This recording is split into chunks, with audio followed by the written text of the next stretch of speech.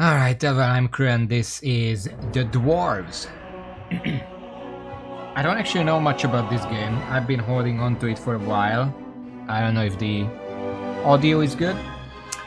I know that it's probably a strategy game, focusing on hero units of some sort, and the combat is physics based. That's been prominent on the store page, if I remember. And it has dwarves in it, probably. Something tells me. I wanted to play it because the main reason is because the trailer had a song by Blind Guardian and I like that band. So I was curious about what the game is. Also, before I start, I just want to say we're gonna be playing on hard. That's the hardest difficulty. I don't know what that means, but we might as well, right? And we're gonna play the campaign, of course. You can rotate the camera keeping the middle mouse button pressed. The mouse wheel allows you to zoom in and out. Alright. I remember. Good. I'm a little tired today. I've been biking a lot. In 2 hours I biked 25 kilometers. I don't know if that's a lot for you guys. But I am a little tired. Let's hope this isn't gonna be too exhausting. Fracas made us from stone to protect Gardogard.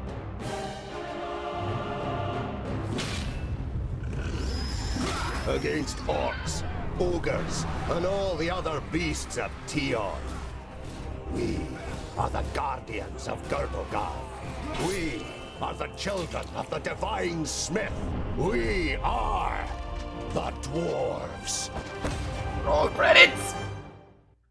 The game is also very cinematic as far as I can tell. There are a lot of cutscenes, which I like. We'll see how that is. Also very, very much Tolkien coded story. Right? Like dwarves and elves and orcs and stuff like that. Heroes can be injured. For each day of travel on the world map, 1 injury per character heals if you have enough provisions. Alright.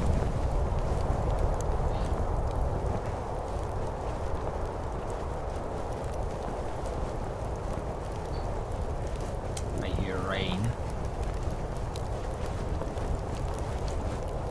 He's loading icon anyway. Kind of weird. Oh. Pause the game anytime by pressing space. Oh, the combat is very pause-oriented. You're supposed to pause a lot and strategize. Move the camera by using the middle mouse button and the mouse wheel. So I can pause like this.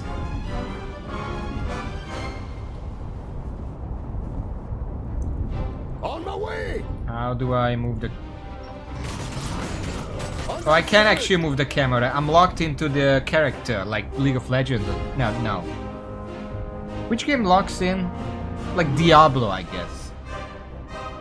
Click on Leap Attack on the lower left of the screen or press E. QWE! Oh, okay. And then select your target on the battlefield. Oh, so we're just playing literal MOBA. Oh, I'm paused. Hold on. Okay, what am I? Who am I? Can I... No, don't go there. Alright! Left click, right click. Okay, let me just look around. Quest log. Kill the attackers. 60 left. Glandolin must survive. That's this guy. That's just the pause menu. Okay. That's the one character. Mighty Blow. Mighty Blow that causes lots of damage to a few enemies and knocks them back. That knockback is where the physics engine comes in. Charge. Assault runs spanning several meters. Oh, it's a European game. Pushing enemies aside. Glendale leaps into the midst of his enemies and knocks them aside. So if I press that and jump into... a bit far, but I guess I'll just jump there. And let's charge into battle. Can I combo these if I charge in and then press Q? No, I have to do them first. Every special ability costs action points, AP. Oh shit. Right, I see it. 333, I have 6 total. I used them all up because I used these 2 abilities. These are the blue points below the head bar. You earn them over time and for kills. Okay, let's kill. See, earning it over time. I'm not very strong yet. This is... I don't know what this enemy is actually. Okay, let's move over here. Push them back. I killed like 3 of them. Hold on. Ah, shit.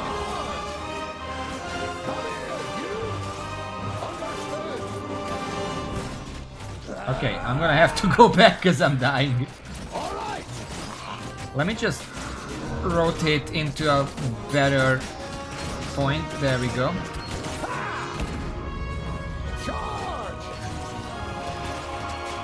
We don't really need to pause right now, but I know there will be times, probably most of the... Look at this fucking army here. Get out of here. Where you're gonna have more than one hero unit. A present from the workshop. What is it? Oh. Go over to the chest and click on it as soon as the U symbol appears. With the grenades you can... Well, be creative. Grenades, huh? Get me out of here! I'd be happy to pass on this present to the greenskins. Nice. What did I get? An R. 10 grenades. Come here, you! Understood! Alright! Just gonna wait for them to bunch up, because it also seems to stun. Metal balls filled with black powder for battle, an invention of the dwarves. And again! On my way! And again! Oh, no. That's that! Hold on.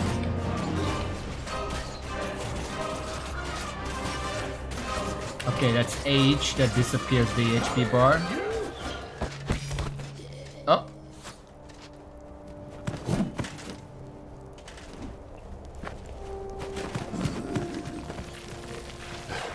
My king! What are you doing here? Giselbert Ionai, the father of the Fifthling clan, has not been on the front line of battle against the creatures of Tion for many cycles. The king surveys the battlefield and the defenders with a grave expression. We are too few. This you know as well as he does. But there will be no reinforcements arriving. Hundreds of brave warriors lie inside the fortress dying. The illness is running rampant. It brings weakness and death. Stay at your posts. Be as steadfast as the granite of which we are made. Nothing can break us. Vrakas is with us. Alright. Ah! I got a second character. Change between characters at the bottom left of the screen or by pressing tab. Can I not press 1 or 2? What is it? I can, okay. Select more than one at a time by pressing shift left click or by clicking and dragging a rectangle around them. That's done. Yes. What? Wait, shift... No, I guess I have to do that on the battlefield. While the game is paused, spacebar you can give commands to several heroes in a row, which are executed simultaneously once the game is resumed. Okay, hold on. What this guy can do? Ogre is killed, catapults destroyed. That's an ogre, I'm assuming. It has a purple health bar. And that's the second one. The catapults are all the way on the other side over there. What can you do, King? Cleave. A lateral blow dealing damage to several enemies and knocking them sideways. King's Hammer. Giselbert hits the ground with his hammer and stuns nearby enemies. 4 Vrakas, which only costs 2 action points, not 3. Giselbert. Is it Bert or Bart? Motivates himself and nearby heroes to fight quicker for a short time. Alright. Just zoom out. Where is the other guy? Yes? Oh, he's right here. What? No, but this one is E, Giselbert. And this one is A with Giselbart. One of them is a typo. I just don't know which.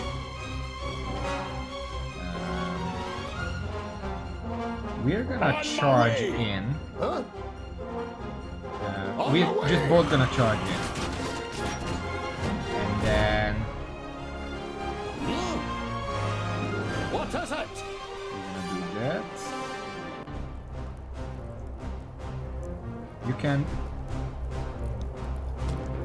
probably jump in and start beating on that guy.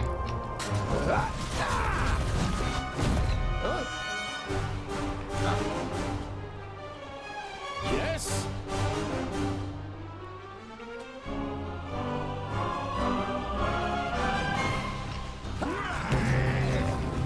It will be so. What is it? Charge! What? That guy. Over there! Oh yeah, the combat is very, as we said, very physics oriented. So if I do this and I do Yes? yeah, What is it?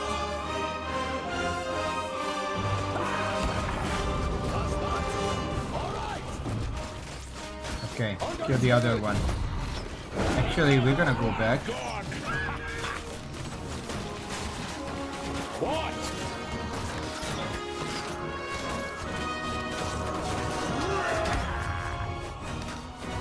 Okay, both of them are dead. It will be so. Can't go back. On my way! Okay, fuck it. You keep fighting. All right!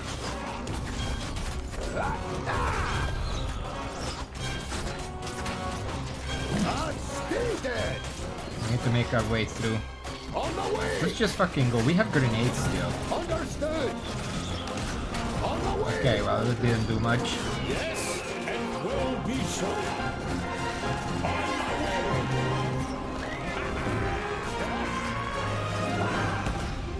Another one gone. I don't know if my guys can fall off or not. Another one gone. Time. Another one gone. All right. I can hit both of them with the grenades.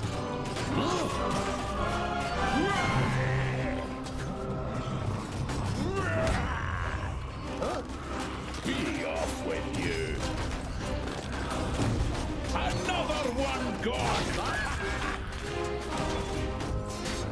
Yes.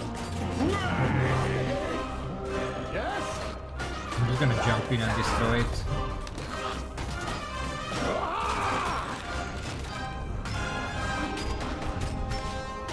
Stay dead!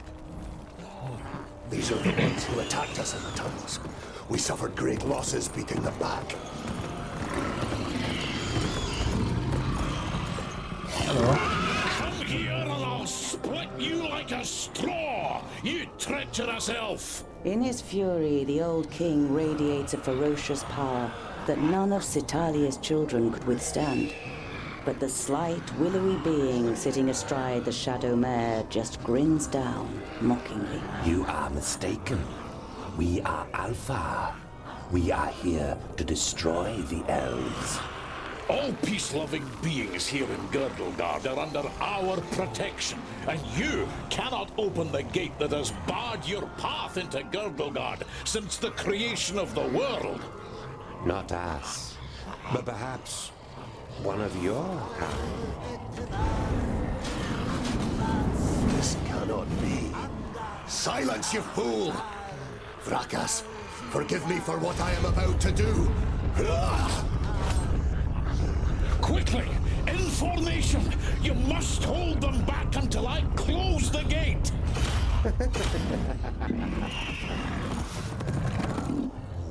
Well, shit. I'm alone again. I love the word girdle guard, by the way. Understood. On the way. Okay, I'm just gonna keep using this one ability. Come here, you. Every time it kills stuff, I get it back immediately.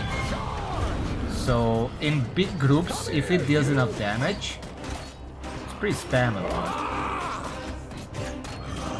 Stay there. Come here, you. I think there might be friendly fire. All right.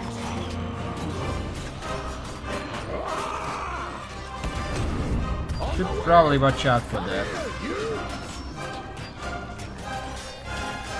Girdle guard? Well, what's a girdle? First of all. Come here, you. Understood. Well, we're holding them back quite well. There are a lot of them coming, though. On the way. Charge.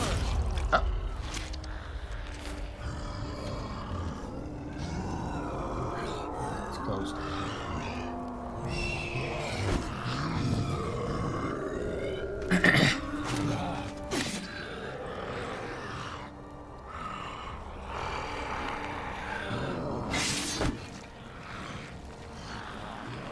Look at me. I am Syntheras, the Reaper of your death. I will take your life, and the land will take your soul. Get out of my sight, pointy ears, and let me delight at the closed gate a little longer. The gate may have closed, but when you rise again from the dead by the power of the land, you will be one of us, and you will open it. Never. My soul belongs to Vrakas. No. Your soul now belongs to the land, and henceforth you will belong to it forever. Now die, and return. Then hand us Girdleguard.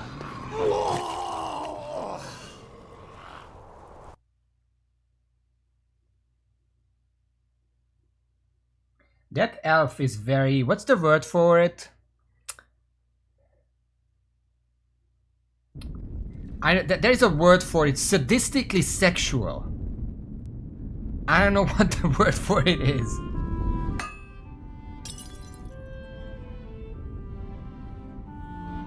You're a perfectionist, Tungdil Bolafar. I've got a reputation to uphold. If you can't rely on the metalwork of a dwarf, what can you rely on? Oh, it's a dialogue. You look dreadful. A bad night? You look dreadful. What a charmer. Oh, I'm talking The for him. maid gives you an ironic, reprimanding scowl. Ikana has been crying half the night. When you were teething, I think carried he's the you main around character, vaults. by the way. You That was played with just my an beard intro. and I sang you to sleep. Frala smiles. She's heard this story many times before. That was 23 cycles ago. I'm quite sure you didn't sing. You might have grumbled a bit. If what you've read about the dwarven lifespan is true, it'll be another 300 sun cycles and more before you are called to the Eternal Forge. The certainty of one day having to witness Frala's death already burdens your heart. I guess she's a human? She doesn't look like a dwarf. What can I do for you? What can I do for you? For me, nothing. It's Lot Yonan. He wants to see you in his study. In your mind, you go through all the recent incidents that might have annoyed the Magus. Apart from a few little squabbles with his famuli, nothing worth mentioning happened since the incident with your beard. You nod. Okay. Okay. Better not keep the Magus waiting. See you later. There's goulash for dinner. Ah. Something that stood out is... I don't know if dwarves would count years in sun cycles, but then again, these dwarves don't seem to be strictly, like, underground. So I guess we'll see. And yes, this is me now. This is my Tungdil. He's level 1. He has 1350 health and 0 injuries. He has 1 skill.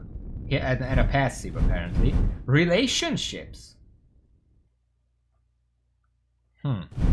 Stubborn, passive. If his health is less than 30%, Tungdale gains bonuses on armor and damage.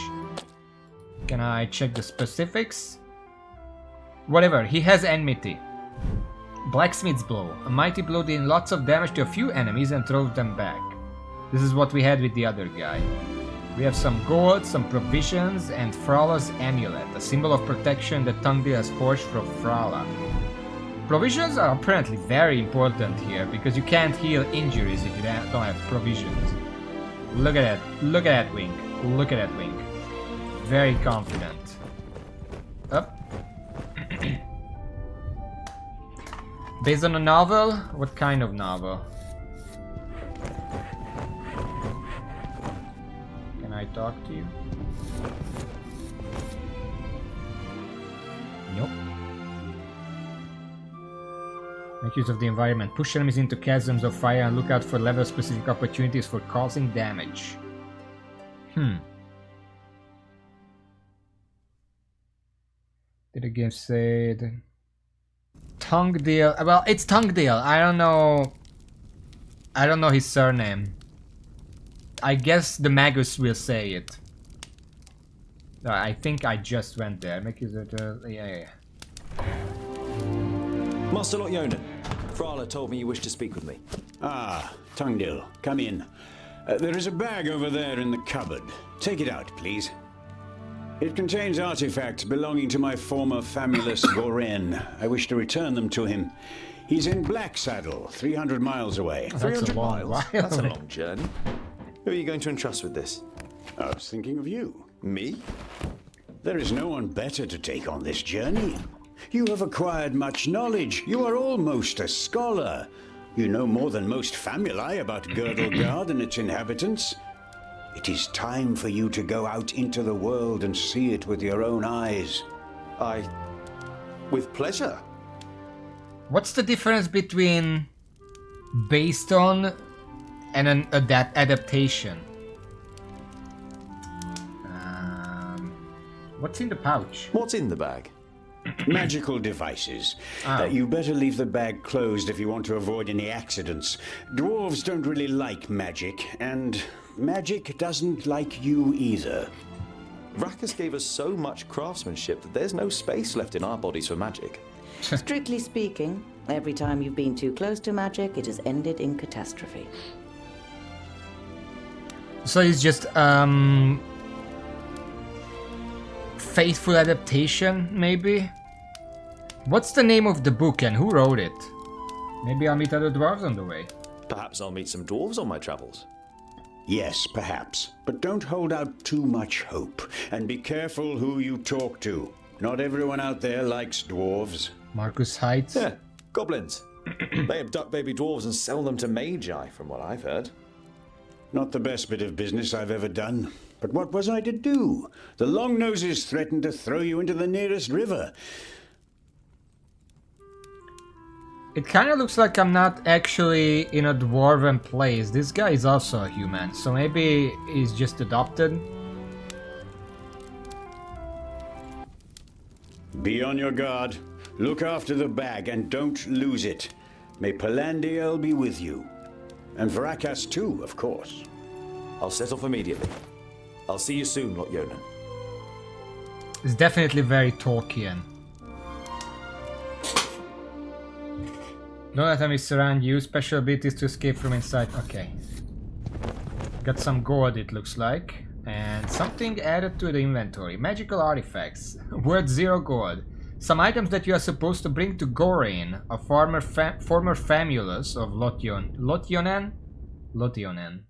I guess that makes sense. Is there a map? Doesn't look like there's a map. I should probably save. I don't know if this game has auto-save, so I should save frequently, just in case.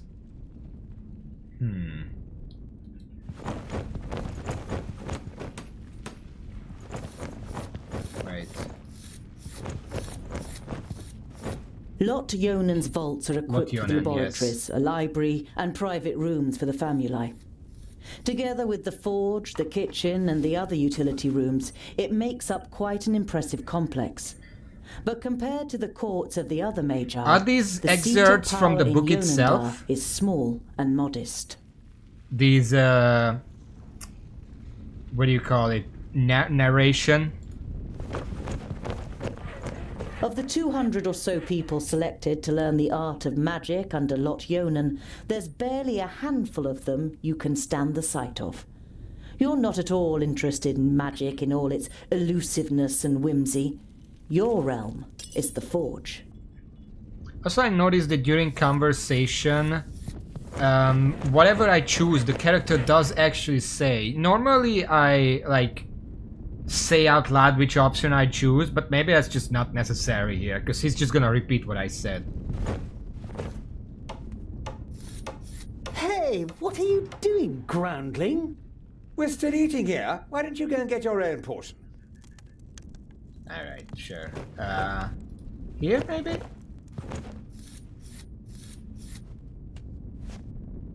Mine now. 25 XP. And I got 2 provisions.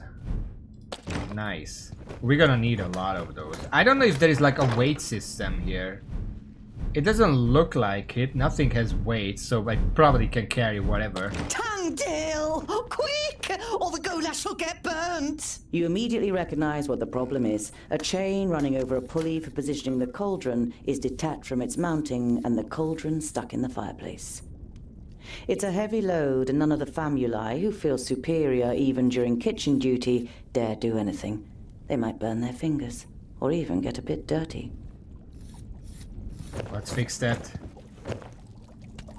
Dwarves can handle the a waste heat. of goulash, and I'm hungry. Here, hold this.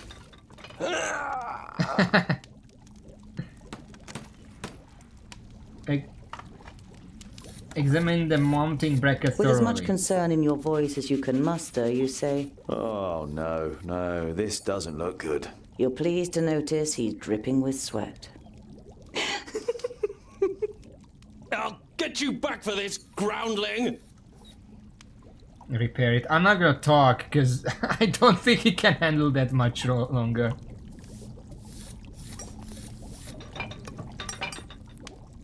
There we go. You damned freak! For a moment, you hope the famulus really does raise his hand to you. But then he comes to his senses and leaves the kitchen, his face bright red. What a pair you are!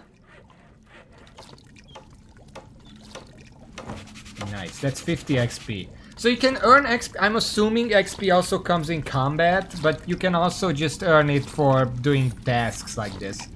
The goulash is bubbling in the cauldron. You draw the warm air in through your nose, and the smell makes your mouth start watering. Who made this game that they have goulash like as a prominent thing?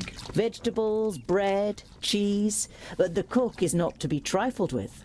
Many painful knuckles have taught you that she knows how to handle her heavy wooden spoon, and that she may possibly have eyes in the back of her head. This is not a dwarven place, obviously, but I wonder, are the humans based on like Eastern... Oh, hello. Hello, Frala. I need provisions for 300 miles. I need provisions for 300 miles. You're grinning from did it ear to again. ear. Finally, you've got the chance to see something of the world. 300? Tungdale, that's no errand. That's an epic journey. Wait, I've got just the right thing. But make sure the cook doesn't see. I'm going to Blacksaddle to return a few things to a former apprentice in the Magus. You pocket the rye bread, sausages, and ham. Enough food for the first few days of your journey. Nice. You say based on Central Eastern European. By that, I assume you mean that historical Central Eastern European, which would be a lot part Hungary, where the goulash is from. Perhaps I'll even meet some dwarves on the way. Frala throws you a cautious glance. It's a tricky subject that you can't help but broach. There aren't dwarves down here. You're the only one in Iderslane, as far as we know. I know, but I can't just have been born out of a rock. Somewhere in the mountains. Why you don't Ned? Maybe even a family. Yes. Maybe. Frala has reminded you more than once that Lot Yonan wrote to the dwarf clans and none of them were missing a dwarf boy. Okay, I've got a present for you, Frala. I've got a present for you. You take out a symbol of protection that you've carefully made from 3 horseshoe nails. It's not the finest jewellery in Girdlegard. One look at Frala's face makes it clear that it doesn't matter. She glows with happiness as she takes the pendant. For me? But why? Because you don't see me as an oddity, and you're like a little sister to me. You could have said. But you settle with a shrug and a crooked smile. I have to go. I've got a long journey ahead of me. There you go. I wish you the blessing of Palandial and Vracus to I don't know protect if you the from all speech danger in your journey. goes through the mic, Here, by the way. If it's a like talisman. echoing, do tell me. Whenever you look at it, think of me. Frala winks at you mischievously. Alright. And of getting me a nice present. Because on my end it kind of flings out, but apparently that's nothing. What do I get? A keepsake from Frala brings good fortune to the wearer. Can I wear it? Well, does it look like it can? 19 provisions! Because it says item 0 out of 1. I don't know what that means. The beer that is delivered to the vaults is supposed to be the best beer in Idderslane. It's certainly your favourite beer.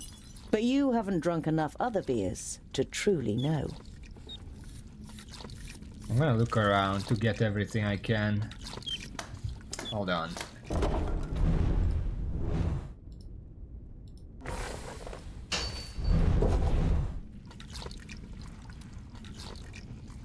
Yes, that makes more sense. Okay.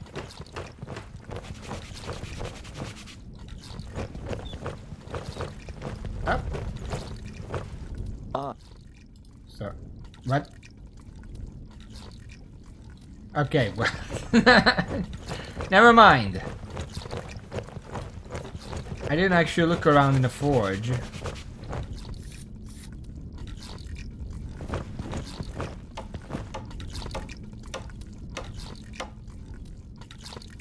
X.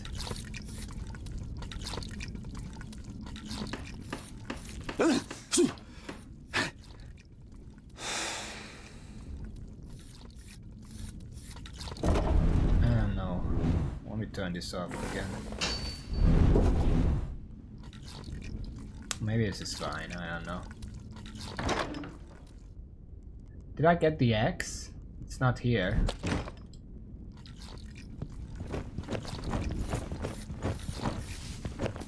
I wonder if dwarves ask Vracus for help on long journeys. The figure on the homemade altar doesn't answer. If I hurry, I might be back in time for Sonia's birthday. You're longing to see her face when you give her your homemade present. Is there anything around here? The anvil. There was a time when you could hardly lift the heavy hammer. Now you barely notice it anymore, and it feels like an extension of your arm. Smithing is in your blood. How old is this guy anyway? He could have been here long before any of these people. This is where you swung the forge hammer for the first time 30 cycles ago.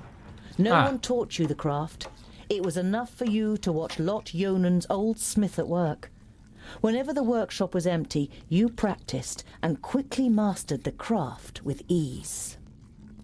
So I'm gonna assume he's like 40 or something, because he smithed the first time 30 years ago, and let's say he was like 10 to 15 at that time. That seems sensible to me. There are apparently dwarves who have never seen the sky. And you too feel more comfortable when you have rock over your head. If only you didn't long to see more of the world, a longing that grows stronger with every year. Also, I mentioned the sun cycle. This is not a dwarven place, this is for humans, so it makes sense that they would say that. Not for dwarves specifically, but for humans, sure.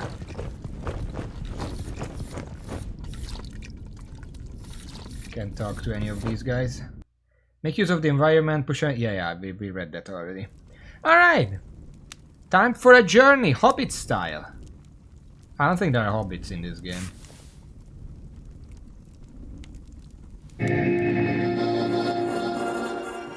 How nice to see you again, Lotyonen. It must have been an age since we last met face to face. Nudin, welcome. Please, sit down. No, thank you, my friend. These are urgent matters, and I don't have much time. You must come to Leos Nudin immediately. The perished land is stirring.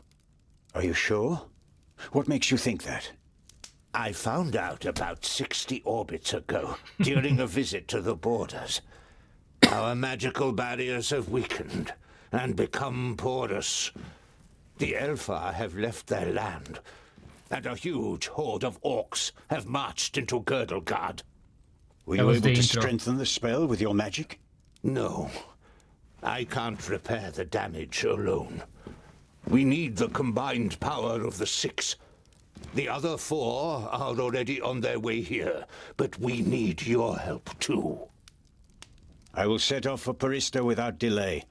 Oh, and as you're coming, could you also take the opportunity to bring back the things that I lent to you? Of course. I have them already packed in a bag. Oh, thank you. We'll be expecting you.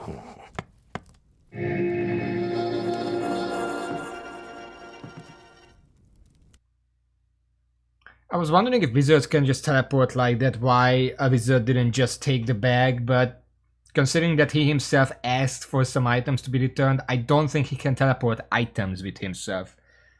Just him and whatever he's wearing. Sunlight, you squeeze your eyes tightly shut after only a few steps.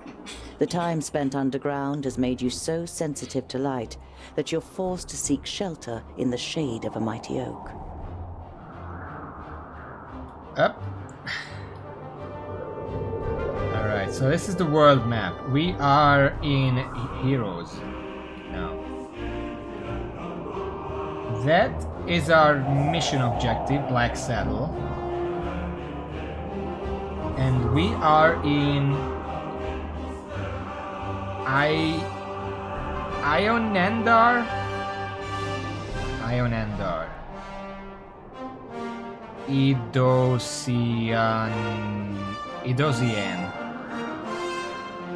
Thirdling Kingdom over there. There's Mistmarch. I think that was mentioned at some point. Brandokai. There's a mountain range over there.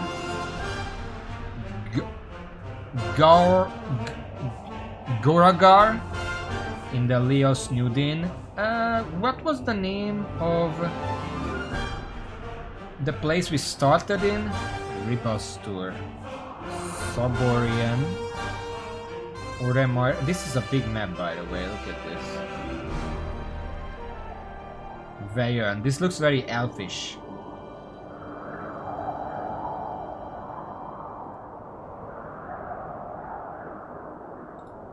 Fallout 1. I wouldn't know that. Now, look at these little dots everywhere. Those are... We're gonna have to make our way through here. Apparently this is 300 miles. You reach a small lake by a birchwood. Your feet hurt and your eyes still sting in the unaccustomed sunlight. But a smile spreads across your face nonetheless. You've covered a decent distance on the first day of your big journey. Oh, that was one day. You pitch your camp and lie down to sleep on the hard forest floor. When you awake in the morning, your legs are stiff and achy. Trying not to feel sorry for yourself, you throw your rucksack over your shoulder. You're a dwarf, and dwarves don't complain. What's the 5-way through? Well, as far as I can, 1, 2, 3, 4, 5, 6, 7, 8, 9, 10, 11, 12, 13. About 2 weeks to get there. Exactly. We have enough food for that. I don't know what this is. Wait. Oh. This is day 3. Okay, where do I want to go? Is there a clue? This is just just grasslands everywhere. I guess there is something here. I might want to check this out. There is also a question mark here. I'm assuming the more places I visit, the more I can potentially find in terms of items. But of course we need 1 food per day. We have 18 right now, so that's fine. That was 1, nothing happened. Around midday, with the sun high in the sky and the first beads of sweat appearing on your forehead, you see something move next to the road, a few hundred meters ahead. Some crows are pecking at something in the long grass. Oh shit. Walk further along the road until you can make out more. Leave the road and sneak up to the crows. Stand still and observe the scene attentively. I guess I'm just gonna walk up. When you see the blood on the ground, you try to convince yourself it's from an animal that just happened to be killed on the road by a hunter. You know this is improbable, and your hope disappears completely when you see 2 human bodies lying in the flattened grass. Ah shit. So this is like randomly generated? Or is it always the same? I didn't expect like this map kind of instance thing. Oh boy. Where did I find it? You don't see any signs of a struggle in the area where the corpses are lying. Were they stabbed by a companion? A stranger could hardly have crept up on them with such sparse cover. Yeah, that's what I meant. I'm assuming the map doesn't change. I meant just the events. A slender man lies in front of you, dressed in an expensive robe. It is in the colors of Turgur the Fair-Faced, one of the 6 magi. The dead man must be one of Turgur's What's a famuli? You don't see any wounds. If it's an expensive robe, that means it wasn't an ambush, like a bandit attack, because they would have taken it.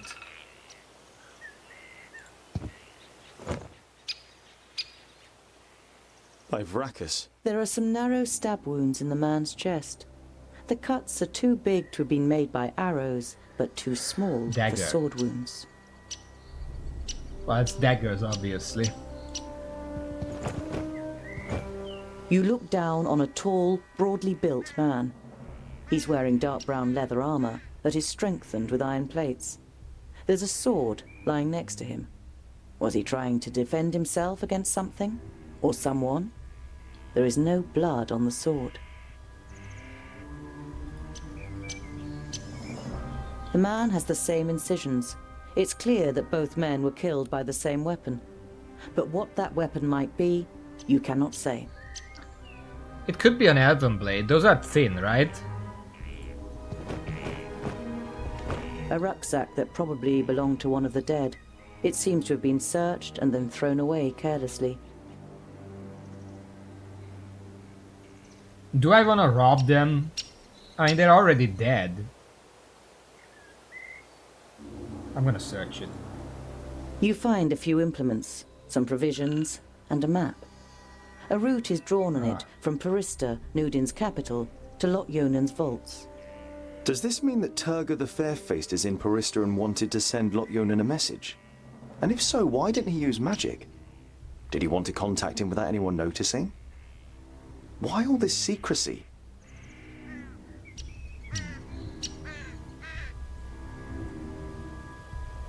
Oh, I got like 5 days worth of provisions there. The map doesn't show up here though. Well, let's keep moving. You scour the area once more and ask yourself what to do next. Let's bury the dead, yeah. It's time-consuming and strenuous work digging shallow graves in the ground with a stick and covering the corpses with a few stones. But it should at least keep the crows from their feasting for a while. You continue on your way so as to put a few more miles between you and your grisly find before night falls. Alright. That's Lotjonen's dwelling. It said, where did they start? Pana something?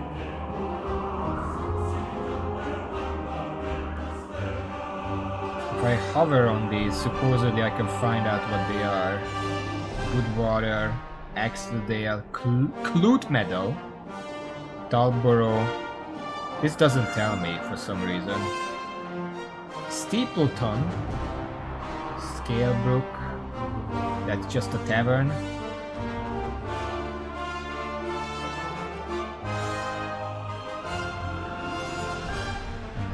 I don't see any buildings here.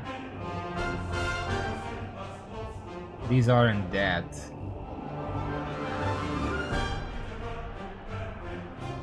Well, it said Los Nudin. I remember that word. Porista. I think that was it. So they came from here. All the way here. And before they could arrive, they were killed nearby. This corner is very suspicious here. It just leads nowhere. Let me check this out. Nothing. Okay, that was a waste of time. As the gable end of a small farmhouse and a barn appear from behind a hilltop, you hear the loud cries of children at play. A girl runs along the path laughing, followed by a small boy with a big stick in his hand. The boy is trying to catch up his sister with a determined look on his face, but is finding it difficult to keep his short legs under control on the uneven path. Can you watch what happens? What do I agree them because you farm a wide bird? Well, I don't really want to be a creep. I'm just gonna stay away. Let's check out the question mark. What is this? Oh, Dwarf Merchant. He's also moving as I'm moving. That's interesting. You see a flickering light through the trees some way from the path. It might come from a campfire. Approach the fire audibly so that you don't frighten anyone. Sneak close to the fire and tool that lit the fire. You know the fire. I'm gonna sneak closer. I don't trust this. Then again, it's a pretty friendly area. Aside from the corpses that we found, there are probably not that many enemies here. Let's approach audibly. You walk towards the fire with confident strides until you finally make out 3 broad-shouldered men with axes. 2 rabbits are sizzling over the fire. The men are joking with one another, but you can only How the fuck have they understand not the noticed odd me word. yet? They haven't noticed you I yet. was intentionally loud. Let's just approach them. Once you reach the edge of the firelight, you say amicably, Greetings. My name is... The men jump up and grab their axes. Who's there? Oh, that's not Well, I'll good. be. Is that a groundling? The men look you over suspiciously. I forgot the fact that I'm subject to racism in this game. That probably was a bad idea to... But then again, if I sneak up and then they catch me, that's even worse.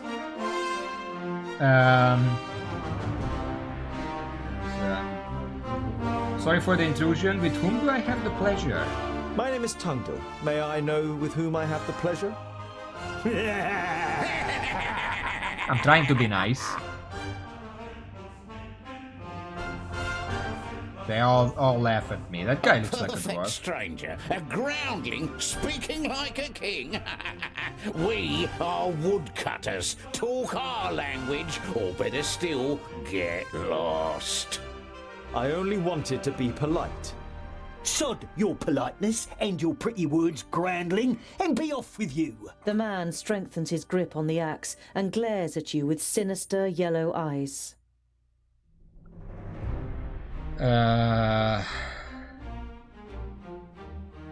Just one more thing. Nah, I'm gonna leave. You shrug your shoulders indifferently and take 3 small steps backwards without taking your eyes off the men. All right, if I'm not welcome here, then I'll go. Good.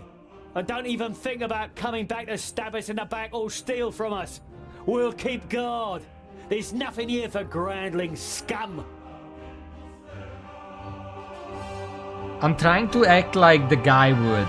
He seems like a pretty cheerful fellow. He wouldn't be looking for like conflict, but Well, this might hurt his pride a little bit. I'm no thief and certainly no murderer. I just wanted to see why there was a fire burning. Your heart is pounding, and you confront the man a little more courageously than you feel. I'm no thief, and I'm certainly no murderer. I only wanted to see if... Pah! All groundlings are thieves and good-for-nothings. You find it difficult to take control of your voice again. Have you met many dwarves? Enough to know that you're all dirty thieves. Says the guy in the woods cooking rabbits. I think I went the wrong way. I don't want to fight. Think about it. What is my am chopping down trees for. Well, you know what? Let's be a bit confrontational. This is like just 3 guys, and if it's self-defense, then it's self-defense. But think about it. I'm a dwarf. I don't use my axe for chopping down trees. Now consider this. I am a dwarf with an axe, and I don't use my axe for cutting down trees. The men are visibly unsettled and lower their axes a little. No, I'm gonna be nice. I thought so. You turn your back on the men and walk back to the path confidently. You don't hear any steps behind you, and only Maybe it's once your you put XP. distance between you do you dare look back over your shoulder. None of the men have followed you. You sigh with relief. It could have ended up a very painful experience if you'd provoked the men or shown them any weakness. There we go. I got 50 XP for that. That's nice. Yeah, I'm trying to be nice, but we also have to be a little assertive, right? Let's You move reach on. the banks of the Warder and can see Axeldale on the other side, but there isn't a bridge for far and wide. The fishermen's boats glide over the water, which sparkles in the sun. None of the men seem to notice you while they throw out their nets. Yeah, we're polite, not a pushover. Take you across the river. That's the river over there.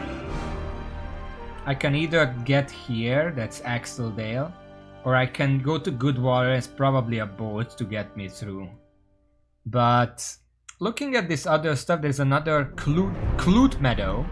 We might want to go this way. Visit as many towns as we can, just for the provisions.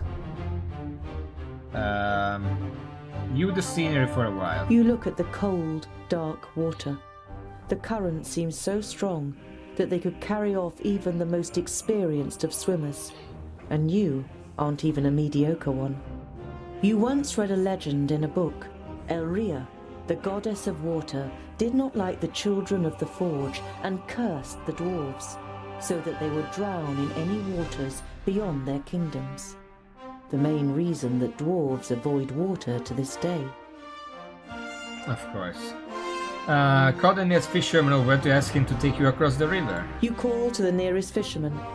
He looks across at you briefly before turning away and getting back to his work. Of course. You're going to have to find another way of crossing the river. You leave the peaceful banks of the river behind you. I guess and we're going to continue Goodwater on your after way. all. Not to be confused with Good Springs. You look down on a large village on the banks of the Warder.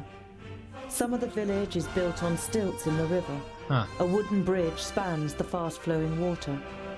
A huge wooden palisade has been erected to protect the village from attack. Look over to the other side of the river. Your eyes roam the land on the other side I wonder of the if there's river. a new game plus You where you start estimate with that all you your will soon have characters, completed half and of the because you don't journey to just have Blacksaddle, dwarves, some of but these you have still other can't make out the options. mountain on the horizon.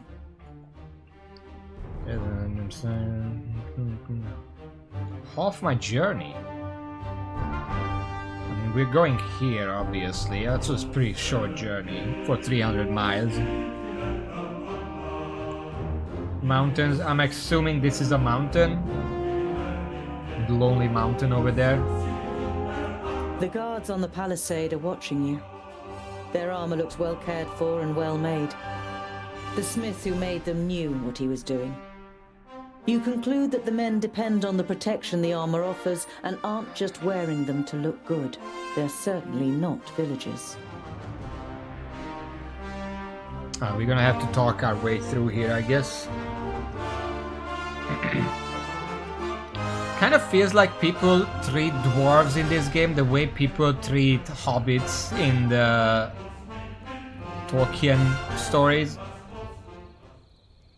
Alright.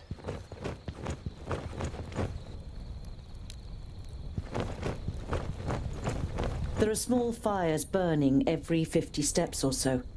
They are intended to light up the area in front of the palisade in the night, so that orcs can't creep up to within an arrow's reach without being seen. Alright. Yeah, it checks out. Is there anything up there? There's a side path over here.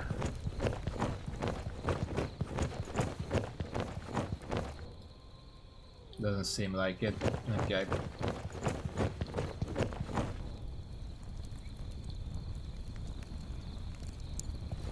Let's just go to the bridge.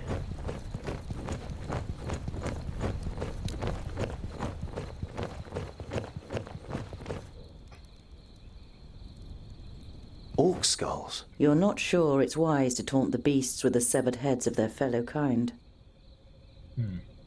The double gate is made of strong planks, sturdy but still much less solid than the fixed parts of the palisade. Security has been forgone here for practical reasons. Never a good idea when building fortifications. It's a lot of people up there. All guards? Why do they have like a dozen guards? I guess they're protecting from orcs. If there's like an orc scouting party, they need this many people. Some of the guards begin to whisper as you near the gate. Hello up there! What brings you to fair good water? And have you seen any orcs on your travels, groundling? The man leaning over the palisade eyes you up and down carefully. Please let me in. I don't want to spend the night under the stars. I'm a dwarf, I have you know, and I demand entry. We're not dicks. Goodwater is well known for its hospitality. A fact that you've just made up yourself. Let me in, and I will tell other travellers all about it. I regret to inform you that we cannot allow you to enter. The gates stay closed once night has fallen. There's certainly no regret showing in the man's face. Decoration, your gate doesn't make very stable. I could take a look. I know about these things. There's something like 20%. Your gate doesn't make a very stable impression. I could take a look at it. I know about these things. I mean, I can offer my help. I don't know if they're gonna take it as an insult. I'm a blacksmith. And a dwarf. Let me tell you, your gate might look solid, but it won't withstand a real orc assault.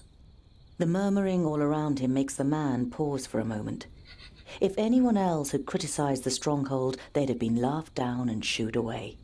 But no one understands defense systems like the dwarves. A dwarf blacksmith who just happens to be standing in front of our gate? I'm a farrier, but of course, I'm for the defense. I'm a farrier, but I've read about it. I'm responsible for the defense of a high pass in the Blue Range. Sure! That's right. I can see to it that orcs crack open their skulls on your gate, just like at home on the High Pass. Skulls that add up to hard cash for you. You only know about the Secondling stronghold from books, but you can see in the man's face you've pushed the right buttons. All right then. You can spend the night in the village. You begin work tomorrow morning, and it had better work like you promised. Of course. It's a trifle. Alright. Well, we got through. Do I have to come back here? Or do I just bail? I wonder if I can come back here, you spend the actually. night in the comfort and shelter of a Goodwater tavern. The next morning, you feel fully refreshed. You strengthen the gate with cross braces of wood and iron, using your experience and skill. Now it should be able to withstand an attack for much longer. Mercenaries and villagers alike. Okay, so I did do the work, and it's pretty good. Impressed. As you finish, a man approaches you. Well done, dwarf. We were right to bring you into our village. The village grew rich through bridge tolls, and this wealth must be defended. Nice. The gate is reinforced, but now I need to have a long journey ahead of me. If my work pleases you, I'd have nothing against payment for it. You know what? I'll be nice. Let them remember the dwarf who reinforced their gate for free. Add to the good name of the dwarves, because there's clearly not much of it right now. You're proud of what you've achieved in such a short time. You've even invested more time than was wise. I was happy to help. But half the day is lost and I must be on my way. A strong dwarf like you will always be welcome here in Goodwater. Be careful out there. Who knows where the orcs might be lurking. Alright. That was 50 XP. We're pretty nicely getting to level 2. Still 2 weeks of provisions. Kind of wanna do a detour to these other cities, because we are 2, 3, 4, 5, 6, like 7 days away from Blacksaddle, so we can afford to go a detour. Hold on, not this way. Shit. Your route leads you back to Goodwater. The mercenaries on the palisades are still on the lookout for orcs. No, I have to cross first. I didn't cross as soon as they actually. recognize you. An uneasy feeling has been your constant companion since you left Goodwater. Every little sound in the forest makes you fear you've been discovered by a horde of orcs. But you reach the end of the day without bumping into any of the greenskins. It seems as though Vrakas has granted you one more day in Girdlegard. As night begins to fall, you pass a large oak tree and decide to call it a day. Near the oak tree is an abandoned camp with a fireplace, which appears to be a couple of days old. Wagons put up camp also try to stay away except camp here in crown of the old oak tree. Abandoned camp with a fireplace which appears to be a couple of days old.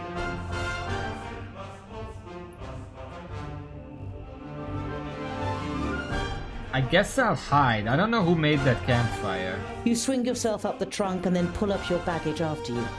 You're prepared to sleep in a tree like a bird if it means escaping the orcs' attentions. You sling your rope twice around your stomach and the trunk of the tree to stop you from falling accidentally. You close your eyes and dream. You see North Pass and smell the fresh, icy wind that sweeps over the peaks of Great Blade and Dragon's Tongue. But the harmony is interrupted by the hideous roar of an unending flood of orcs throwing itself unceasingly against the fortification. You smell the disgusting green blood of the orcs and taste the rancid fat of their armor on your tongue. The bitter taste becomes stronger until it's unbearable and wrenches you out of your dream. You open your eyes and are surprised at the brightness as a glance at the sky confirms that it's still night. Your eyes move towards the ground, and what you see makes the blood in your veins freeze. Was it wise to not use the camp? What makes blood red, and what would it take to make it green instead? Is that biologically possible?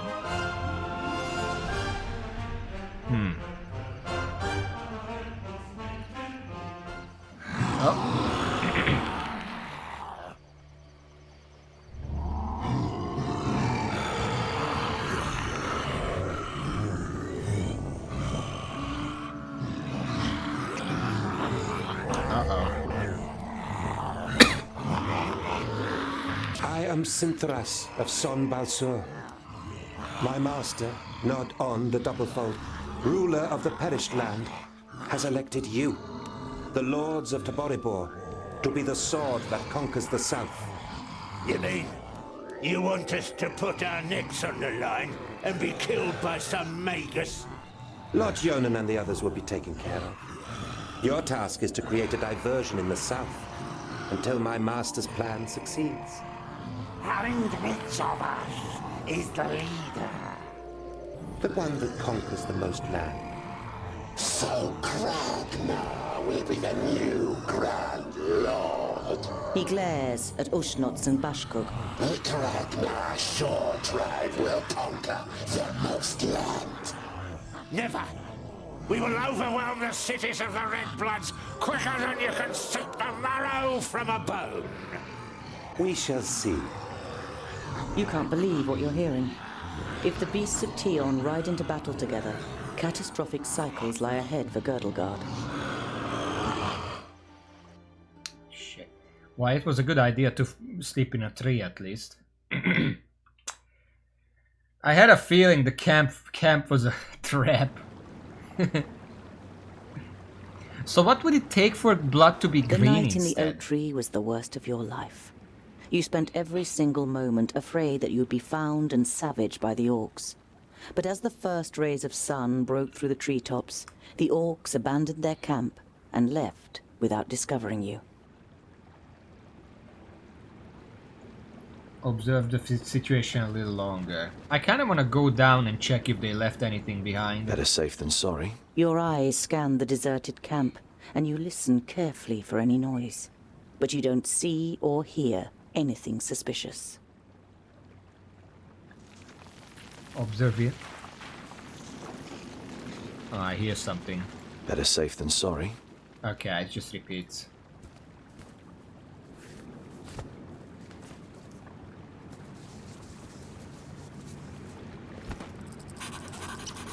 $25 XP.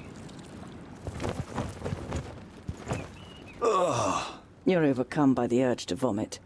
You have, of course, heard the stories, but seeing with your own eyes that orcs actually do eat humans is a long way from just reading about it. This is the place. I knew it was here. Come on, then. Shit. Find that stupid necklace. Hey, Fuskar! In front of you. A grounding. Perfect for a spotted breakfast. Do I actually confront the orcs? That's a lot of orcs.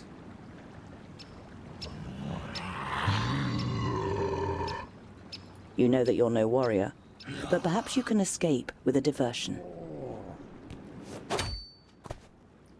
Okay.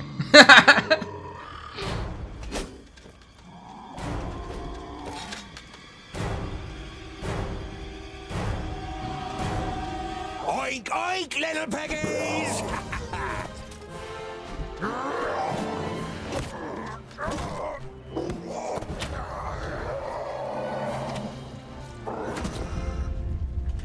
Hi, Barrow and Speared! How did you manage to lose your weapon? Go and get it, and this time, hold it tight! Hey, that one was mine! You're just too slow, dear brother! Too slow? Just wait! I like these two already. Okay, I have my weapon already. I don't need to actually take it or find it.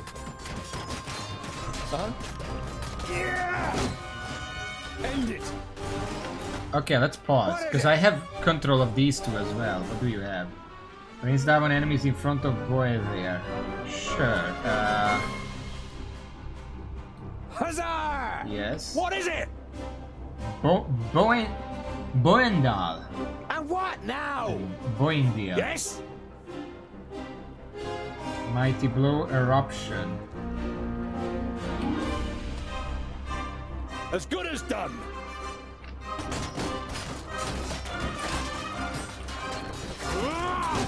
What is it? This guy is kind of in danger. Yes? Understood. On my way. Give me a hand! Understood. He hardly Gonna put up die. a fight. I didn't hit you very hard.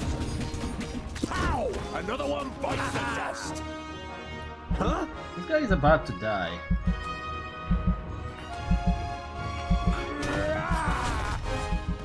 Kill. I wake up. I didn't hit you very hard. Huh? I'm also about to die. That's a lot of fucking orcs. Yeah! Pow! Understood. Another one bites the dust. On my way.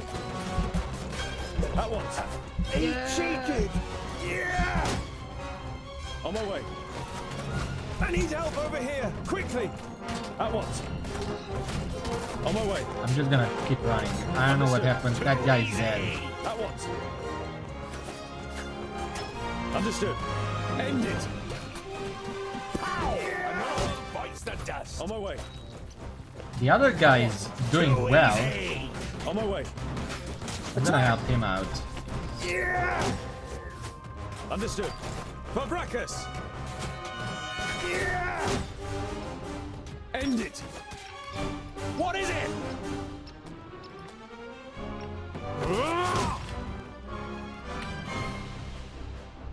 Can you do a W? Huh? Yes. Alright.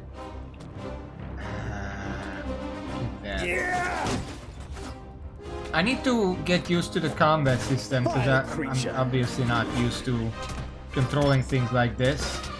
There are some ranged enemies.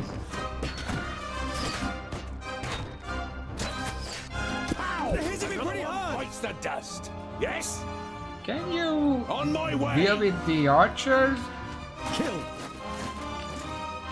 And I'm probably gonna follow you. Understood. Fabrakas! What is it? I don't know if we only die if everyone dies or if that guy is just out. As good as done. Uh-huh. Or if it's They're just... hitting me pretty hard! At once. Yes? It's just if my guy dies. All right. Yes? Understood. I need help over here, quickly! On my way. At once. Understood. What is it? It looks like if they're not hit for a while, they actually... Let's see. Fabrakas! On my way. It doesn't look like I can, Attack! like, resurrect him or Another something. one bites the dust. Yes?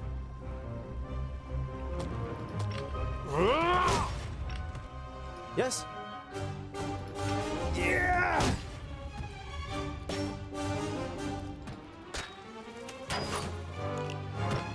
Huh? Okay, let's On bring my this guy way. back here. Say goodbye forever. Pow! Another one bites the dust. Ah, he got up. Okay, he's fine. Oink oink. That's all. No more orcs. Well thought, young friend. Do you happen to be tongued ill? Well thought, but he fought like a. You were on the ground half the Boindale, time. what do you Shut up. expect? He grew up amongst the humans. Who are you and how do you know my name? My name is Boindale Hookhand of the clan of the Swinging Axes. This is my brother Boindale Doubleblade. We've been sent to find you. Call me Ironheart. Are there any more piggy snouts around here? There are more orcs here than anyone could ever wish for. There was a meeting last night. The Elfar serve a certain Nod-On who calls himself Lord of the Perish Land.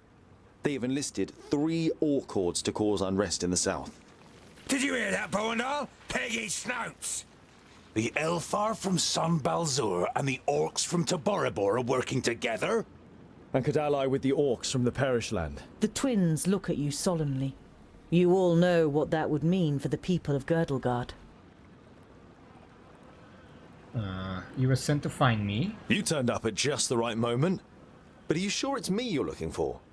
The High King Gundrabor sent us to fetch you and bring you to Ogre's death in the Secondling realm in the south. So he received the letter from my master? And am I a secondling? Well, something like that, I guess.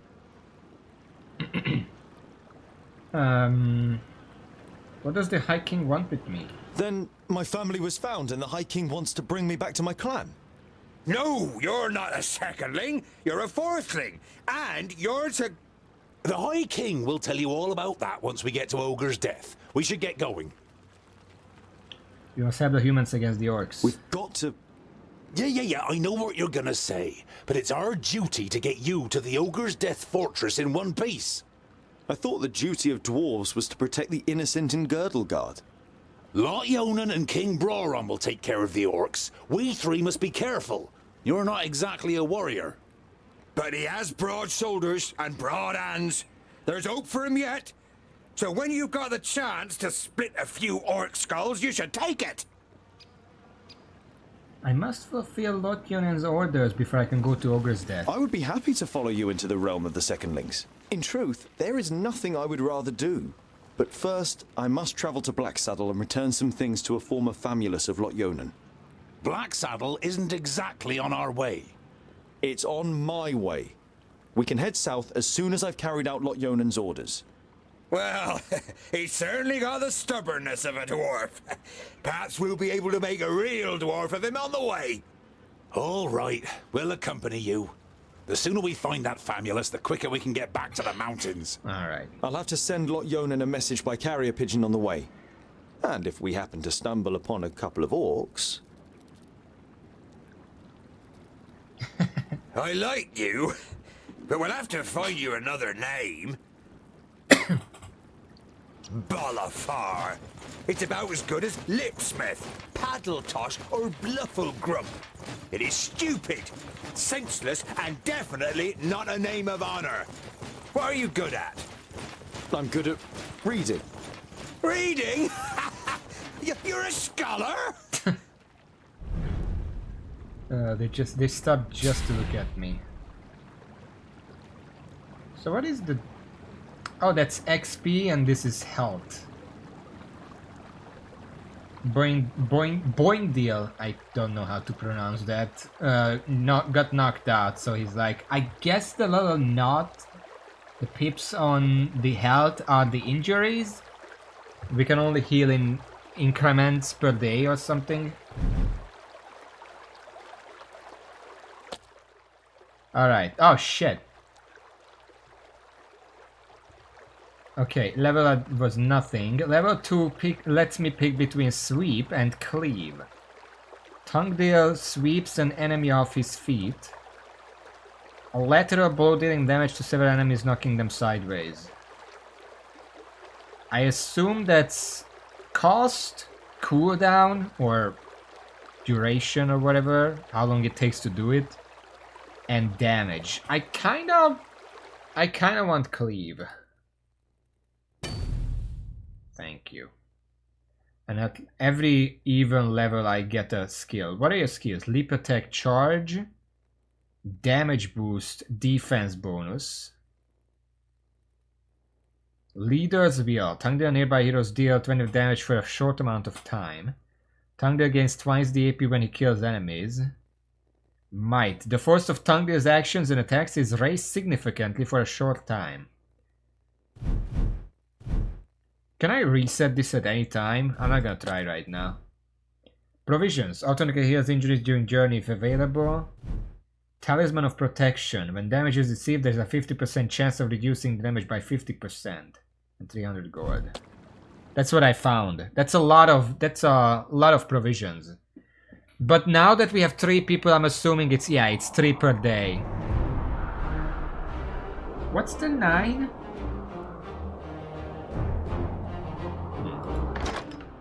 Alright, let's see. Relationship 10-10. 2 injuries. 4 injuries. And 4 injuries. They're 4 each.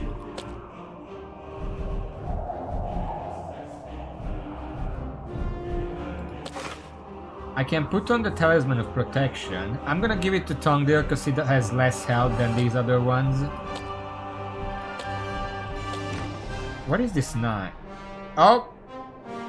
You and the twins approach Goodwater. A huge army of orcs has surrounded the village on 3 sides. You see smoke and fire and hear the battle cries. The village is holding out, but for how long?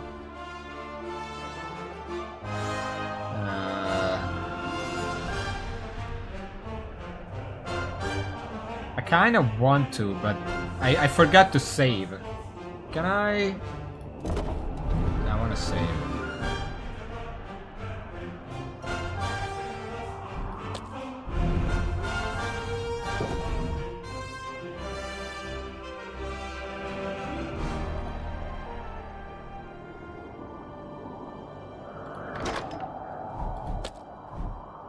What's the X?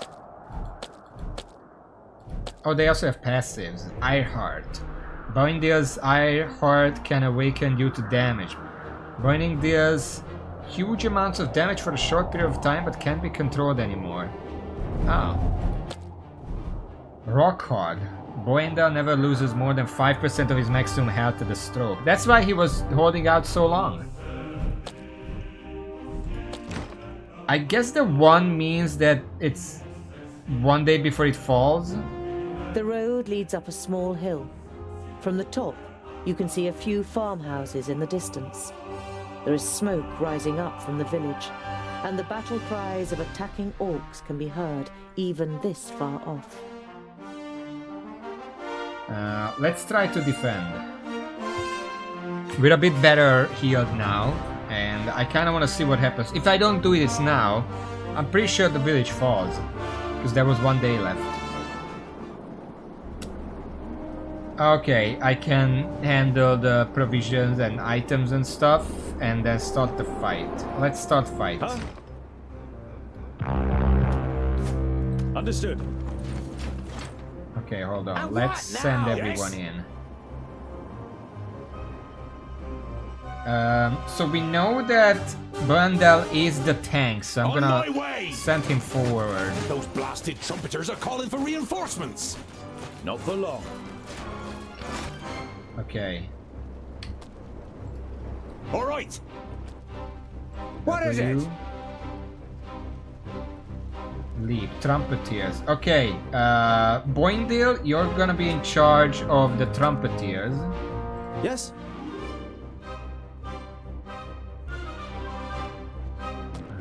Let's cleave. Okay. Boindale, you attack the trumpeter. Huh? We need to take care of these fast. What is it?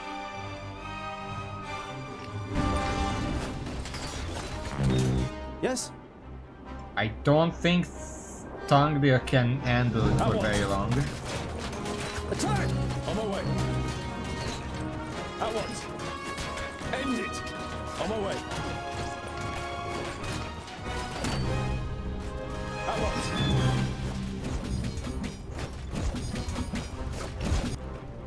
What is it? Okay, hold on.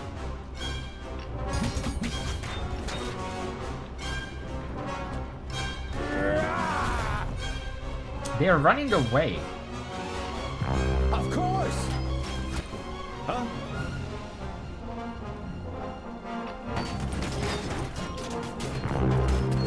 Attack! Too easy. On my way.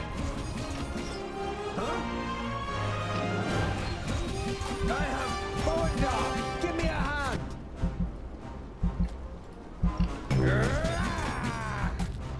I just need a little rest. Yes. I don't know how I'm supposed to fight the End it. fucking trumpeters. At once.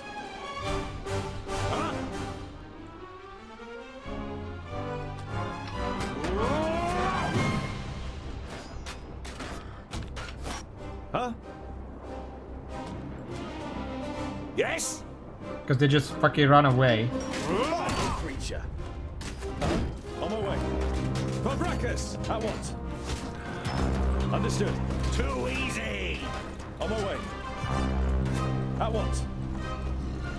Understood. Yeah! How many more of them are there? Pow! Another one bites the dust. As good as done. On my way. They're hitting me pretty hard. As done. Say goodbye forever. Yeah, this is too many of them. And again. Vile creature. Understood. On my way. Probably gonna have to restart. Yes? It can't end like this. Yeah, if he dies, then it's over. But the others can go down and it's fine.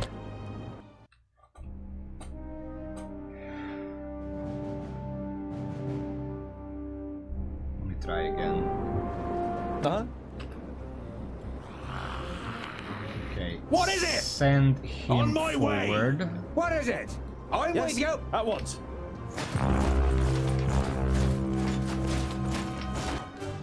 Okay. Understood. And what now? Yes? All right. Those blasted trumpeters are calling for reinforcements. Not for long. Uh-huh. Huh? Huh? What is it? I'm with you. Yes, yes. Yes? Attack! Okay, one of them is down. Huh? Huh? Where is the other one? There are two more of them over there. Uh-huh. At once. And what now? Of course! Let's try to surround them.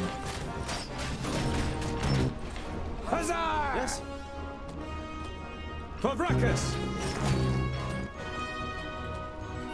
What is it? Uh-huh. End it! Understood. Huh? Yes, yes! What is it?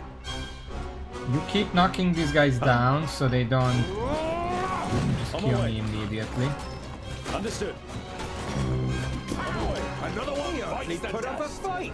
Come here, you! Uh-huh. Okay, we got the second one. Boinder is really fucking squishy. I'm not sure I like that. The third one ran off all the way At once. there. Huh? I'm with you! Huh? What is it? Of course! Yes? On my way. What is it? On my way! Who's next? All right. Huh? Uh-huh. At once. Understood. Ow! Too easy! What is it?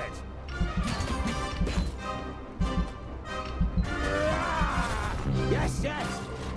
Pow! Another one bites the dust! Yes, yes! Of course! Gonna run around a bit to restore some Yes. health.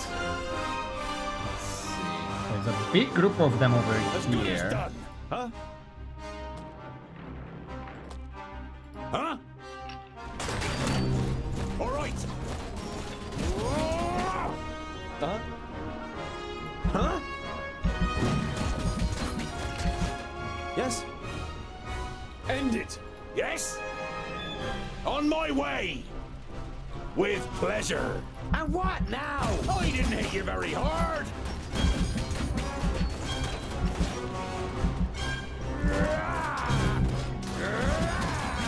I'm with you! Okay, Yes, yes!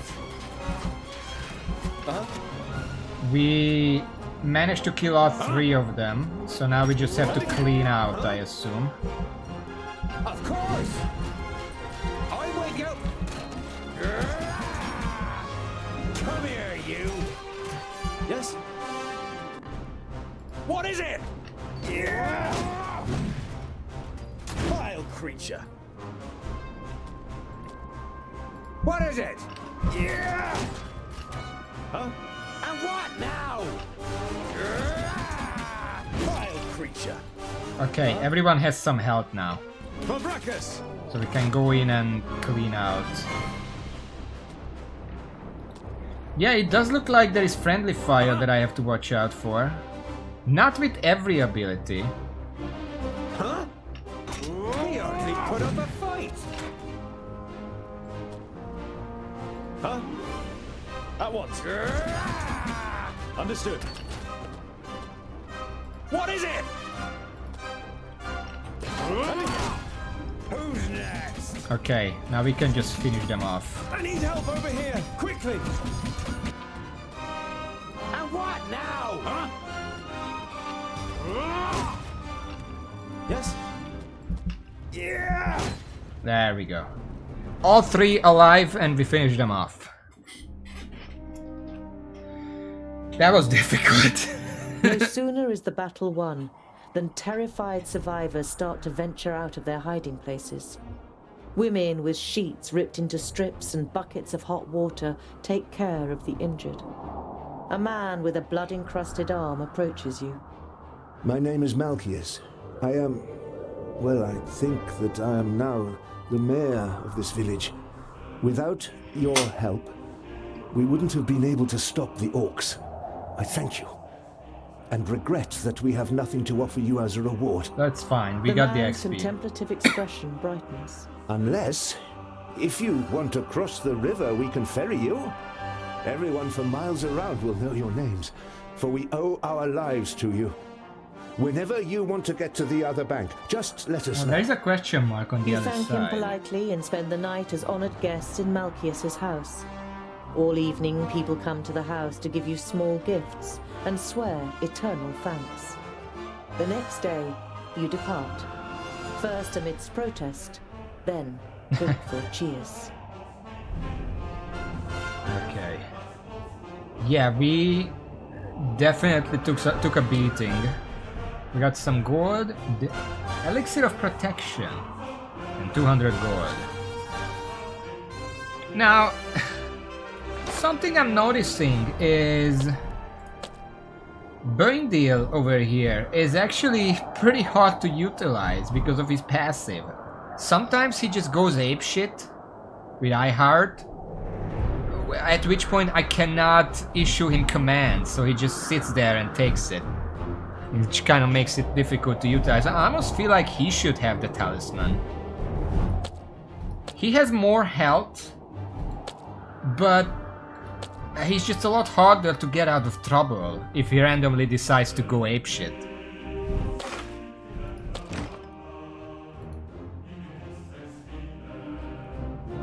Who are you?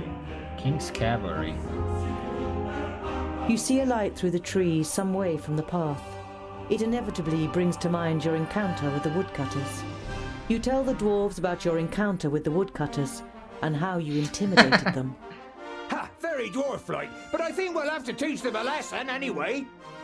Humans are not our enemies, Boindale. It's funny how earlier choices can come back like this. Like the woodcutters were the 3 men who were making fun of me and I asserted myself but didn't beat them up, and my choice actually comes back here if I come back with others. Beating up people is not part of our mission. You must confess that you'd have liked to have taught the woodcutters a lesson, but Boindale is right. Beating up humans is not our mission. But a harsh glance from you and Boindale silences Boindale. You continue on your way with a furious Boindale trailing behind. You almost died twice, shut up. Relationship improved. Okay, yeah. I guess it's like a percentage or something. Either way, now here's the problem. Okay, so it looks like, first of all, I need to get used to saving after every encounter. Seems like a good idea. This town has 18 days to be saved. I don't see other towns that need to be saved. This is 4 days over here. Now 4 days, we do need to rest some, but we only need 2 days.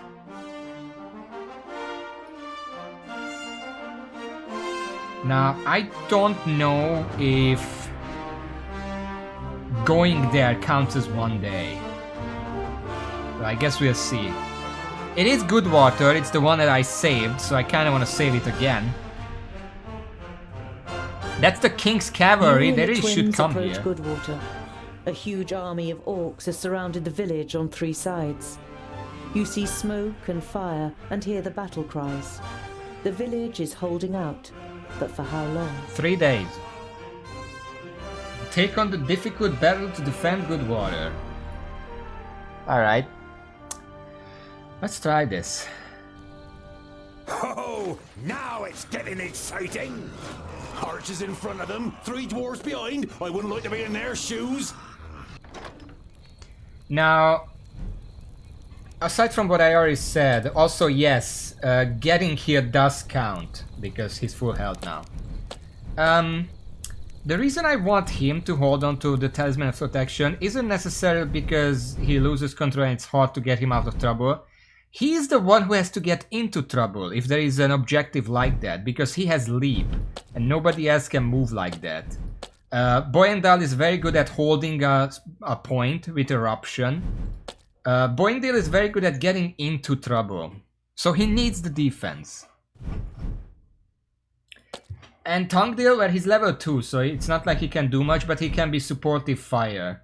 And if he's low health, he gets armor and damage, so he can be a little of everything.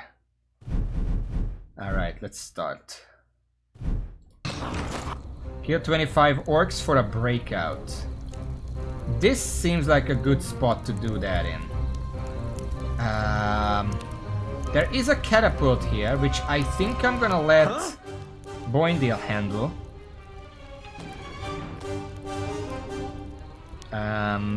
Yes? Boyendale are gonna immediately go into... Those are enemies, right? Can target them. I guess they're just too far. Huh? And Tongdi is gonna sit in the middle and see where we need help.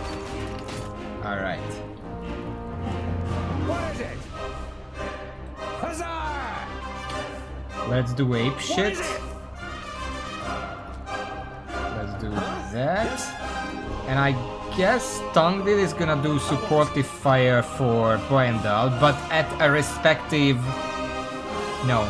respectable distance, so they don't get each other's way. And what now? Yes?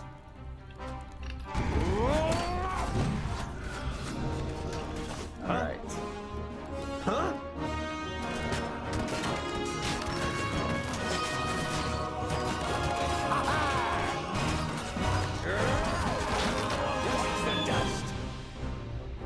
On my way. What is it? What is it? Let's try to kill as many of them as possible. Huh? What is it?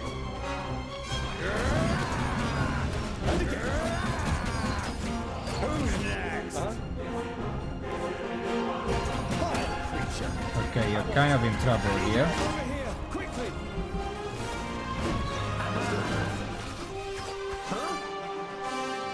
There is nobody here, you can rest. I am as good as done. Give me a hand. All right. Yes. Okay, I want to get out of trouble for now. What is it? Ow! Hey! Yes, yes. Okay, let's retreat for now. Not up here. Let's go that way. Huh? On my way. Yes? As good as done. Damn it! How many more of them are there? On my way. Huh? Okay, let's see. That's a lot of them over there. We're at 16 out of 25. Okay, let's go back here. It's probably our best bet. What is it? As good as done. I think you actually put up a fight. Huh? Oh, what is it? Luck for you. I'm with you. Do not go too far. Yes, Gaindale. What to do with your army here? Okay. Uh-huh. Understood. Yes? All right. And what now? What is it? We just need to kill 6 more. As good as done. Huh?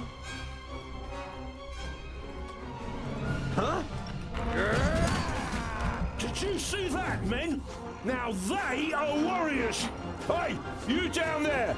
I'll send you some reinforcements. Let's stick it to those runts. I'm dying down here. All right then. Stay close to us. Oh, 80 more? I'm with you.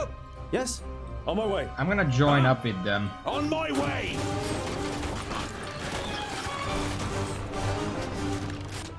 What is it? What is it? Yes?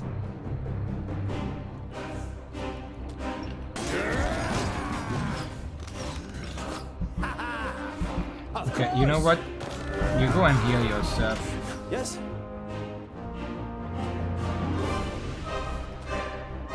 Huh?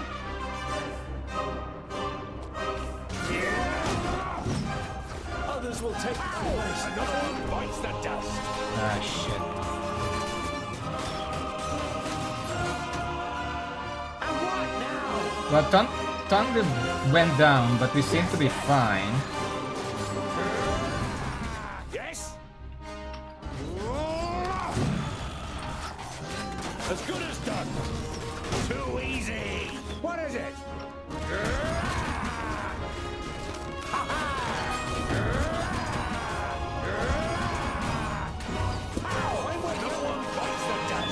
What is it?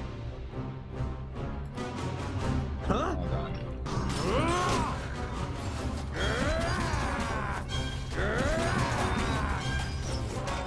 Who's next? Yes?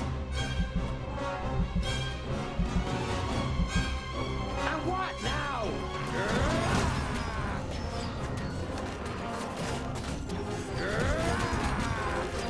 Yes, yes. Okay, let me back. Of course. This is my only dwarf left. Too easy. Need some health. Alright. Can't fucking get to the enemy.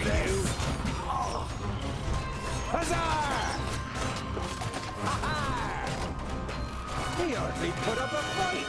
Who's next? Yes, yes. This ability is actually pretty good because it focuses on an enemy, and if it kills, I get the action point back. I'm not that quick. So it's somewhat spammable. Come here, you. Ow! Hey! Okay. The orc's fighting spirit lessens with every fallen comrade. After Kragnar's death, they finally attempt to flee the battlefield. Very few escape the mercenaries' arrows. Alright, well, that was ugly. Apparently Tungdale doesn't need to survive for me to win. I don't know how it works yet. Let's see, 8 provisions, 345 money, Talisman of Healing, 10% chance to regenerate 10% health during a successful attack. Oh, it's lifesteal! I wonder if that works with Boindale's Frenzy attack. Like heal on every single attack with it. Oh, we are gonna have to test The leader that. of the mercenaries approaches you, surrounded by his soldiers. His expression is one of recognition, caution, perhaps even awe. What do you mean second You're the objective? groundling, dwarf who reinforced our Yeah. gate a couple of days ago. It served us very well, just as your axes have. A young mercenary runs towards Again, you. remembers that I He has did that. something in his hands that he clearly wants to get rid of quickly. Commander, we found this on their leader. It feels strange. The commander looks at the amulet in the man's hand and makes no suggestion that he plans to touch it himself. You take your opportunity. May I? You Oh, take the time limit? amulet I didn't and see can it. feel a tingling on your skin. It is clearly magical. Keep it as a sign of our gratitude. The commander bids you farewell with a short nod and moves away. It would seem he thinks he's made a good deal. Nice. So we have this. I'm going to give it to Boindale for now, because if it actually works with Bladestorm, probably doesn't. But with how quickly he attacks, it's probably good on him anyway, and then I can give the protection talisman to Tungdale instead.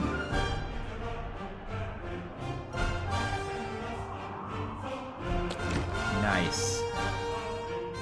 That's an orc horde over there. We don't want to deal with that. Can I just wait here? Or do I have to go back and forth to heal? I kinda wanna take on the orc horde, but not with this kind of health. No, spacebar doesn't do anything.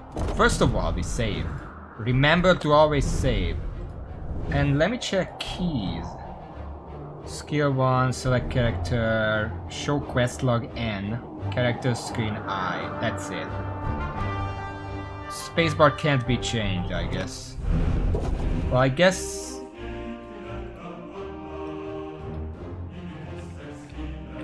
Hold on.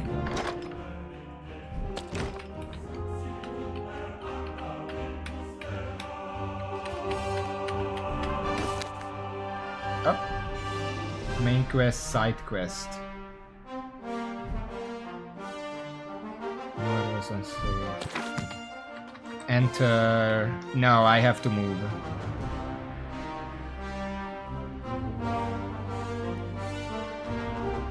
Several wagons full of building materials pass you by on the way to Goodwater. The village's fortifications still show evidence of the orcs' attack, but they are making good progress with the repair work. There they are, the dwarves, Goodwater's saviours, come in! There's always a warm meal and a welcoming bed for you here. I could get used to this. No injuries, no injuries. Okay. I like how as you travel it seems like time passed, because if you had like an event at some point, then you go back later and that event actually expands and progresses. Like we had like 3 events here. There was one with the gate, and then there was one with the attack, and then technically this wasn't an event, but I came back and they remembered. It all builds onto each other, which is really nice. Everyone good? Well, you're not good yet. I kinda want to catch up to this horde. How about that?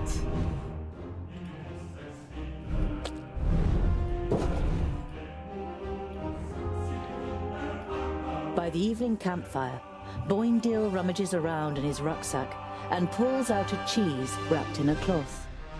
He sticks a fist-sized piece on a spit and grills it on the fire. Ah, there's nothing better than grilled cheese at the end of a long day.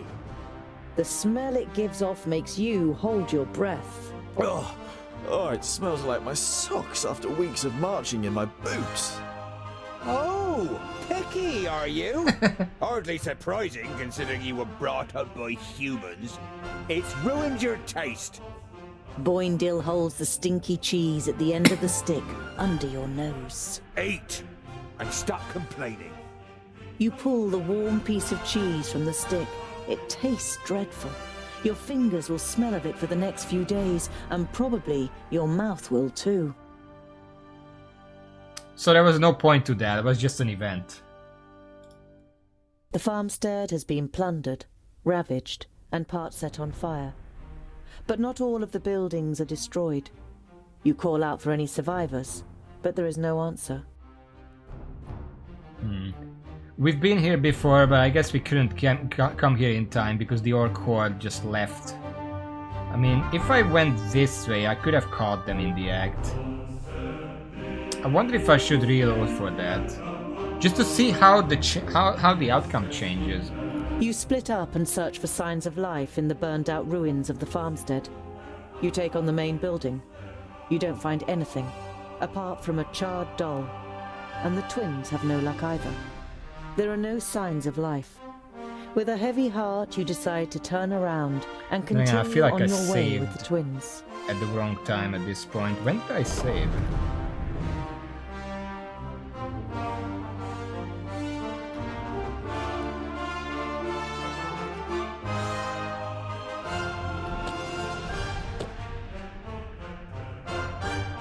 I think I saved when I went back, which would make it pointless. But I don't see anyway. Yeah, they're already there.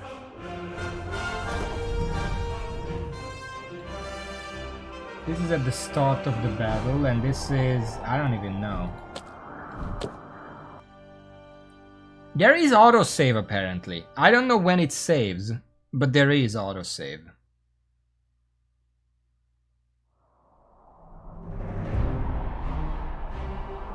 Oh yeah, they're right here. So if I move this way instead,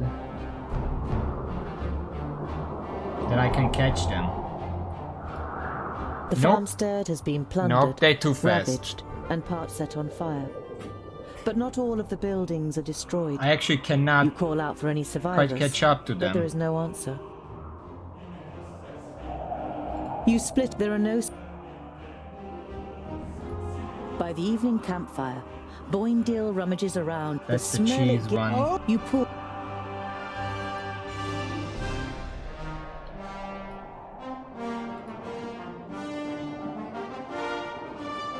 As you near Calmstead, you see that the surrounding fields are in flames. The sound of fighting reaches your ears. You hear the screams of the villagers and the roar of the orcs.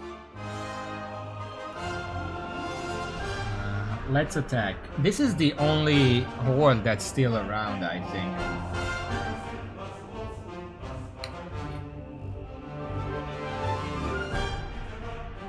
It's sad, but I don't think there was a way for me to save that farmstead, because I was still in the town when the orcs were already on the way. Yeah, this looks fine. Well, hold on. No, you did like this. Help! Let us out! There are still people in the houses! Let's get them out of there, and quickly. Free the villagers before too many burn. At least one hero must survive. How do I... Oh, they were barricaded in. What is it? Ha ha! Huh? Okay, we got one. I should just... Come here, you!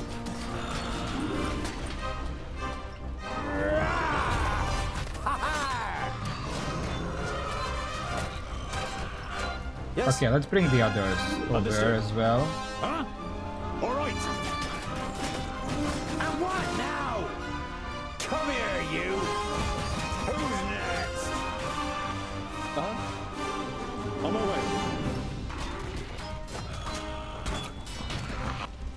Yes? Okay, Blenda good can as done. protect us while we break the wall Say down. goodbye forever. Huh? Another There we one go. bites the Where's dust. the next one? I can't see. I'm with you. For India, I need you to go. You're the scout now. Where are we? There's one. I'm with you. Ha ha!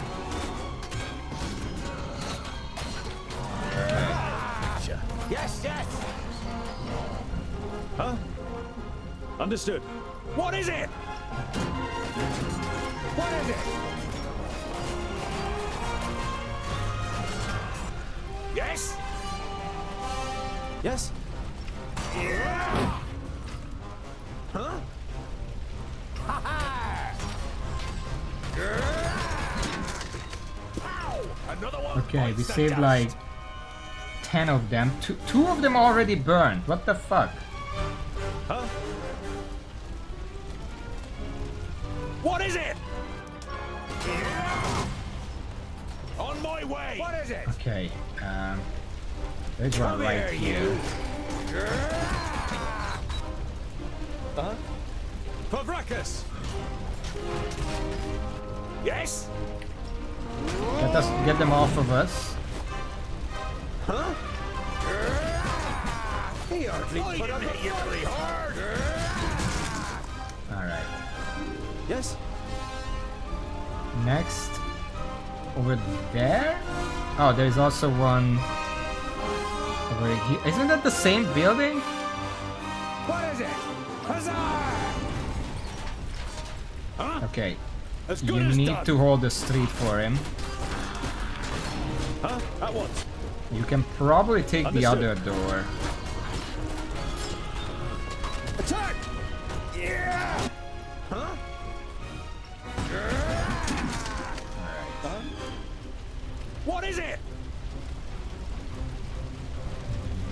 There's another door. There's no door around here. I guess we have to go that way. What is it? Of course! Pow! Another one bites the dust. Oh, we did it. That was the last one. As soon as the last orc is killed, you and the twins free the remaining villagers. It would seem the stories are true. Dwarves really are the best orc killers. We don't have much that we can offer you. Maybe we can rustle up some food. That would be nice. We're very gentle when we do. We're glad you accept that we can. I wanna be nice. We have cheese, we don't need the food. Fine. I'm sorry, but we can't accept this. We can't let you leave empty-handed. If you won't accept anything else, then at least allow us to prepare a feast for you this evening. Your protests fall on deaf ears. All The right. food is simple but hearty farmer's fare. The beer strong by human standards. And there's also dancing. You only really stayed on out of politeness.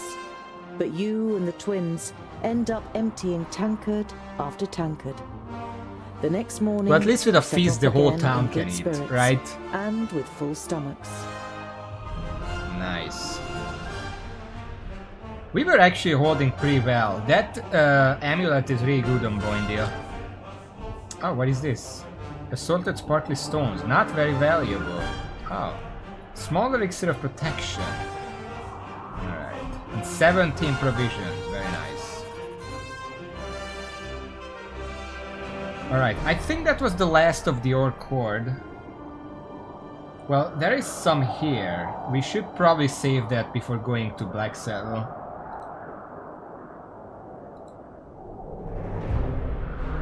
This is a dead end. Why is this here? Several wagons full of building materials pass you by. There they are. I We've could get seen you. this already.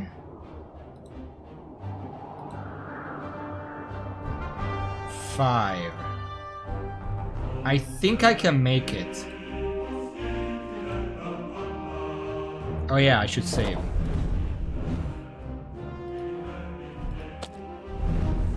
Also, I realized why I didn't realize, yes, that there is autosave, because they don't show up when you're saving, but they do show up when you're loading. So when we get there, there will be 1 day left. You approach Scalebrook through its expansive fields and spot smoke rising up into the sky. A short while later, you can hear the cries of battle, and finally you can smell the tallow on the orc's armor. Scalebrook is at war. Attack!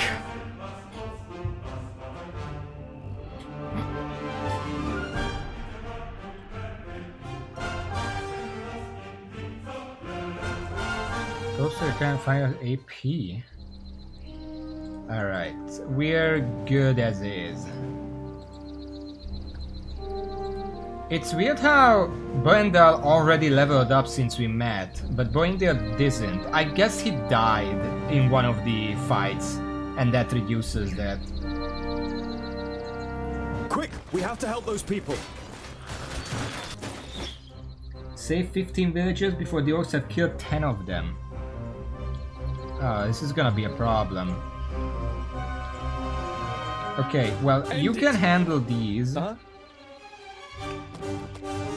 Huh? You should probably run up.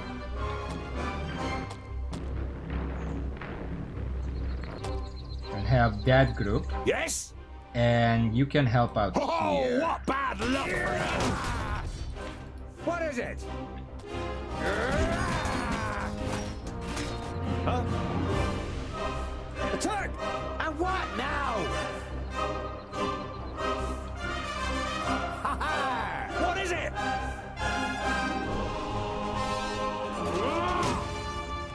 Ah, shit. Say goodbye forever. Alright. Too easy. If they're okay, I just noticed something.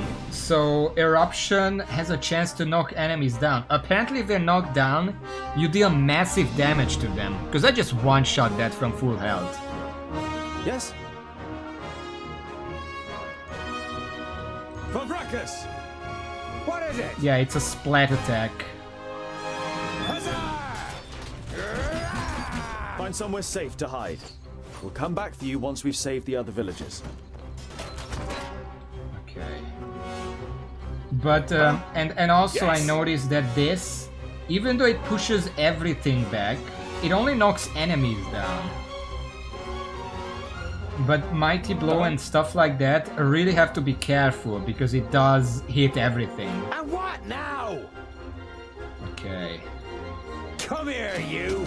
And again.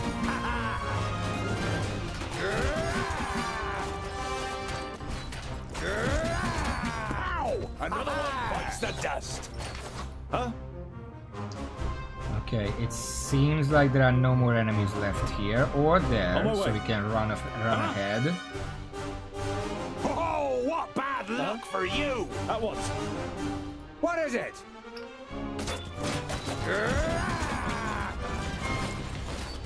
Of course! Huzzah! Okay, you know what I'm gonna do here? Jump up there and start dealing with the archers. You can deal with the ones down here. Actually, both of us can deal with the ones down here. Who's next? Huh? Just knock them off the plateau over here. Huh?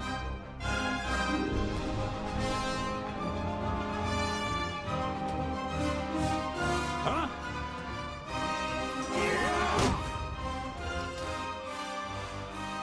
Where are... I should probably save those two, because that seems like the main thing here. Okay. And also there. Pow! Another one bites the dust. Understood. Too easy. He hardly put up a fight. Attack! Okay, it looks like we managed. I think. That's it. They're fleeing. All right. I don't think so. They're just rallying. And that's what we should do too. Come on. Thank you so much. You saved us. Not yet. The orcs are rallying. You must join us. But we can't. You must. Here they come.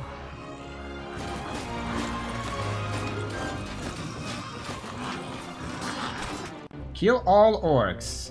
Alright. And what now? So immediately, we're gonna cut off the reinforcements by jumping in there. Yes? You can knock down the enemies. Oh, what bad luck for you! And then we start thinning them out. Another one bites the dust. Too easy. Huh? As good as done. Yeah. With pleasure. Huh?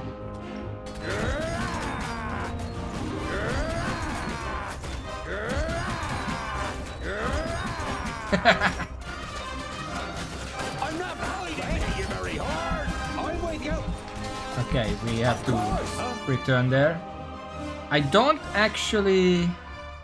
Yeah, I don't have to worry about the villagers anymore.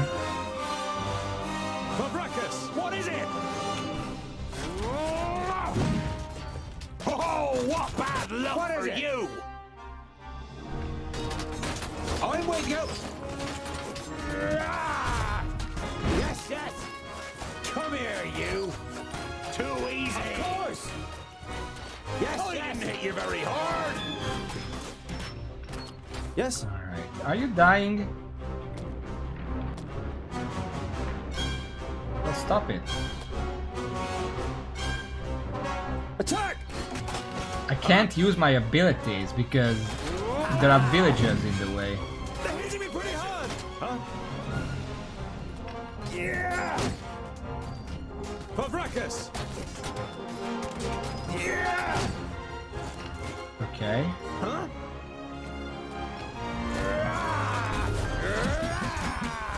I'm with you. Get rid of the archers. Boingdale is really good at that. Oh, what bad luck for you! Say goodbye forever. At once. Okay, we restored some health over here. So let's keep And moving. what now? Too easy. There we go.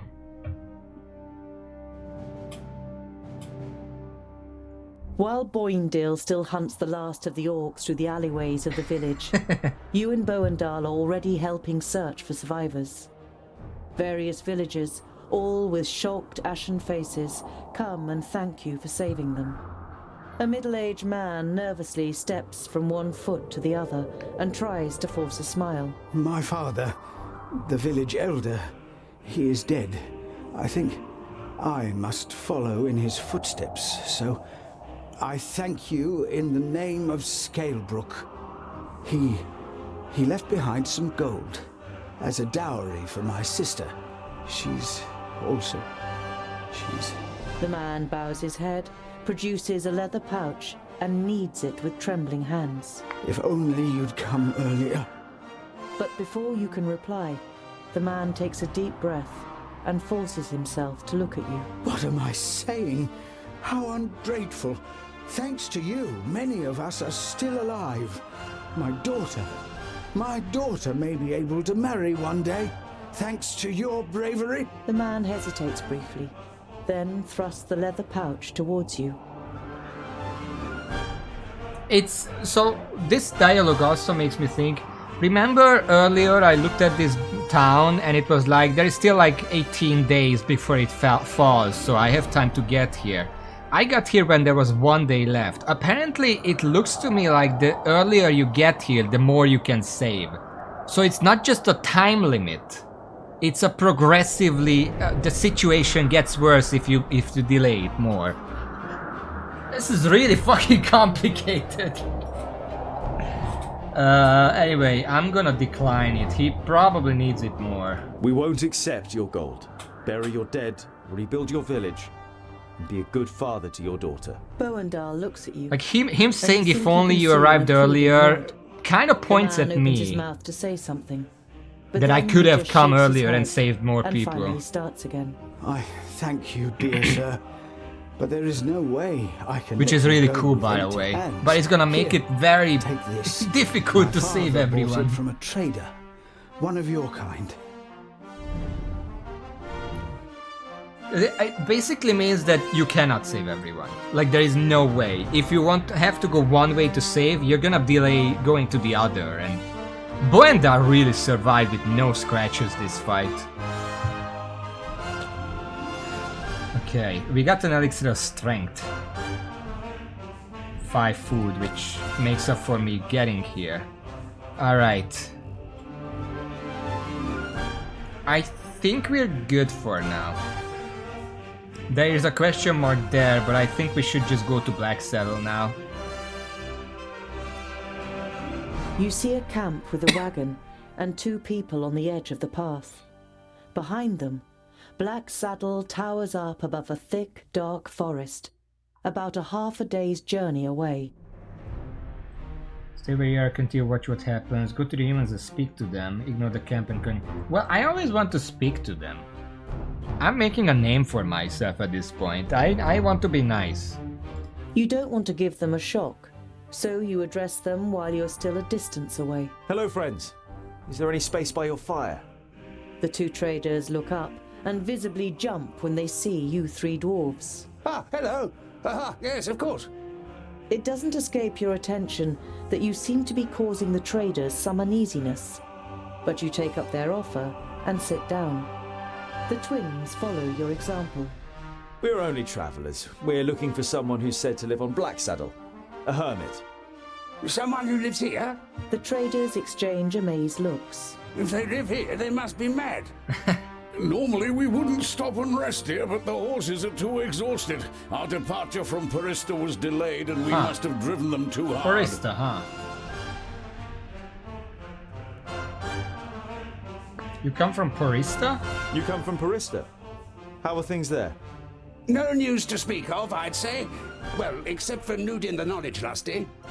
You know Nudin the Knowledge Lusty. Lot Yonan introduced him to you many years ago during a visit. What about him?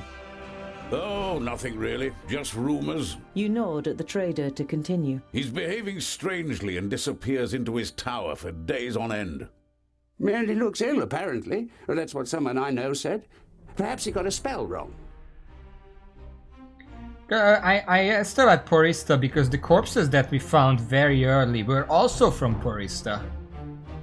I wonder if it's related. Yeah, that's... why does Blacksaddle make you feel uneasy? Why does Blacksaddle make you feel uneasy? It doesn't look particularly inviting, but it's only a mountain. Only a mountain? You don't know the legend? The trader looks at you and the twins for affirmation, but you all shake your heads. Blacksaddle was once known as Cloudpiercer, and it towered up into the heavens, the upper slopes of pure gold and the summit covered in snow. The humans wanted to attain this wealth, but the smooth slopes and the dazzling summit made the climb impossible. They called on the dwarves to help them. They were able to tunnel up through Cloudpiercer to the top, but they hollowed it out and carried away the gold. The humans demanded that the treasure be shared, but the dwarves refused, and as they argued, the mountain began to tremble. There were too many holes inside for it to hold together. It collapsed and buried both greedy parties underneath it. The mountain lost its tremendous size and its beauty, and ever since has haunted both humans and dwarves with its erosive hatred, causing even the rocks to turn black over time. Pfft, never heard of it. Sounds like human tittle-tattle. Dwarves would never hollow out a mountain so much that it collapses. Yeah, totally. Never. Show me what you have. We have a lot of gold. These are my items. I can sell the minerals. You know what? No, I'm not gonna sell them. Maybe they can be used later to craft something or whatever.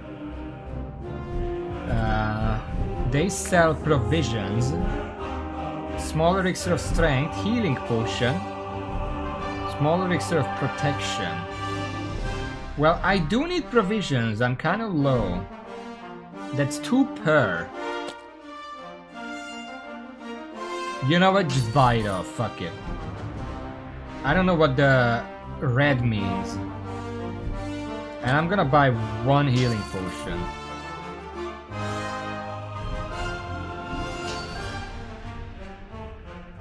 Later in the night, after eating together and some friendly conversation by the campfire, you all decide to sleep. But you take the first watch. It's a night in which nothing happens, and the next morning the traders set off early. After breakfast, you also continue on your journey. 25 XP.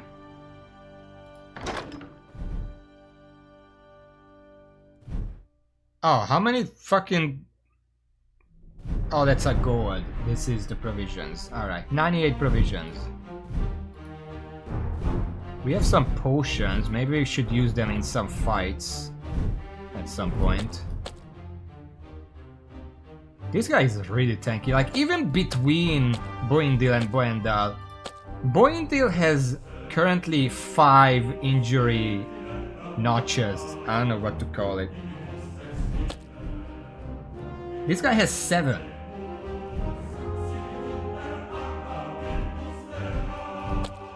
And then we have 4, of course. Anyway.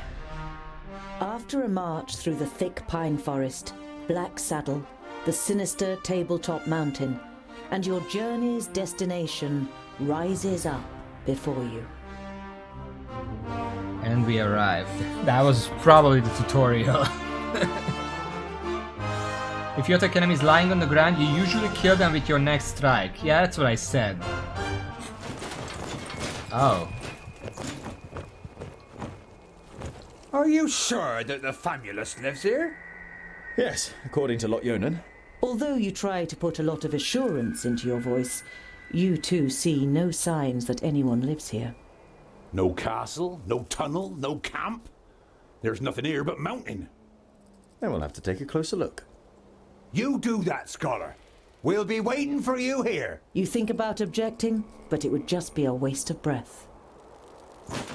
Yeah, I'm assuming so. This is not a combat encounter, so they don't just trail behind me. Can I talk to them? Found anything? A hidden camp? A secret doorway? Gold? No. Not yet. Alright.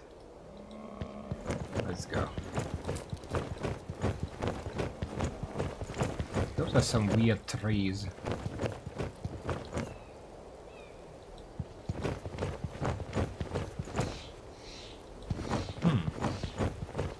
An old tree. Looks like it could fall down at any moment. There we go. I'm just gonna cut it down now, so it's not in the way. Or I can fucking climb it, I guess.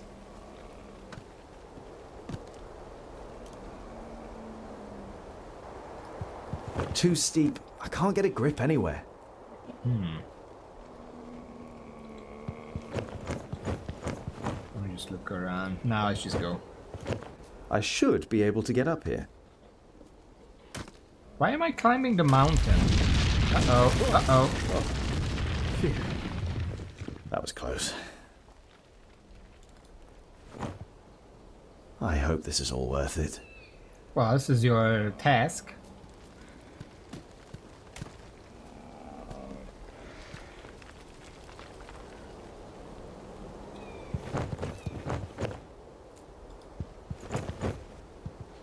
Definitely a rock face. Amazing. This has just turned into a point-and-click adventure game. Here's a... No, forget it. Okay.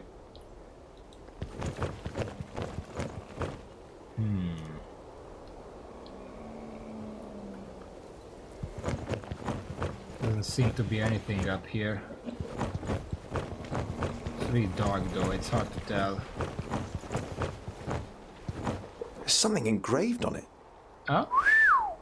You realize with surprise that they are runes in the Dwarven language. Can you read it? Built with the blood of our enemies, be unyielding as the rock, and soak the land in their blood. Oh, that was 50 XP. Huh? Oh, door opened. Don't let enemies surround you. Use special abilities to escape from circle before you receive too much damage. You can rotate the camera. Yeah, I did that.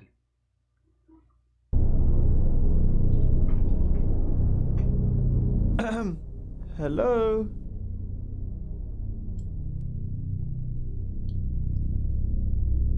Secret fortress. Very dark here. I can barely see anything.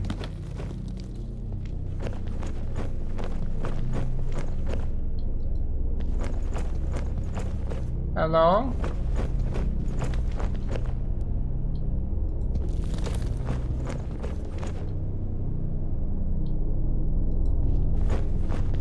Like a tunnel here. A corridor. That's a door, I think. Can't go further though.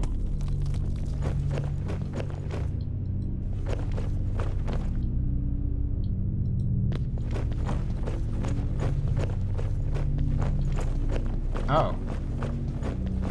Master Garen. Lot Yonan sent me to bring some items back to you.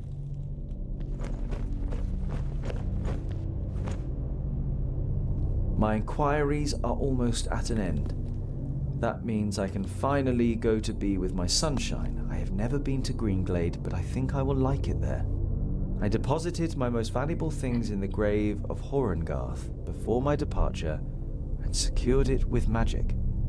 The password is... You recognize the following words as rune names, but they're written in the learned language, so you don't know which they are. Greenglade. Oh, great. Huh. I guess we missed each other.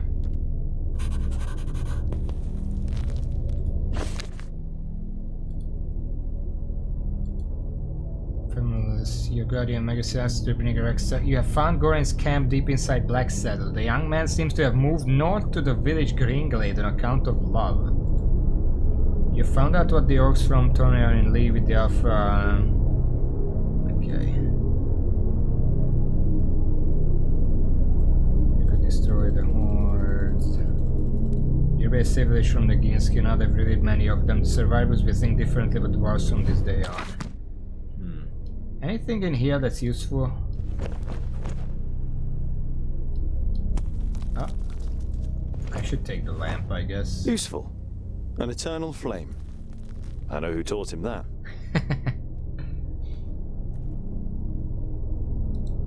Okay, I should be able to see now. Oh. Hello? Is anyone there?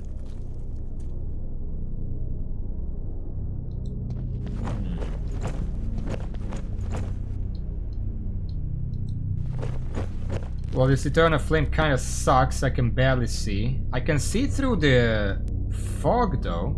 There's a door here. Or a brazier, at least. Oh, runes. Oh!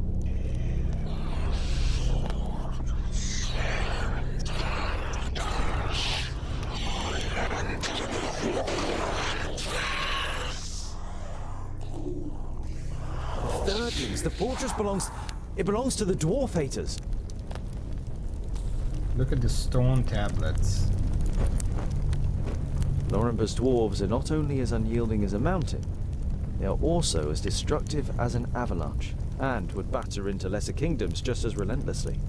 The four should find no salvation in Vracus, only eternal damnation, so that they suffer indescribable torment between the worlds. You have heard of the dwarf haters, but this is the first time you have read their hateful words.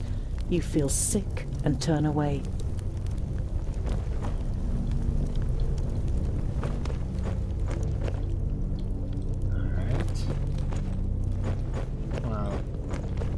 It's a little better. I can actually see a few things, but it doesn't help that much.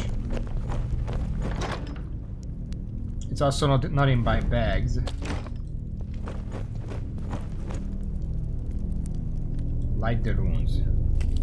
A rune. Clearly magical. No, it's actually the opposite. I climbed a mountain and this is where it led.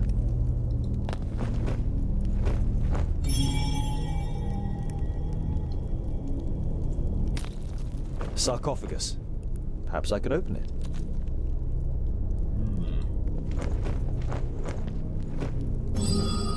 I'm assuming I have to light these in a certain order.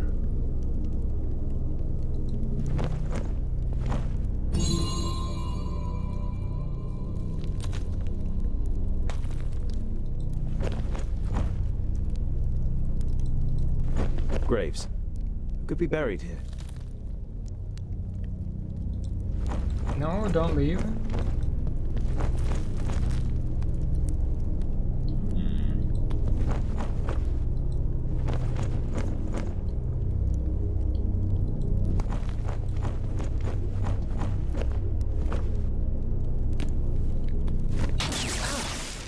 Ah, shit.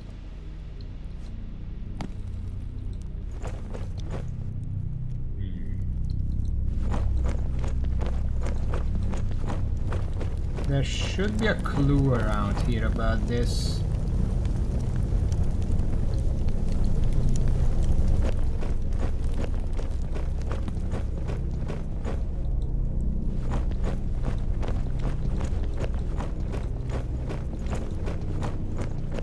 Or I can just try until it opens. I didn't want to do that.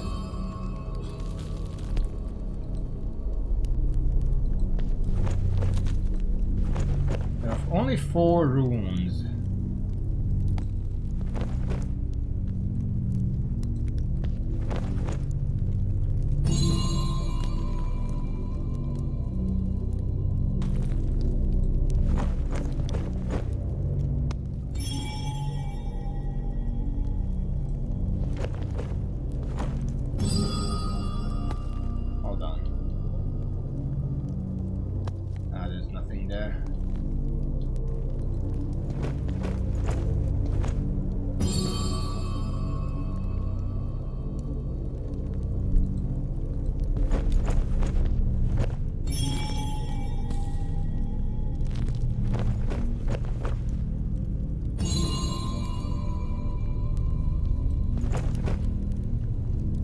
Oh, they light up if it's the right order. So it's this, then this.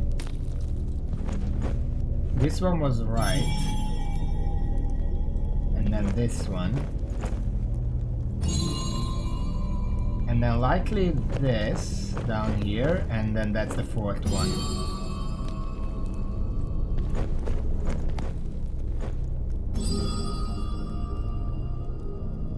There we go. Ah, that's it.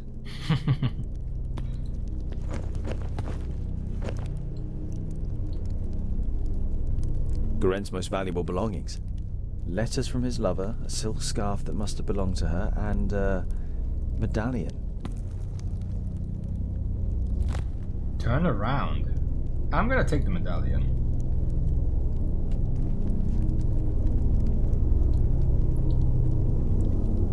I mean, if Goren is gonna have me run around after him, then the least he can do is borrow this medallion. Talisman of Initiative. Grants 1 extra action point every 5 seconds during battle. That's pretty good. I guess Boenda can have that. I mean, the other two already have one, and Boenda doesn't really need the defensive trinkets. Okay, I think that's it.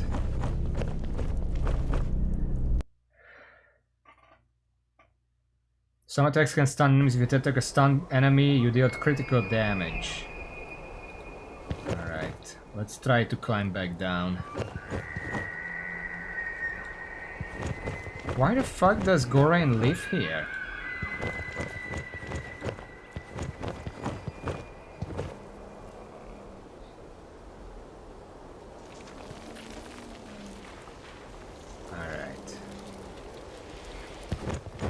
Well, I didn't actually look around here.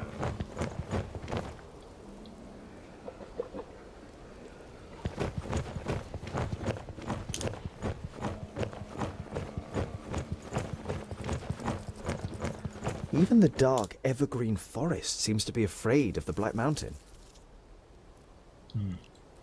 Anyway, we got what we wanted. So, Scholar, what are the results of your inquiries? There is an abandoned fortress in the mountain, and I think it belonged to the Thirdlings. Boindale's eyes narrow. The blasted dwarf killers! A Thirdling fortress? Here? In the middle of Girdlegard?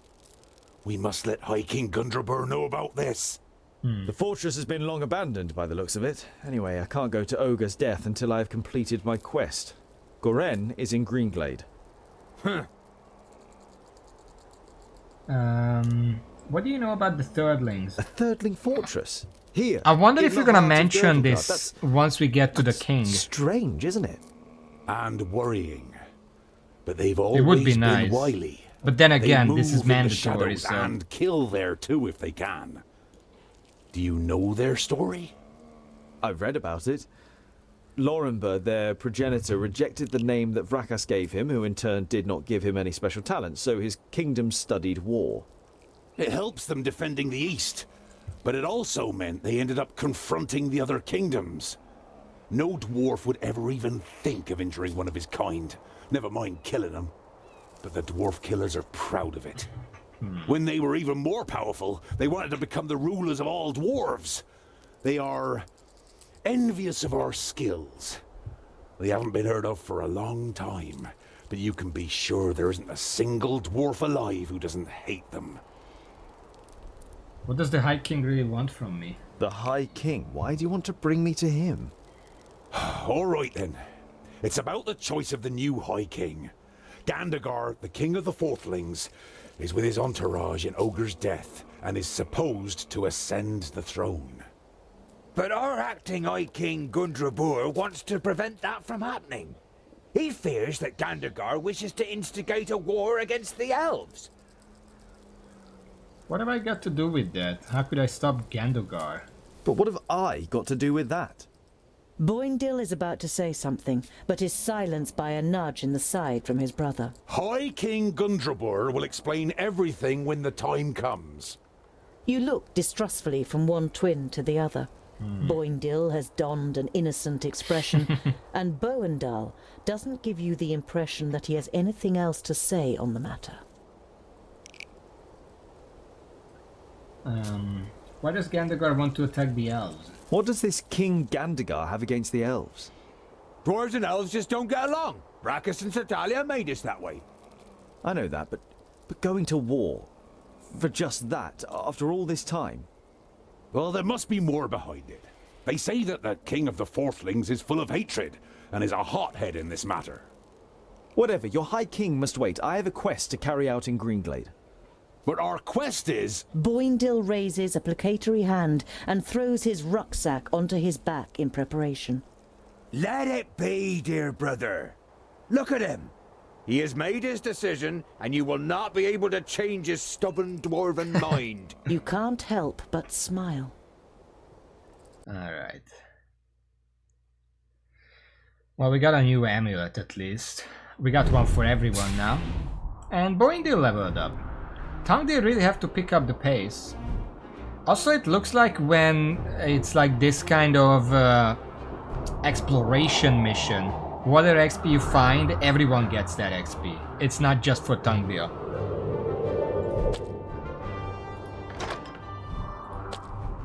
Boindil is my level 5.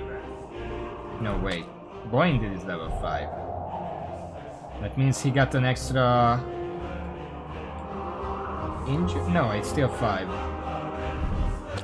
It's pretty important. It's nice. Let's save. And I'm actually gonna be right back.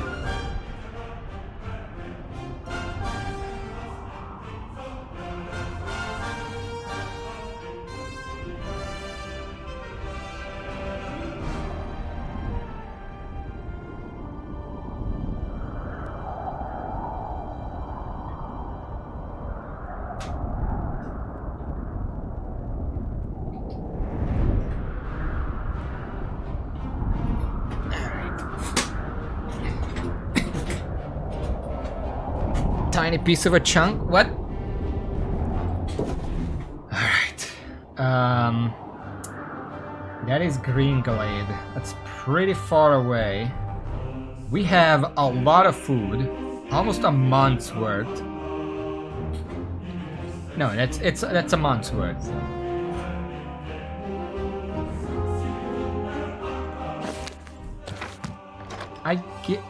I guess it's not like a full, but it did increase a bit. I guess it's not just full ones. Yeah, that's fine. I wonder if the minerals can be used for something, or if they're not very valuable, so it doesn't matter if I don't sell them necessarily. Anyway.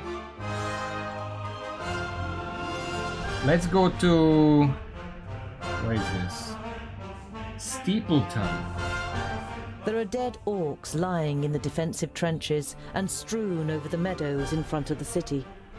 Some of the locals are busy throwing the bodies on pyres. Okay, they managed to others fight repair them the back minor on their damage own. done to the city wall.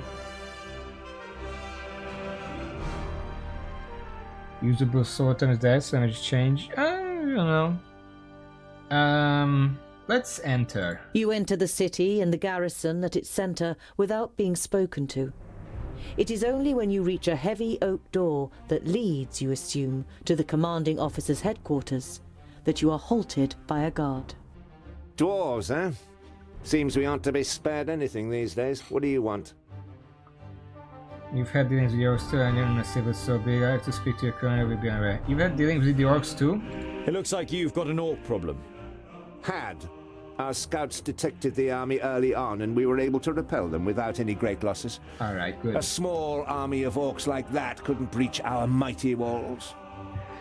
Your mighty walls look like they're about to collapse under their own weight. The soldier isn't intimidated by Boindil. He juts his chin out confidently. At least they stopped the orcs, unlike your dwarven walls in the north. Huh. I didn't know that Steepleton was so I big. didn't know that Steepleton was so big. Impressive place.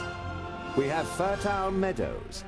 That's what we have to thank for the city's growth in recent years. At the time of my grandparents, Steepleton was nothing more than the tower on a hill with a couple of houses.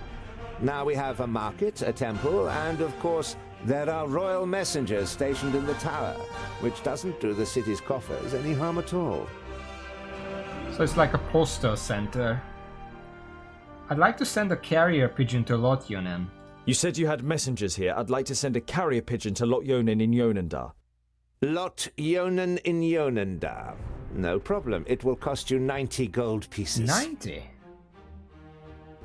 That's kind of expensive for a message. But sure. If the carrier pigeon delivers my message safely to Lotyonen, then it's worth its weight in gold. Then I'll send for a scribe. You can dictate your message and thank you, but I can write it myself. Paper and ink will be sufficient. The guard nods. You don't blame him for thinking you are illiterate. Very few ordinary folk. Yeah, can that's read just or a write. medieval setting Once thing. you've been given the writing implements, you write down a summary of what happened at the meeting of the Alf and the Orcs. Alright. So we're gonna send, hopefully, I don't know what the elf means, but hopefully we included that we're gonna have to go a bit further. I'd like to speak to your commander. I don't think they're gonna allow me for that. I must speak with your commander. Commander Valor doesn't have time. He's still very busy dealing with the aftermath of the orc attack.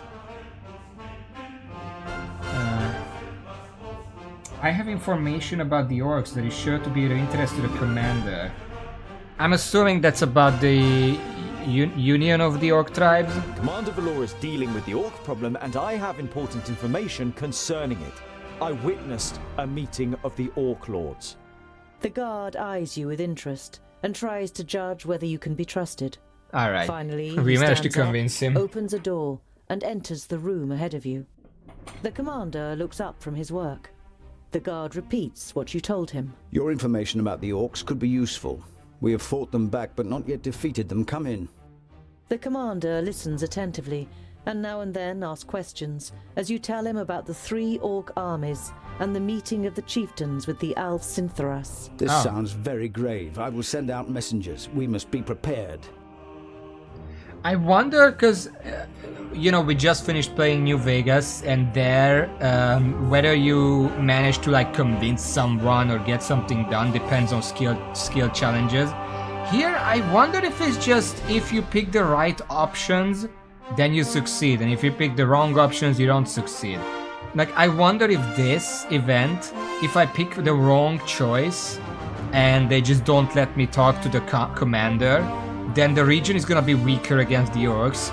The fact that I managed to convince the guard to let me talk to the commander is gonna let them make some preparations for a future attack.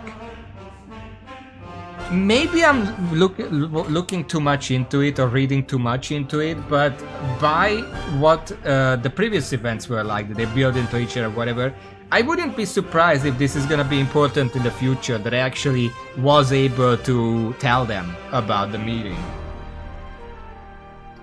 The orc army that attacked Steepleton was able to escape?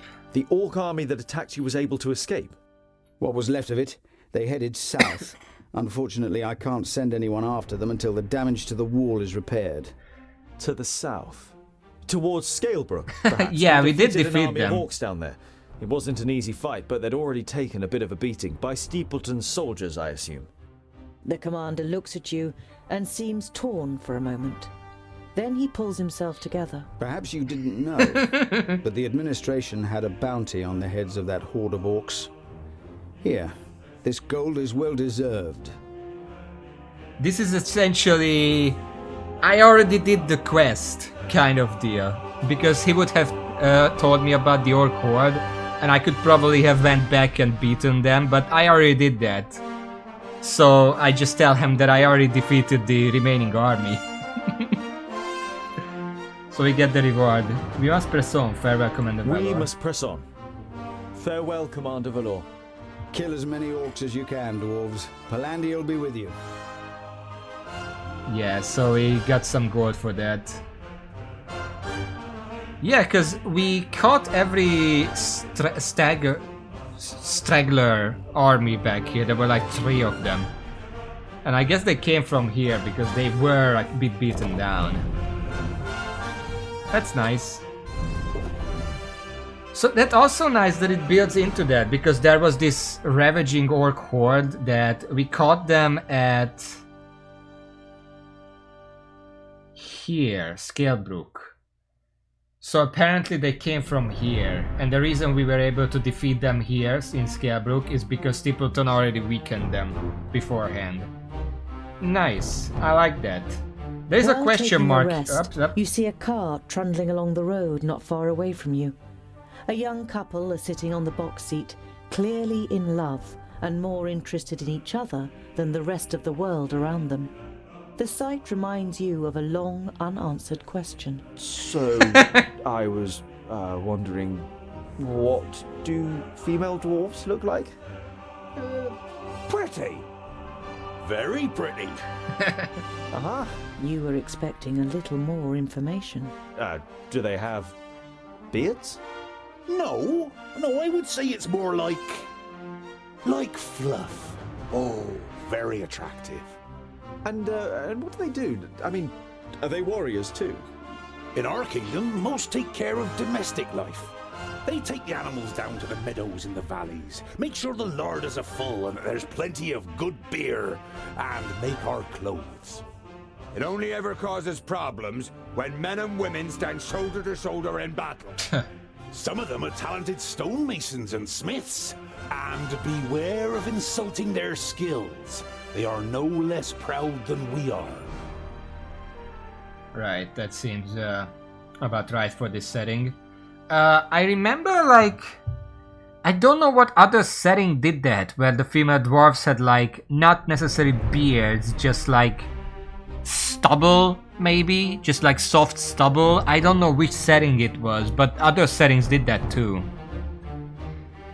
Anyway, there's a tavern here, we might as well go in. You arrive at a crossroads with a tavern on the corner. A warm light is emanating from its window, lighting up the road around it. A stone sculpture of a sheep stands in front of the door, and above it a sign, swaying gently in the breeze, reads, "The Stone Sheep." It's right there, that's the stone sheep.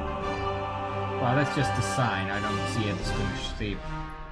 Let's just enter the tavern. You enter the tavern with a determined stride, and are greeted by a thick wall of pipe smoke. The dozen or so drinkers at the tables turn towards you, then give each other astonished and slightly worried looks. Get an overview of the other guests. In the tavern, there are half a dozen people sitting at the tables, and just as many at the bar, clearly farmers and labourers from the surrounding villages. Boindale pays no attention to the other guests and trudges over to a table. Together with his brother, you follow him and sit down. The landlord comes out from behind the bar. What can I get you? You hear surly muttering from one of the tables. What are groundlings doing showing their faces here, now of all times? Here now with my some air from my 2 friends heard around on me. The 2 travelers passed this way, families are mercenary. Show me we're looking for a room for the night. Let's just, how about around on me? We have plenty of gold. We need to elevate the mood in here. You stand up and turn to the room. This round's on me. The faces of the guests and the landlord brighten up immediately. The landlord gets to work pulling everyone a beer and handing out the tankards. Some of the guests say cheers to you as they get their drinks. Right.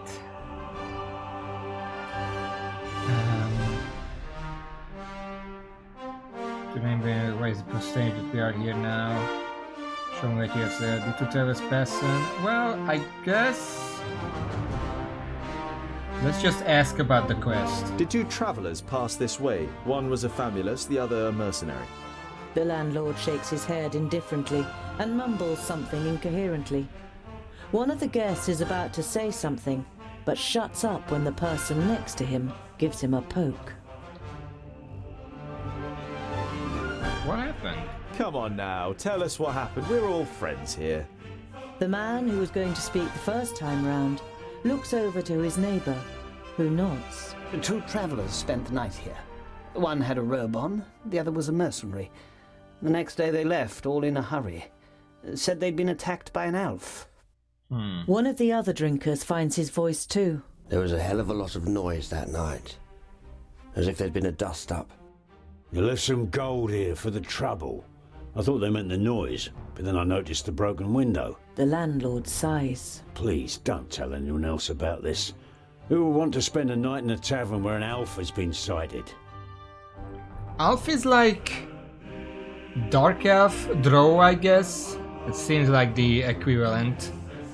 To the neighboring table. Why is it particularly strange that we are here now? You turn to the guest who'd muttered something about groundlings. And why is it so strange that we're here? The man glances up briefly and then stares drunkenly at his tankard and mutters with a slur, Don't play the innocent. The orcs are terrorising our lands. And whose fault is it? You let them in. I was not at the stone gateway, and I don't know what happened. But you can be sure of one thing. Dwarves would never cooperate with orcs. We kill them no sooner than we say them, or my name isn't Boinder Doubleblade. The drunkard and his neighbour are given a start. They mumble an apology and turn their attention to the beer in front of them. Yes, someone who has the surname Doubleblade, you probably don't want to start an argument with in a setting like this. What can we buy here? Provisions, elixir of protection, healing potion. You know what? I don't need anything right now. We have more than enough food, and we could sell some of our potions maybe? We don't really use potions. But I could sell a small elixir in exchange for a healing potion. That seems like a fair exchange. Alright, we are looking for a room for the night. We're tired and long for a proper bed. Of course, gentlemen. You spend a restful night in the tavern and then head off on your way again.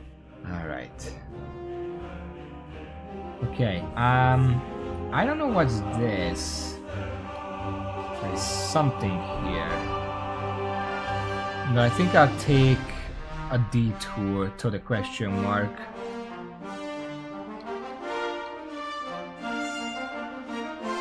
Nothing of worth, it seems like.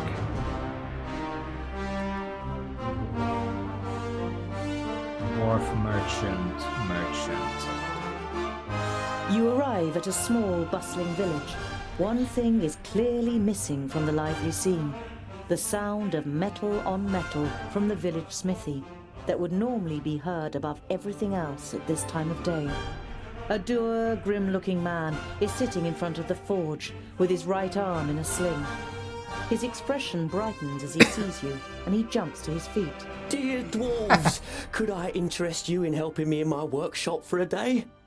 The man's expression is somewhere between desperation and hope. As you don't answer immediately, he continues. You will, of course, be royally rewarded for your work. I can offer you 100 gold pieces.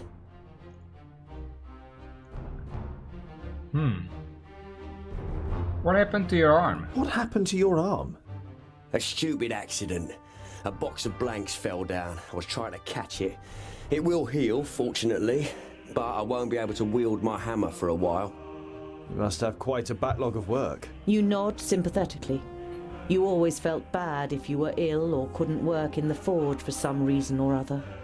Loads. But if what I hear about the metalworking skills of the dwarves is true, it would be easy for you to manage it in a day. Alright, there is I'll help you but only for better pay. No, let's just... yeah, sure. I'll help you. I worked in a forge for a while. 30 years. You modestly conceal that in this case, a while means almost a whole human lifetime. A little later, you are standing in the workshop. examining the smith's inferior tools, while he fires up the forge and prepares everything for the job as well as he can with just one good arm. You weren't able to persuade the twins to help you. Of course. As warriors, they'd rather go hunting, Boindil declared. But you think it's more probable that you'll find them drinking beer. Well, that's hunting, But you don't care. in a way. You're excited about being able to smith again after such a long time. Hours later, you have forgotten everything around you. The heat of the forge, the sweat on your warm skin, the play of the flames. You're in your element and work as if in a trance. The smith left the workshop ages ago with a satisfied grin on his face. Wait, I'm talking to you. You look up in surprise. Everything but the beating of the hammer had ceased to exist, and you didn't notice that someone has come in. Can you do it? You immediately dislike the middle-aged man. He sounds you out so doggedly with his light grey eyes that it feels as though he wants to look right through you and into your deepest thoughts. The man points to 2 horses. Those 2 in 1 hour.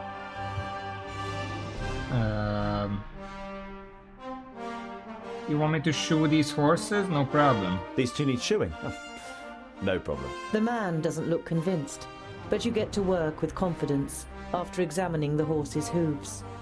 2 more armed men are standing next to the horses, sizing you up. Let's just... we have work to do. We don't want to make the customer wait. Let's just continue You concentrate on the work. The only sound you hear is the melodic beat of the hammer against the anvil. You keep track of the armed men out of the corner of your eyes. You suspect they are mercenaries.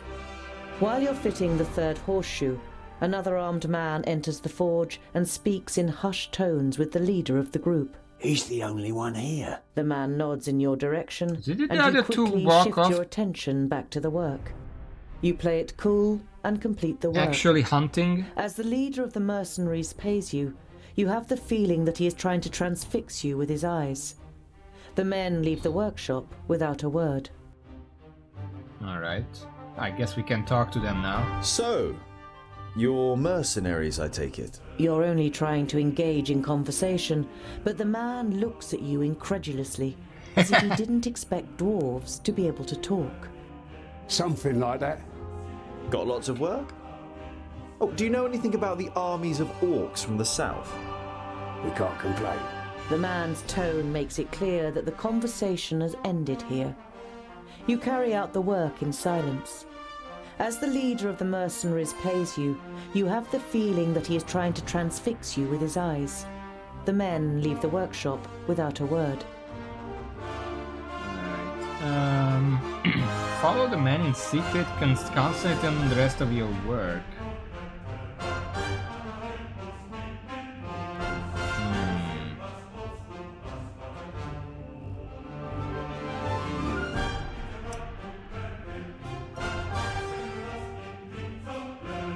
Kind of none of my business, but only one here.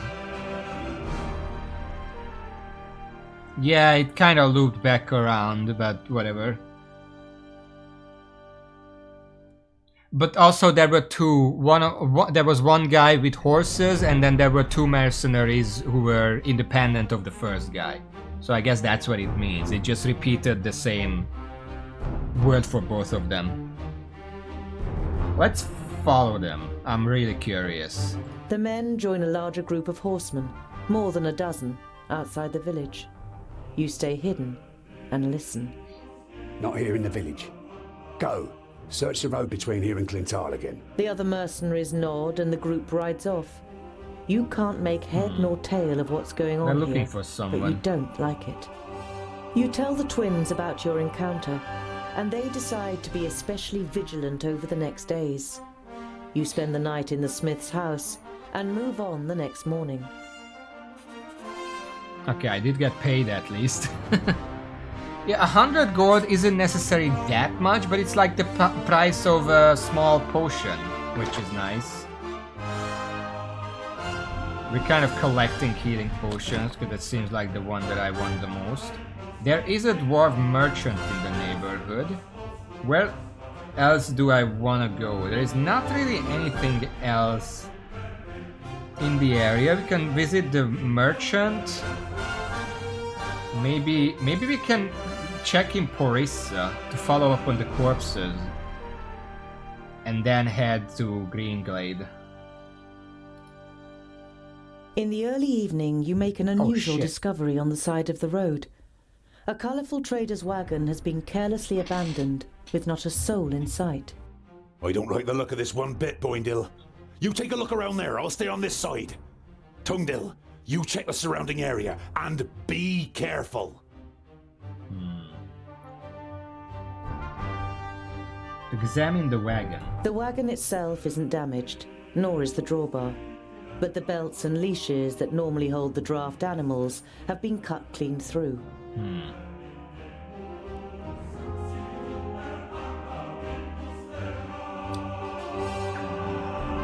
Enter the wagon? No, search for tracks on the ground first. You can see a lot of tracks in the mud around the wagon. Hoof prints and footprints from humans in heavy boots. At least half a dozen long ones must have approached the wagon from the woods on both sides. Long ones? What's a long run? The dwindling daylight provides little light inside the wagon. It smells of leather, spices, and candles. And there's another smell in the air, which you can't quite place. It reminds you of your forge in Lot Yolen's vaults, but different. It is messy, but no more so than you would expect from a single dwarf. The bed is rumpled, and there are tools and leftover materials piled up on the little workbench. There are several cupboards hanging on the right-hand wall. At the end of the wagon, there's a large wardrobe, and next to the door on the left is a heavy wooden chest with rusty metal hinges. Examine the wardrobe. You reach for the knob of the wardrobe, and then stop. The rug in front of the wardrobe squelches as you step on it, as if you had stepped in a puddle. You try to work out what has soaked the rug, when suddenly the door of the wardrobe springs open and something bounces into you. You take a step back, and the realization of what hit you makes you take two more.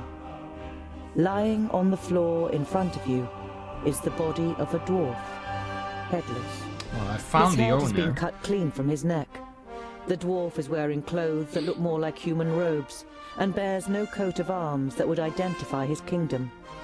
You didn't know him, but no one deserves to die like this. Examine the corpse. His head is being cut off cleanly, probably with a sharp blade. A quick glance in the wardrobe confirms what you already suspect. The dwarf's head is nowhere to be seen. I almost feel like this was done by thirdlings. Like they took the head as a trophy or something. The smaller cupboards are piled high with a multitude of tins and boxes, all filled with odds and ends that the trader offered for sale to customers on his trips. Nothing of real interest. As you try to lift the lid of the chest, you realize that the lock has been broken out of the wood. You open the lid and look inside. Amongst clothes and some empty boxes, you find a loot case and a beautiful loot of the kind that humans build, as well as a bag of bread and cured meat.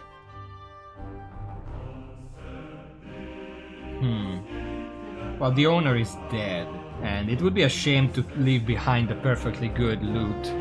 You take the loot. You can't play, but an instrument like this is worth good gold. And then take the food You take as well. the bread and the cured meat.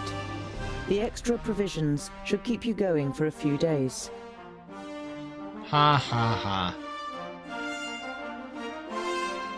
You scan the road and the woods on both sides.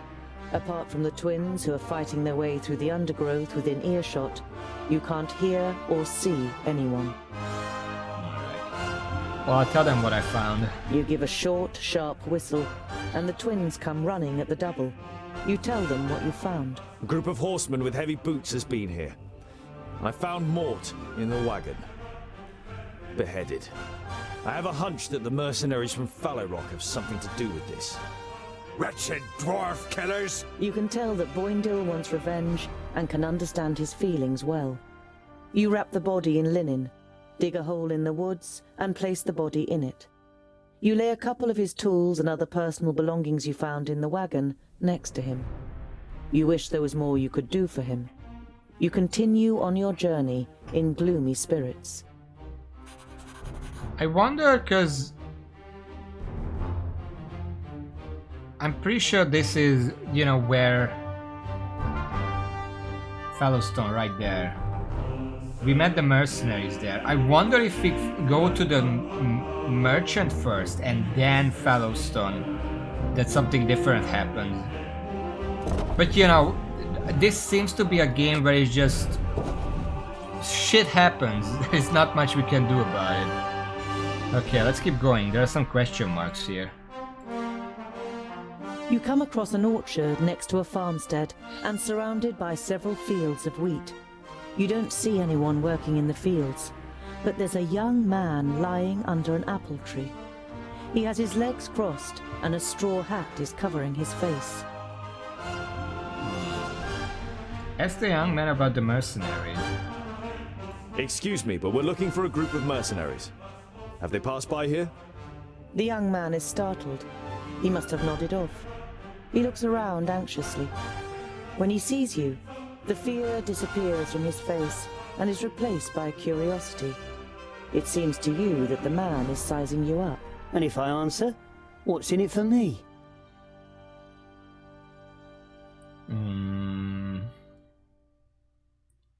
We could also ask the farm owner if you prefer. If you can't help us, we'd be happy to ask the owner of the farmstead.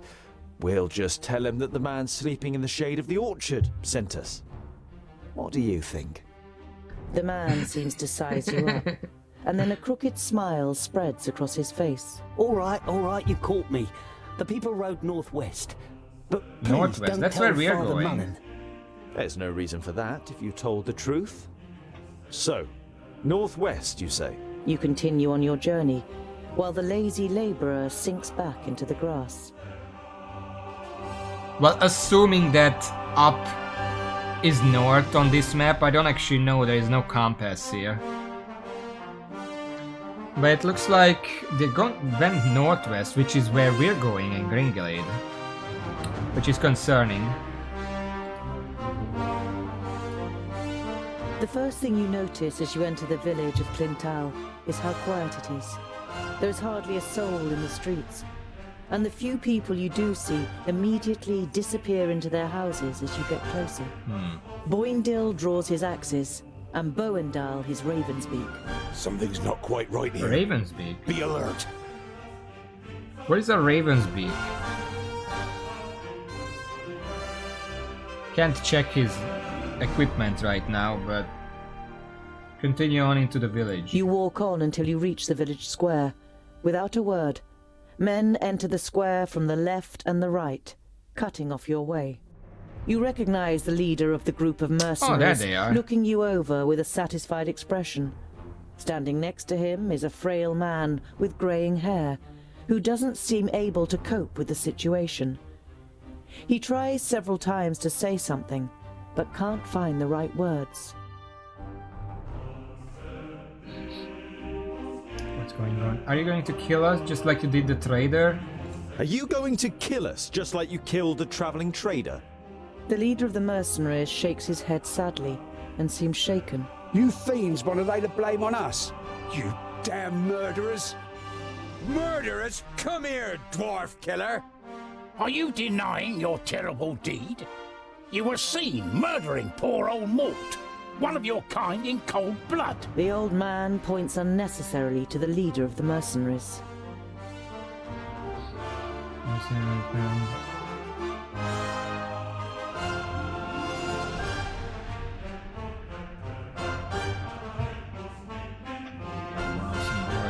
Anything like this to another dwarf.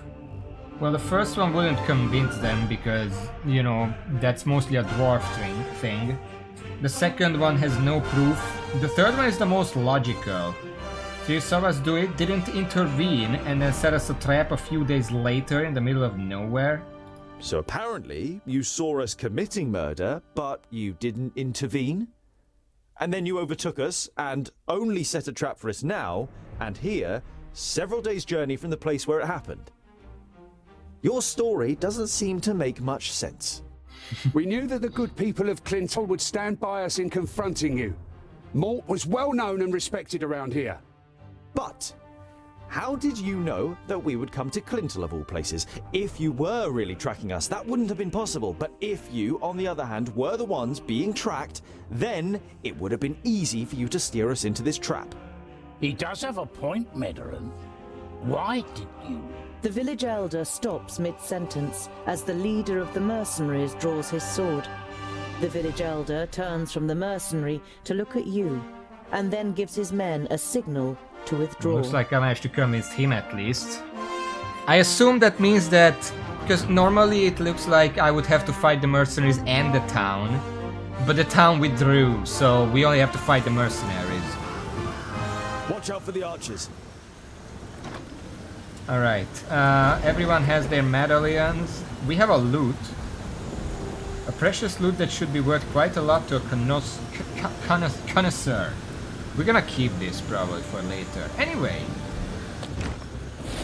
Okay, what are we doing? Kill the mercenaries, 15. Okay, let's head in. Huh? Alright.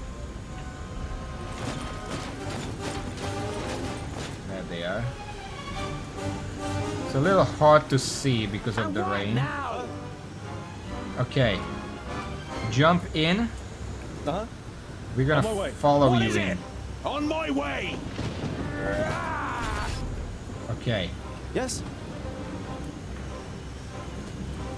Huh? What is it?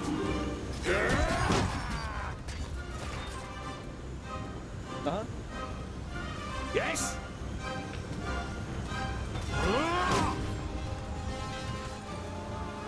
Alright. We're gonna deal with the archers Understood. really fast so Boindo isn't getting absolutely fucking nuked. And what now? Who's next? He's already getting nuked and I can't control him. Hey! Yes, yes! God damn it. Okay, well Boindo just killed himself, so there's not much I can do about that. You deal with them. At what? I'll take the rear. Uh-huh. End it! What is it? With pleasure. Huh? Kill. Understood. Attack! Huh? Don't rush me! I need help over here! Oh my fucking god. And again. On my way. At once. Boindale! Uh-huh. On my way. Where is Boindale? At once. On my way. At once. Let me just get some health over here. On my way. Understood. On my way. Yeah! At once. On my way. At once. Understood. On my way. Yeah! At once. Understood. At once. Archer Understood. seems to hit where I was when they started On my hitting. way. So as long as I Understood. keep moving, they can't hit me very once. well. End it.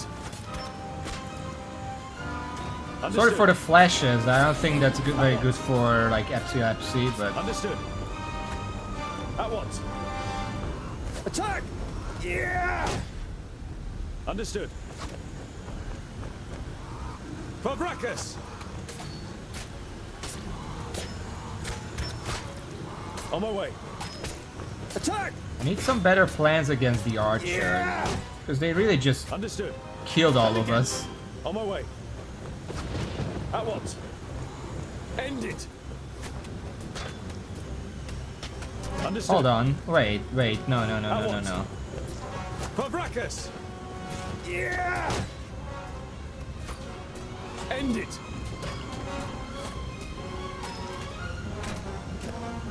The mercenaries are hitting the villagers. Yeah! On my way.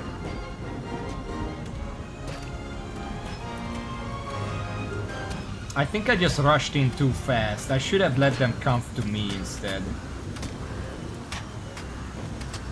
Yeah! At once. On my way. Understood. On my way. At once. Understood. End it. Yeah! I'm still learning the game, right? Yeah! Okay. I'm still not good at it. This should be the last guy. Killed. Wait, no, let's see like 4 of them somewhere. Understood. On my way. Understood. On my way.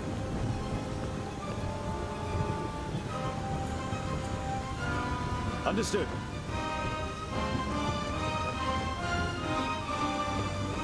Oh, they're right there. At once. Well, I can't fight 4 of them at the Attack! same time. Can I?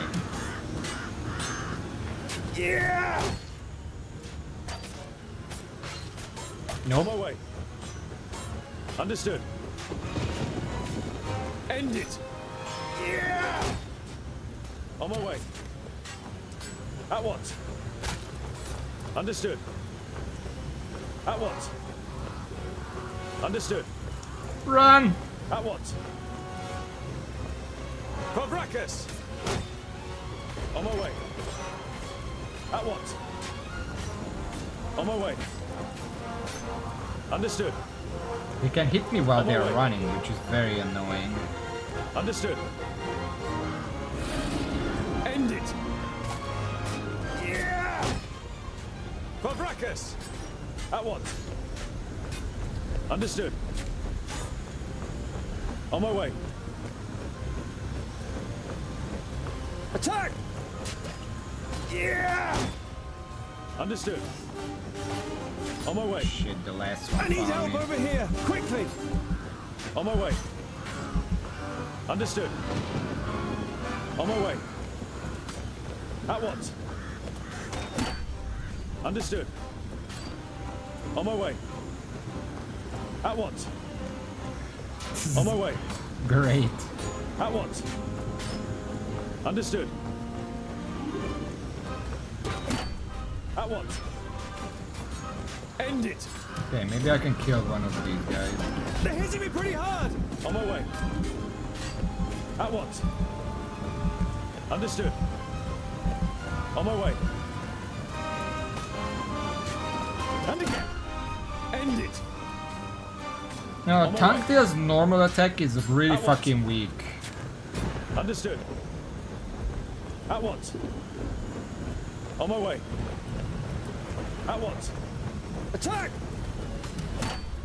Understood. Hitting stunned enemies gives you a better chance at a crit. That was what I was trying to go for. Vile creature. On my way. There we go. One Understood. guy left. At once. Yeah, I'm on hard, but still. Still learning. At once. Hey! End it.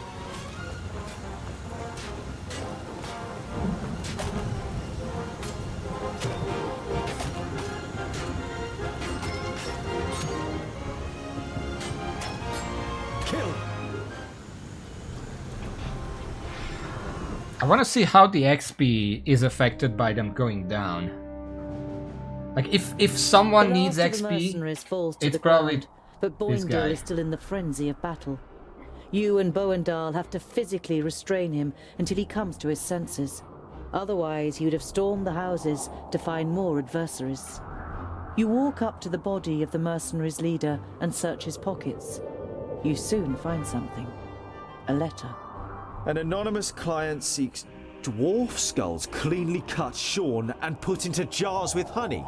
1,000 gold coins will be paid for each skull.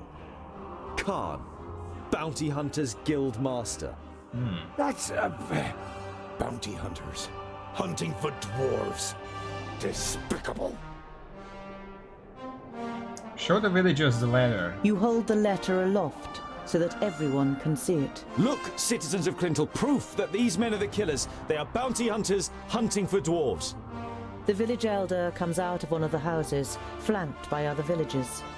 You ignore their weapons, as well as their sinister expressions, and hand over the letter. It would seem you are telling the truth. When you only killed those who deceived us. Yeah. I thank you for this. The village elder signals to a woman, and a few moments later, she brings you food and a bag of gold. Take this in thanks for I your did act. try to protect the villagers. A few of them still died, but there's not much I could do with that. They did get XP. Maybe a little less than I did? I don't know. Oh, level 4. So Tangdil can get leap attack or charge. I think I will take charge. For one, because I already have leap on another character, and charge can... Leap gets you out of a bad situation. Charge opens a way out of a bad situation, which others can potentially use as well.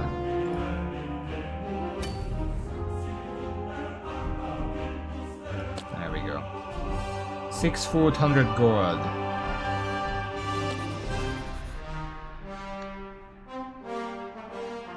Yeah, that's my logic, but we'll see. Alright, this stuff worked. I just suck at the game so far. Okay, next up, I do want to go to Porista and then go back afterwards.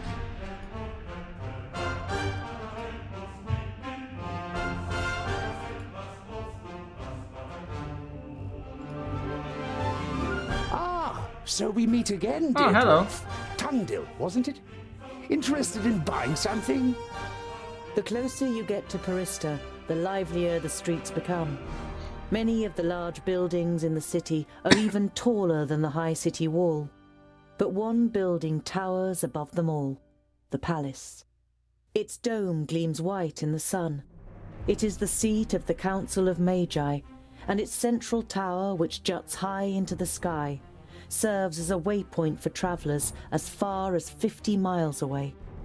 You reach the council's palace, but are stopped in front of its gates by a guard. The Council of Magi is convened to take care of the parish land. They mustn't be disturbed. The parish land? You mean the barrier? Is there something wrong with it? The guard shrugs his shoulders. Won't be anything the council can't sort out. Also, I just want to say leap versus charge. Charge opens the way, yes, but leap, it's actually better for aggressive characters to have leap because it lets them get into the middle of enemies. It goes way more, it goes further, and also it lets them get on ledges. Like in that one fight I had, to knock off the archers and stuff, which I don't want Tangdil to do. But the other one, right, I need to learn the names.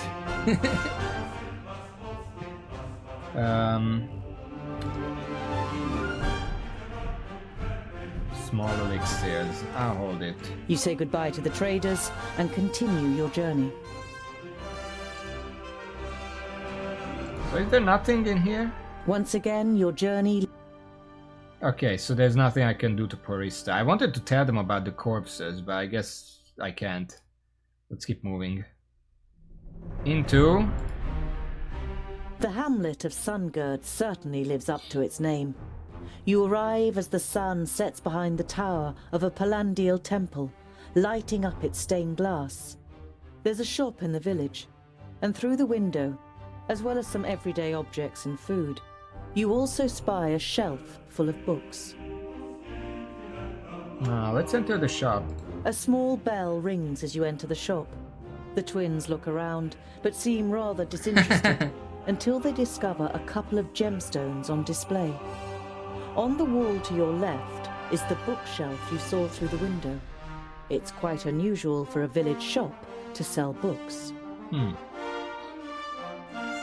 Look at the bookcase. You stroll towards the bookshelf and read some of the titles written on the spines of the books. You know many of the works from Lot Yonan's library. Oh, by fracas, look, dear brother! The scholar really is looking at books! It's an interesting selection, Boindle. I could make some recommendations for you. Boindle throws his arm around your shoulder and pulls you slowly away from the bookshelf.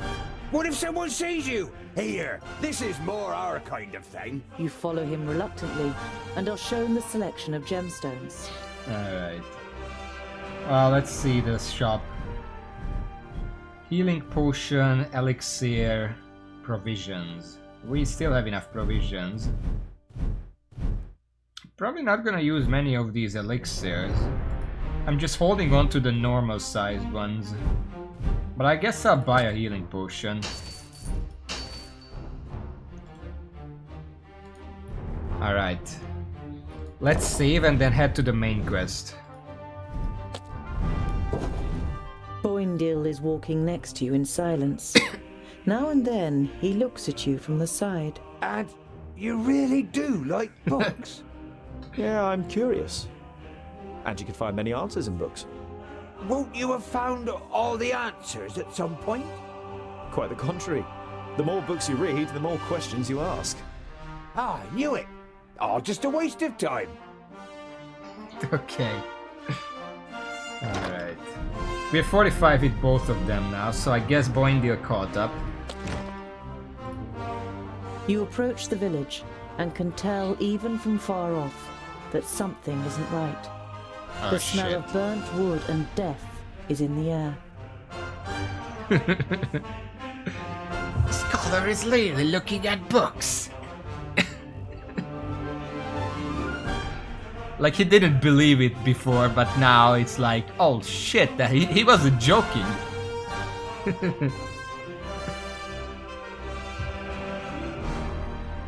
By Vracus. The piggies have really shown those pointy ears. We couldn't have done it any better. Stay alert. I want to find out what happened to Goren. Alright, they're gonna keep watch. Meanwhile, I can look around. The hand that painted this picture was that of a master. It is composed exclusively in shades of red, but every single little detail is painstakingly and precisely reflected. Trees, the remains of buildings, bodies. You hesitate. This picture portrays the village in its state of ruin. Examining the canvas more closely, you realize that it is actually made of skin, and the red paint seems more than suspicious now. So is that the elf? Also, elf is what they called that the leader elf. So that's like their word for the drow? Or like dark elves, I guess. The smell of the smoke has accompanied you for a while now, but here, so close to the bodies, it is masked by the sweet smell of death. You have a bitter taste in your mouth and have to pull yourself together to avoid vomiting in disgust.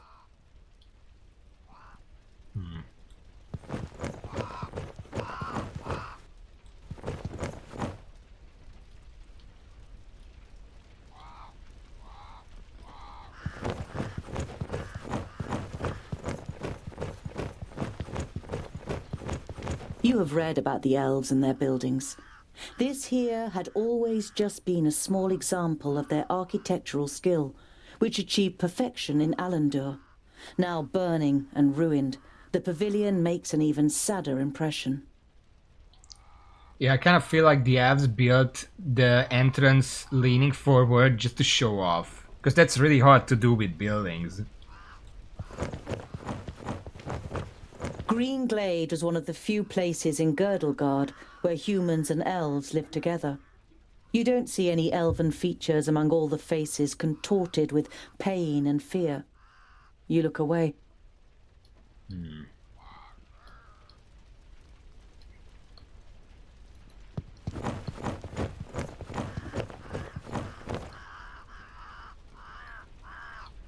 don't see anything else. Oh! Hold on. Hoofprints! Burned into the ground! Alfar? The fire in Boindill's eyes flares up with delight. Huzzah! That would make a change from those stupid Peggies. Did you hear that, brother? We might get to test our blades on Tion's pointy ears. So Alfor, I guess, is just draw. It's this one is draw. Also, just This is the most disgusting thing I have ever seen. that gave me XP. 25 XP for that. Did I miss anything here?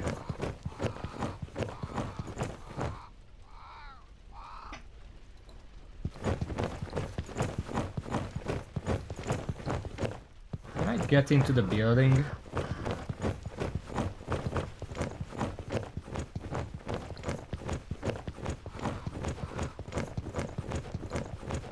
Oh, through here.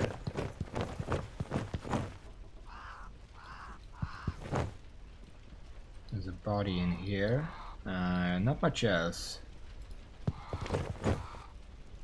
The body of the man is riddled with arrows and is lying in a small patch of undamaged ground, while a sea of flames must have raged in a circle around him. That's a mage. The robes remind you of those of Lot Yonan's famuli. This, plus the fact that the man used magic, makes you quite sure that this is Garen.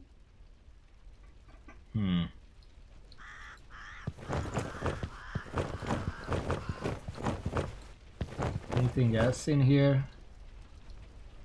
Doesn't look like it. I can't see in here.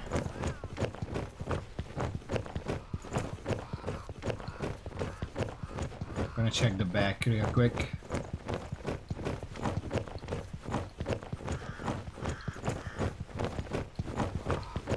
Oh.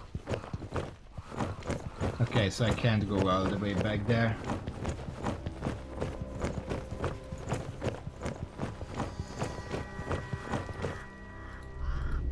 Can't talk to them yet. Oh! The elf maiden's graceful snow-white face still radiates beauty, in terrible contrast to the rest of her appearance. From the neck down, she is nothing more than a blood-red, damp and glistening skeleton. There are long nails sticking through her thin bones, and where her beautiful eyes once were, are now gaping black holes. In your imagination, you see the Alfar's shadow mare standing around the Lady of Greenglade, devouring her, while she, nailed to the tree, squirms and screams in pain. You quickly put your hand over your mouth. Can I take the staff? Would be useful.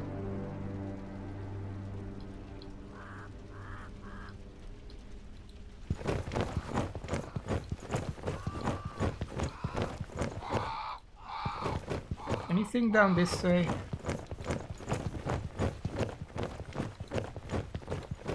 No, that's the end.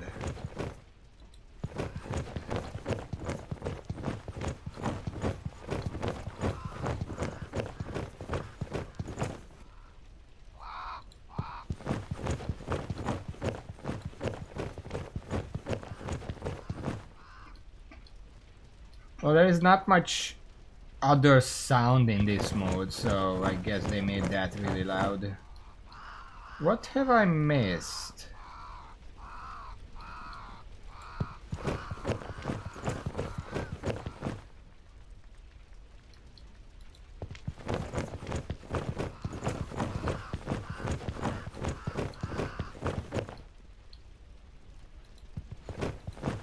Oh, books. Garen had these books on him when he was attacked. Was he trying to bring them to safety? Your eyes fall upon a sealed letter next to the books. The circumstances seem grave enough for you to break the seal. Greetings, Turga. Turga. I'm glad to hear that you finally wish to confide in Lot Yonan. I have found out something new about the demon. It's all written in these books. I think they are the key to his destruction, or I hope so, at least. Yours faithfully, Goren.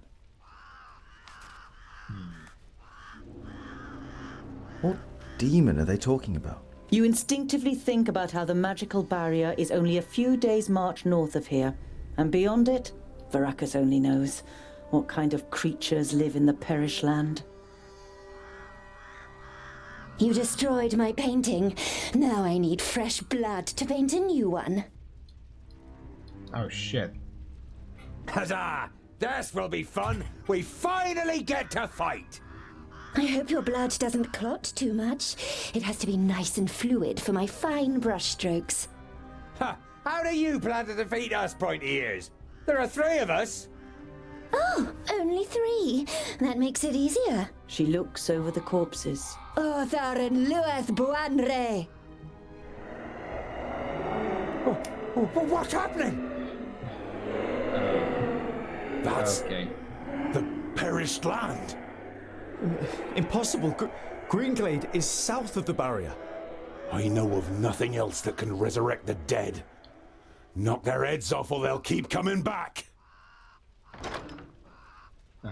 We are good.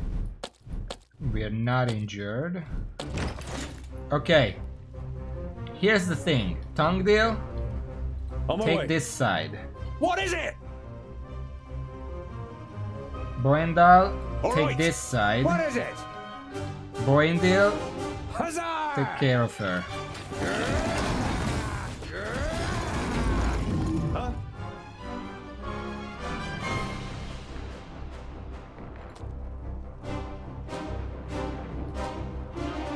Yes? We're buying time for Boendil.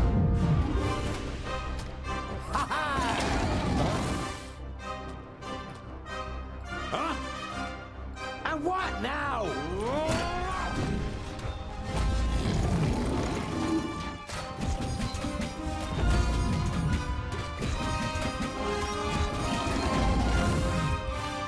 Yes?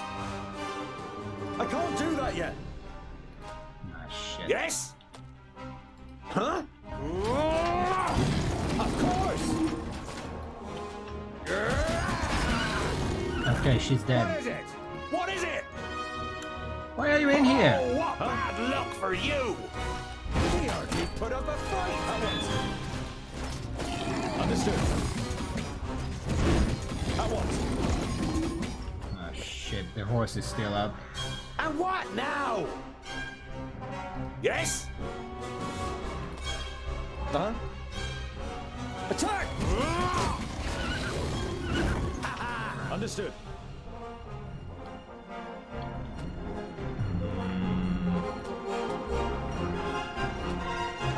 We hardly put up a fight! Attack! Finish the one on the ground. No, don't die. Get up! Where's the horse? Too easy! Yes? What is it? And what now? Huh?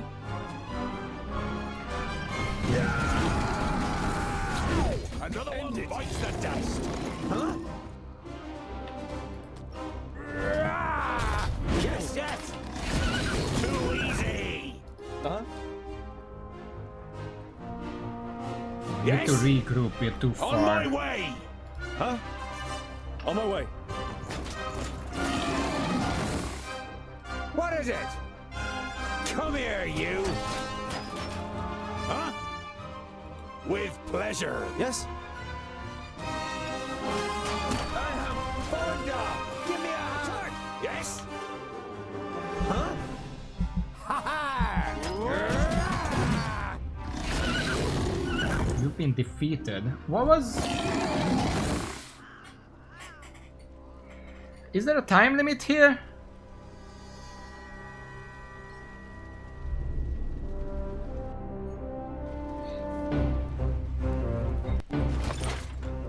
Kill the Alpha and the Shadow Mare. Yeah. All heroes must survive. Oh shit. For Vracus! What is it? Say goodbye forever. Huzzah! Of course! Yes? Huh? At once. What is it? Huh?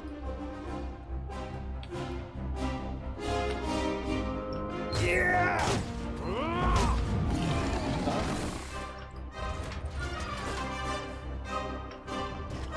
Pow! Another one bites the dust. Yes? And what now? Where are you? Who's next? Teleporting around makes it a little difficult. Huh? Yes?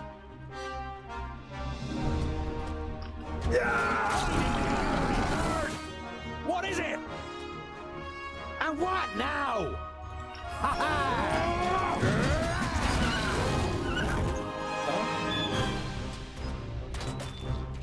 He hardly put up a fight!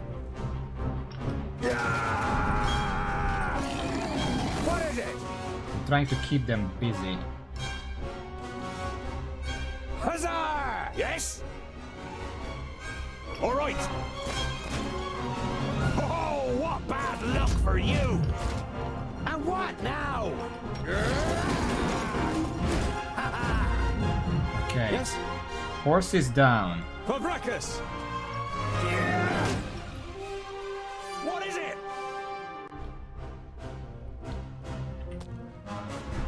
What is it? Of course! Ow! Shit. Hey! I'm with you!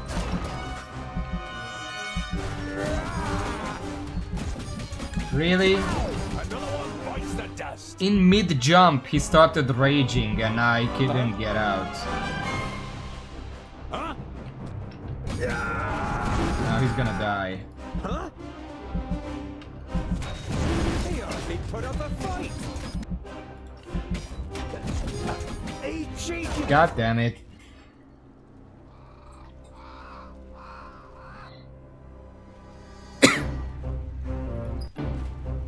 And what now? Huh? End it! Huh? What is it? Say goodbye forever. What is it? Come here, you. Uh-huh. And what now? With pleasure. Huh? Attack! Yes? See. Oh, what bad luck for you! I didn't hit you very hard. Okay, horse is down. What is it? Boinde, you have to stand back for a What is moment. it? Oh, what bad luck for you! Yes?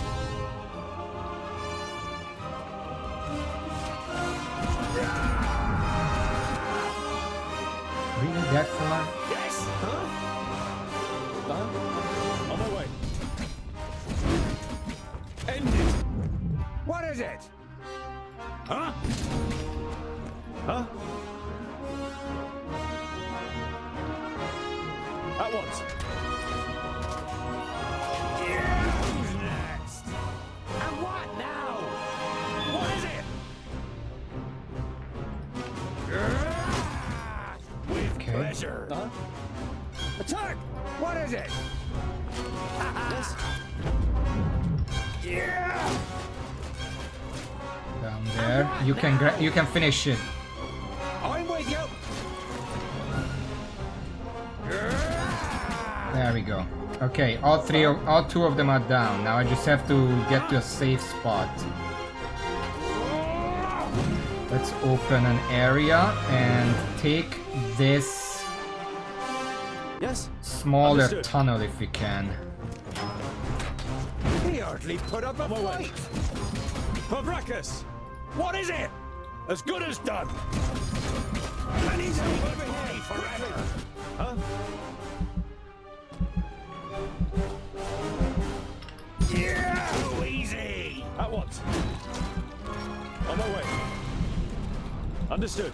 Who's next? Yes? Alright. What is it?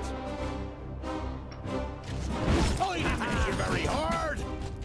He hardly put up a fight. Huh?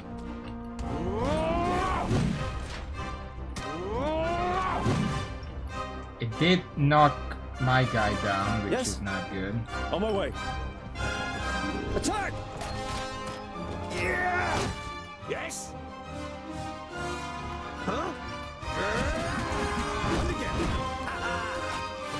Huh? What is it? What is it? Yes. Okay. Yeah! He hardly put up a fight. Huh? On my way! Who's next? Let's come back here. We can hold them off here. We're blocking them Alright. off. He hardly put up a fight. Oh, what bad luck for you! And what now? Too easy! Uh-huh. Okay, there aren't that many of them, so I'm actually gonna charge in. Please wait a moment. Who's next? Do a big attack What is that it? way. What is it? And then I can surround them from this side.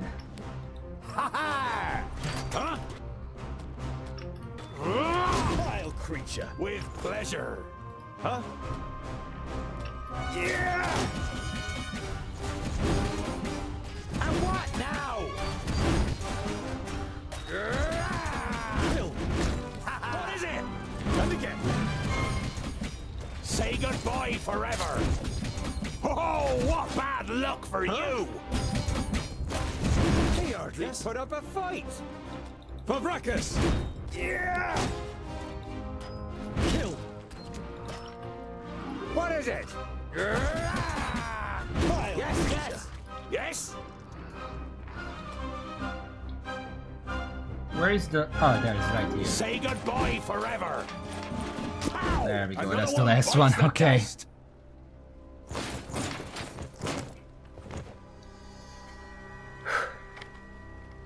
Dwarves, you protected the glade.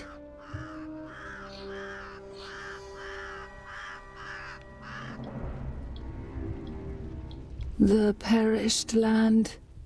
The barrier has fallen. You can feel your stomach cramping. Unlike Boindale, you can't say a word. The damn Magi only had one job. So this is what it is like to rise from the dead. I feel nothing. I am left with nothing. My love, my beauty, my home, and my forest. Everything has been taken from me.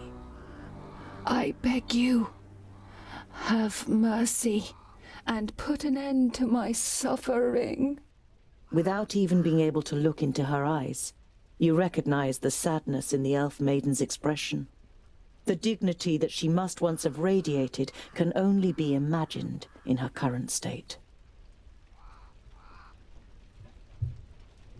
I guess we can ask a question real quick. How will the Alpha be able to conquer Greenglade? Garen was here, and I've heard that you elves have special abilities in battle. Did the Alpha take you by surprise in your sleep? I felt her presence, but when I confronted the elf, she had already killed the first of us and resurrected the perished land. It fills humans and dwarves with a hatred for life. It turns you into beasts. They charge through the village like a fury, and everyone that they killed became one of theirs. If the perished land spreads further south, then Nodon won't need any orcs, ogres, or Alfar. One human losing their life in the perished land, Oh, would be enough for the madness to sweep through the land like the plague. Let's put her out of misery. She's literally a skeleton with a head. We probably shouldn't leave her like this. Your stomach turns, but you know that it's right.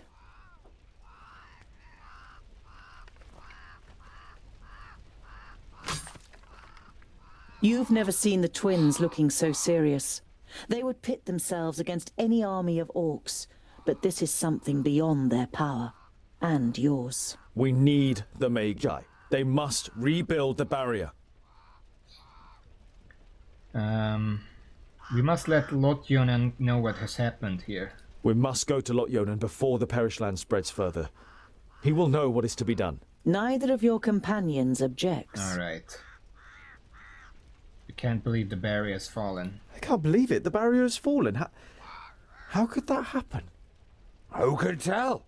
Anything could go wrong with all that hocus pocus. It had held back the Perish Land since the fall of the Fifthlings. Reinforcing the barrier whenever it loses power is the primary duty of the Great Magi. I can't imagine how Nodon or anyone else could have broken through it. You think of the demons mentioned in Garen's letter. You wonder whether it could be possible that a demon from the Outer Lands might possess powers so great that even the 6 Magi weren't ready for it. Also, yeah, she did ask politely, but let's be honest.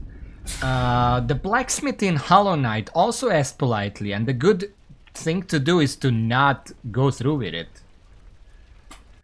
Anyway, we got some levels. Boendal is now level 6. Tongdil is now level 5. That probably means Boendal gets a new skill. Mighty Blow, Eruption. He can get Cleave or Charge. Currently, he's the only one without a mobility thing. So I feel like I should Charge. Especially since I can combine it with Eruption to get someone else out of trouble if I have to. There we go. What is your might? The force of the Boenda action attacks racing for a short time. Invincible. For a short time, Boenda doesn't receive any physical damage. Huh. I got a pearl. 25 food. Who knows from where? 355 gold.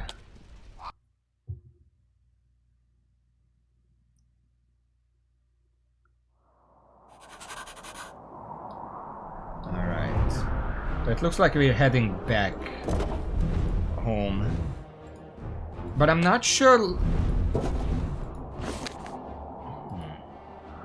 I'm not sure Lotjonen is there.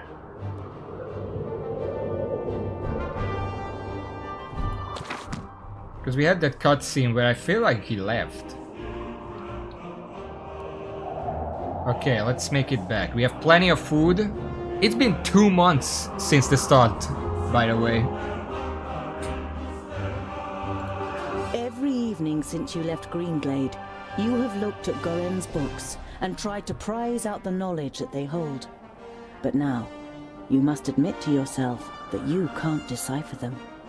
They are written in the learned language for High Magi, and Lotjonen didn't teach you that.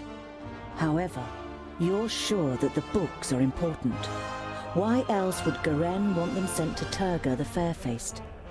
You put them away with a sigh, and your eyes remain on the bag that Lotjonen gave you. Did Garen ask Lotjonen to return the magical artifacts in the pouch?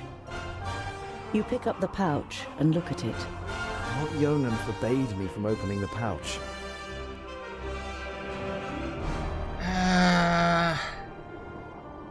I probably shouldn't until I talk to Lotjonen. Lotjonen trusted you with the pouch.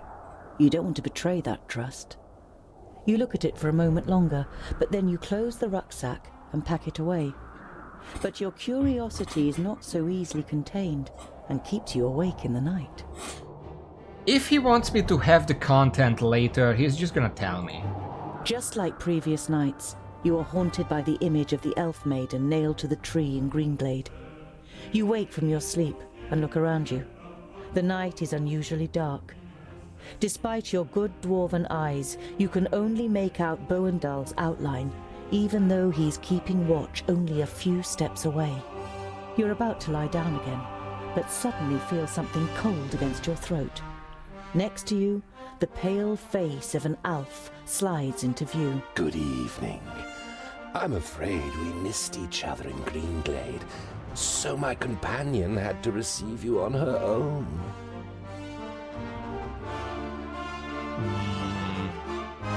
I guess I call for help. Trying to free myself. I need to alert the others. You want to speak, but the blade is pressed against your larynx, and you can only manage a wheeze. Shush. You don't need to talk. I'm not going to kill you. Not yet.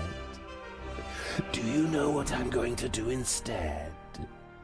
You feverishly search for an answer, but you can't even imagine how an Alfar thinks. I will kill everyone who means anything to you. I will destroy your life, and you will sink into hopelessness, groundling. Your downfall is called Synthoras. You tense your muscles, readying to defend yourself, but suddenly realize that the blade against your throat has disappeared. You look around, astonished. The elf is nowhere to be seen. You look over to Boendal, who is easy to recognize in the bright moonlight. Next to you, Boindil smacks his lips in his sleep. You touch your throat, and when you don't feel anything, you breathe out, relieved. Just a nightmare. At least that's what you tell yourself. But you don't close your eyes for the rest of the night. We haven't slept in 2 days. Also, now we really have to make our way back.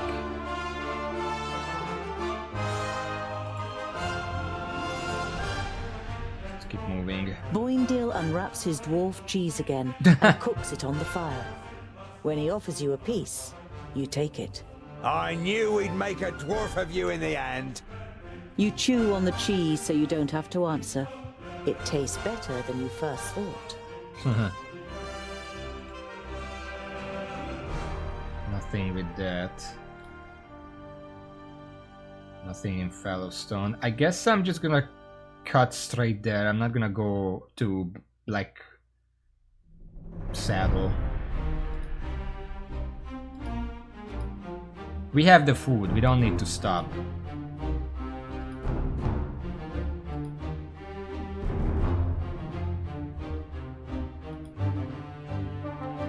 Making Sintra sound sketchy as fuck? What do you mean? The inhabitants of Clute Meadow are busy at work in the village and the surrounding fields. They don't seem too worried about the armies of orcs that are prowling around, or they just don't know about them. Oh, that's what you mean. Toby Longworth? Where have I heard that name? And what is 15?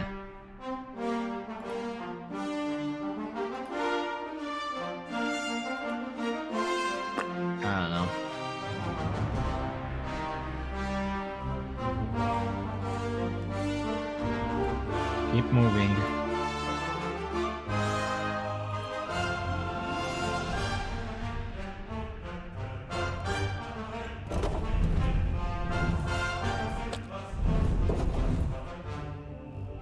I don't like it here. All this hocus pocus is bad news. Us dwarves know that and keep well away, just as Vracus commanded. I hope you know that too. I cannot perform magic, and I've never attempted to. Nevertheless, please show respect. Remember that it was Lot Yonan who took me in and saved me.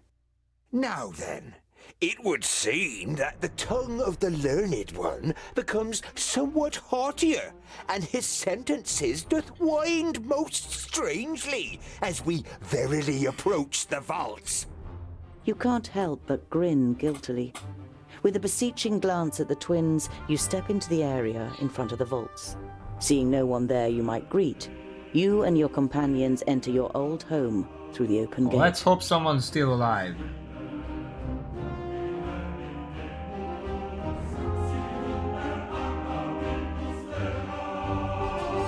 Is Who Oswald the hell built this tunnel? Bowendahl examines the crumbling roof with a mixture of disbelief and indignation.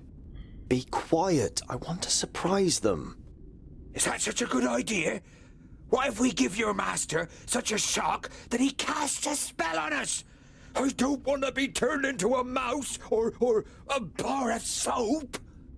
It is unusually quiet in the vaults, but the smell of dinner is in the air. You imagine Frala looking up at you from her cooking pot in the kitchen and smiling. Ah, there's boiled and roasted meat for dinner. Come on. That's no reason to go and get ourselves turned into something weird. We'll stay here until you're finished with your little game. Well, I don't see corpses at least.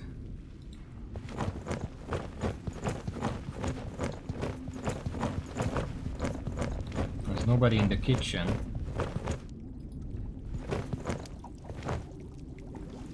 Lumps of meat rise up and appear on the brown, bubbling surface of the soup before sinking back down out of sight. The hearty smell makes your mouth water. A human foot? Your stomach turns, and you have to fight hard against the impulse to run out of the kitchen screaming.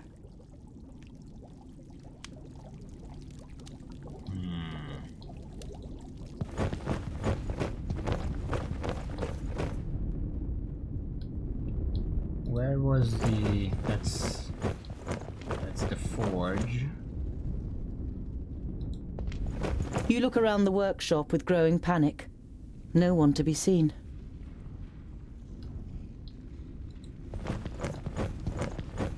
A couple of weeks ago, this anvil was my whole world. Now my world's a whole lot bigger. There's nothing here.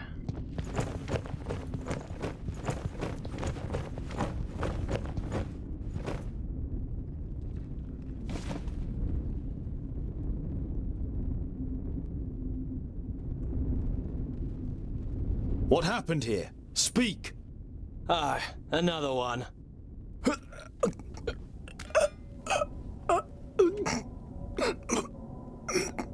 Really?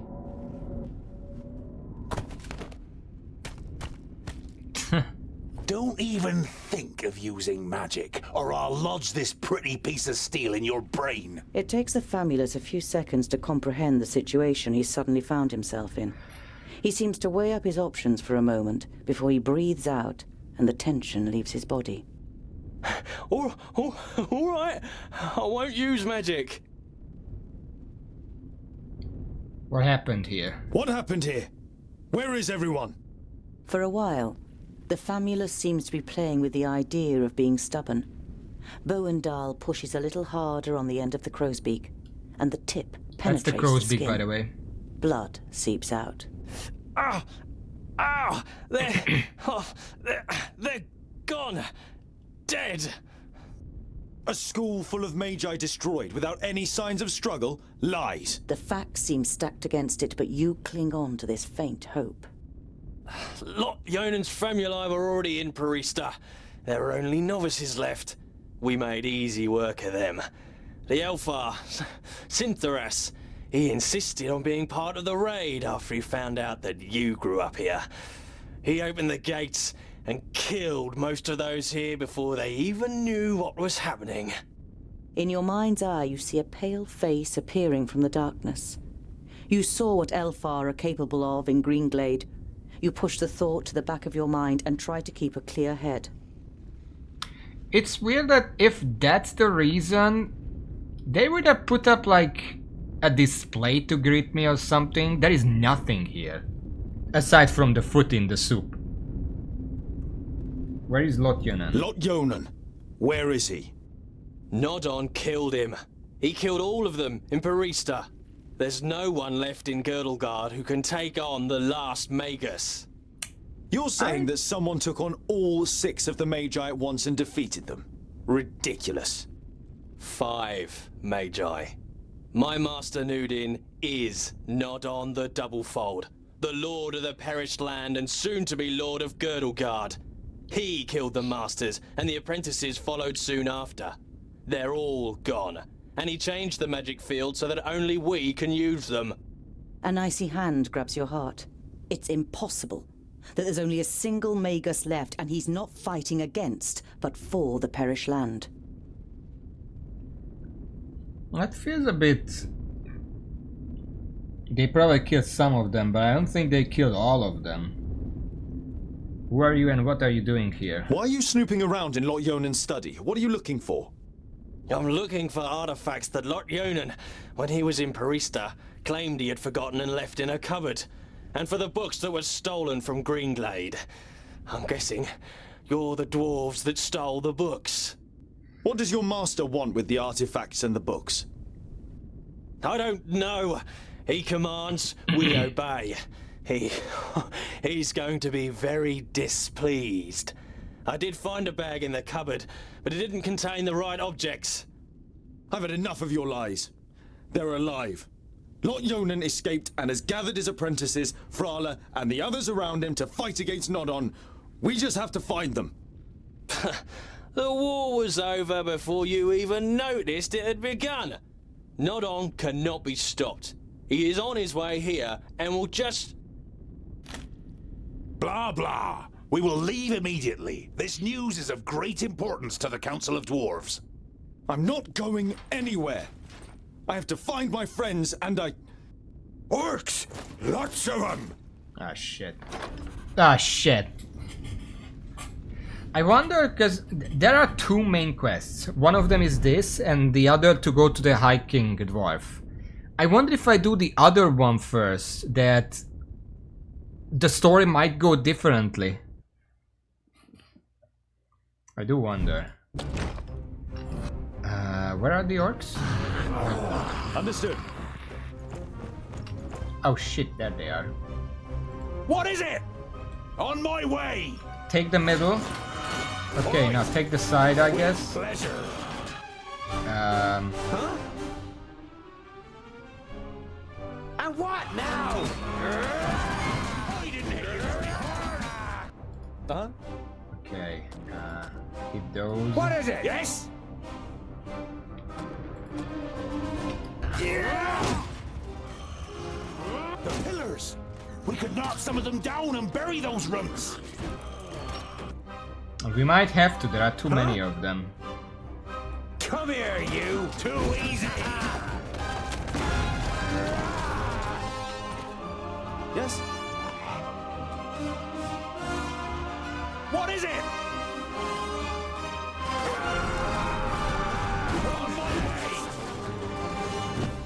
And what now?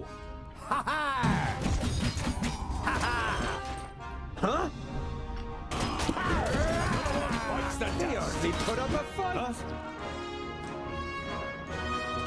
Yeah! I just need... Ah, shit.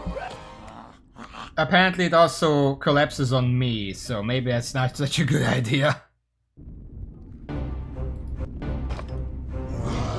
On my way. Okay. Yes? You go to the middle. Catch them. On my way! What is it? You only need to keep 30 orcs at this for this stage. End it! What is it? Ah! Say goodbye forever! Huh? Yeah!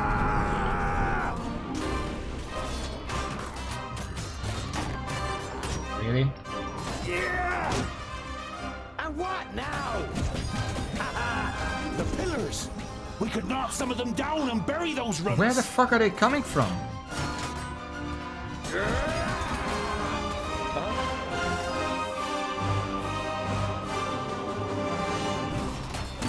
I didn't hit you very hard! End it! Huh? And again! Huh?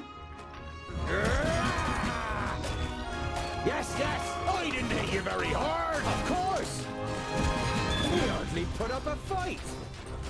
Of course! Too easy! Yes?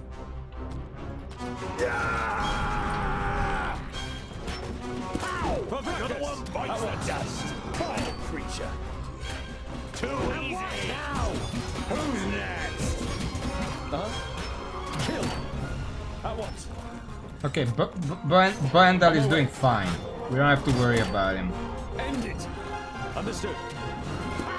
Another one bites the dust. I didn't hit you very hard. Huh? Vile creature. For Vracus. And what now?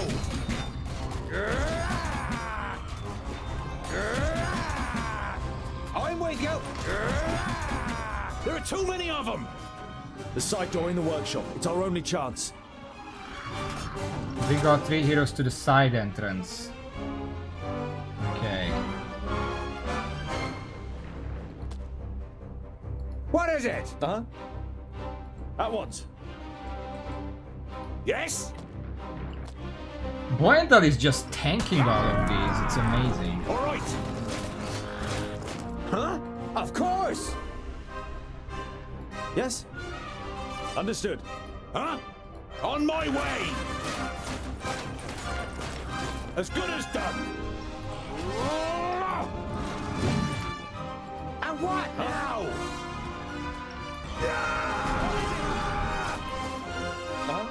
At once. Okay, Kill. On my way. we got out.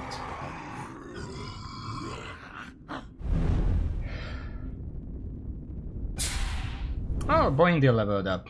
Nice. Tongda is kind of catching up. Boindale is gonna get a new ability here. He has Leap, Blade Storm, and he's get Oink Oink. Boindale regains a bit of health and attracts the attention of enemies. I'm not sure I would want that. But he does regain health, which is useful.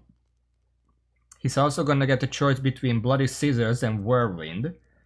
Boindale decapitates enemies with less than 50% health, deals lots of damage to those with more than 50% health. 4 action points. That's a lot. Whirlwind. Boindale revolves around himself while he moves. He deals damage to all enemies in his path. That is pretty strong. Damage boost. Boindale deals 50% more damage with all attacks for a short amount of time. Battle Frenzy. Boindale gains twice the AP when he kills enemies.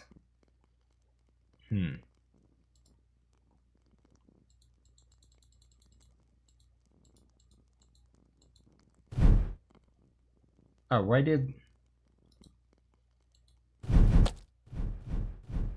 Okay.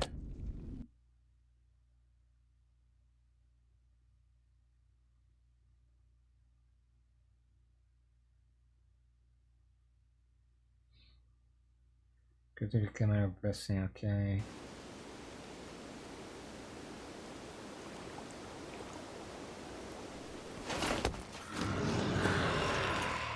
Damn. The first 20 are mine. You have come far, but this is far enough. Give me the artifacts and the books you stole in Greenglade, and I'll set you free.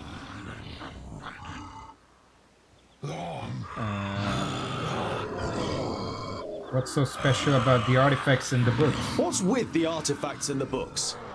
They belong to me. Lotionen was supposed to bring them to Forrester, but forgot them. So, I came to pick them up. That's all you need to know. What did you do with the other Magi? What have you done to the other Magi? Your Famulus told us some cock and bull story about you forcing them and their famuli to go to Porista and then murdering them. I did what had to be done to protect Girdlegard. I wish there had been another way, but they would never have understood. Do your eyes deceive you, or do you really see a brief moment of real regret on the swollen face of the Magus? That doesn't really mean much, considering that he could just be delusional. If you want my rucksack, that is reason enough for me to not give it to you. You wanting my rucksack is enough reason for me not to give it to you. I don't need your consent. look after the rucksack. If you lose it, you will also lose your life. Go back to your realm, dwarves, and let your king know that I need his land. Either he hands it over without a drop of blood being spilt, or my troops and allies take it by force. You can take this one with you. I have no use for him.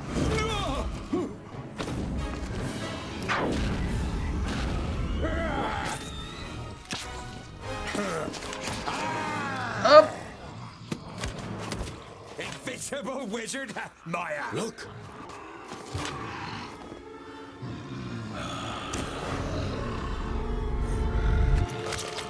Let me handle her. Kill the dwarves. Oh boy. Well, at least we have no injuries. We didn't have a chance to actually heal up. This might be a good time to use some potions.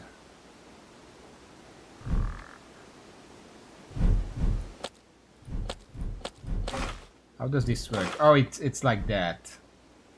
It's well, 10% chance to regenerate 10% health during a successful attack.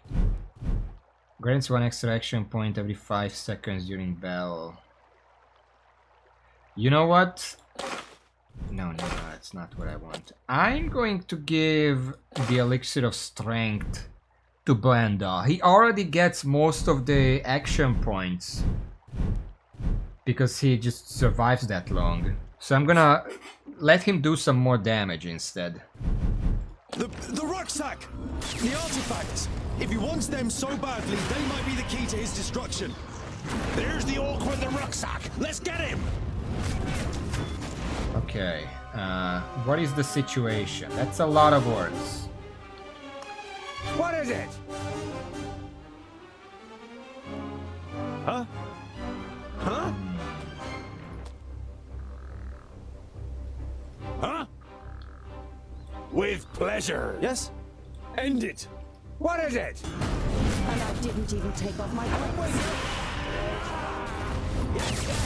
Come here, you.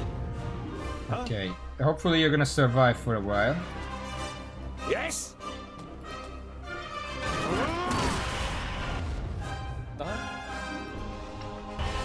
What is it?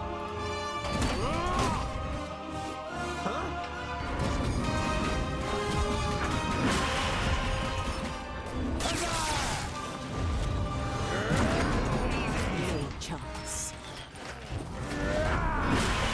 I'm with you. Yes?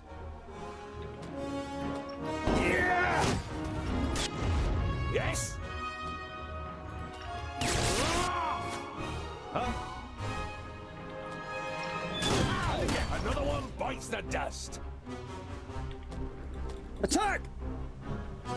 And what now? Of course. Too easy. Come here, you. He hardly put up a fight. I need help over here. Quickly. Huh? Oink, oink, little piggies. There are a lot of archers everywhere, which is making this hard. What is it? Yes? End it. And I didn't even take off Give me my a clothes. hand. What is it? Yes? As good as done.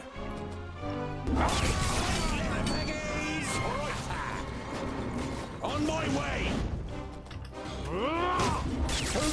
As done. On my way. And what now? Keep healing. Oink, oink, little piggies.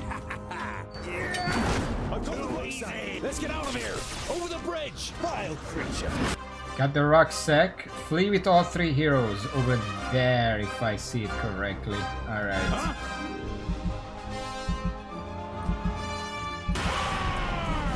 Waste of time. Oh, what bad luck. They're hitting me really hard. I need help over here. Quick, What is it? Understood. And what now? Oh shit. I'm with you. Huh? Okay.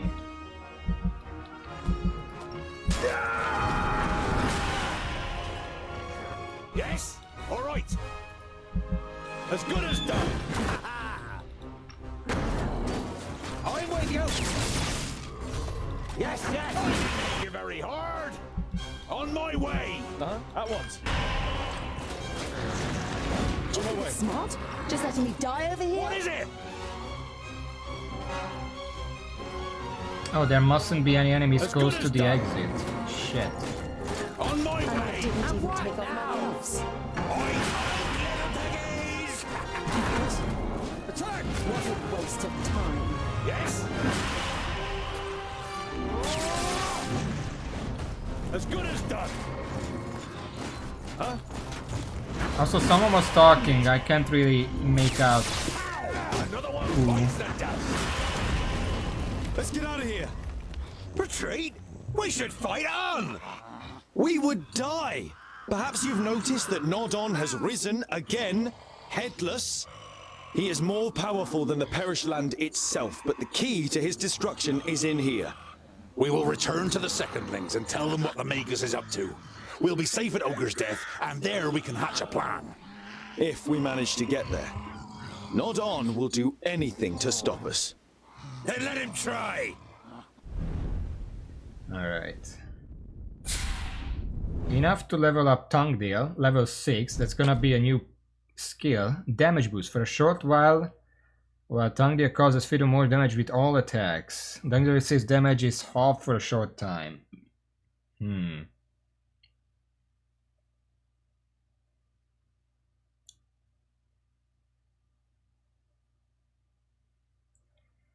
There is some argument to be made for both of these. Defense bonus can help him hold a line, but with 3 action points, at that point I could just use a damage boost and thin the lines, combined with like cleave or something.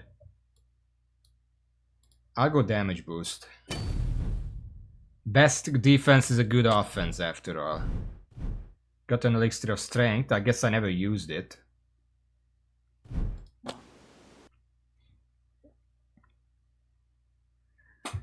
If there's a cutscene, I'm waiting to be able to save.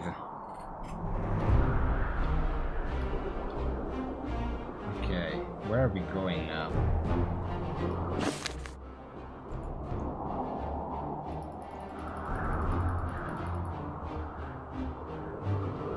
Diversion the south. I don't know what this...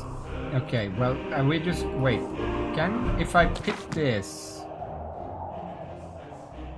No, it doesn't show up. I guess we're just gonna have to make it that way next. Kind of getting a little low on food. But I'm gonna save. That's gonna be end of the stream today. I'm gonna get back to this on Friday. So far it's kind of interesting. I really hope they expand on the thing where doing various activities changes future events. There is a system for that in place, but obviously the main story doesn't really get impacted by that much, unless whatever you do in the main story impacts other stuff in the main story. Like me going to Greenglade first might impact the story of me going here now, because I didn't have to go there first. I could have gone to the king. Like I had both missions. So I wonder if I had the option to do it either way and it would change the outcome. But I guess we'll see. For now, thank you for watching. Whoever sees, thank you all. Until next time, see y'all.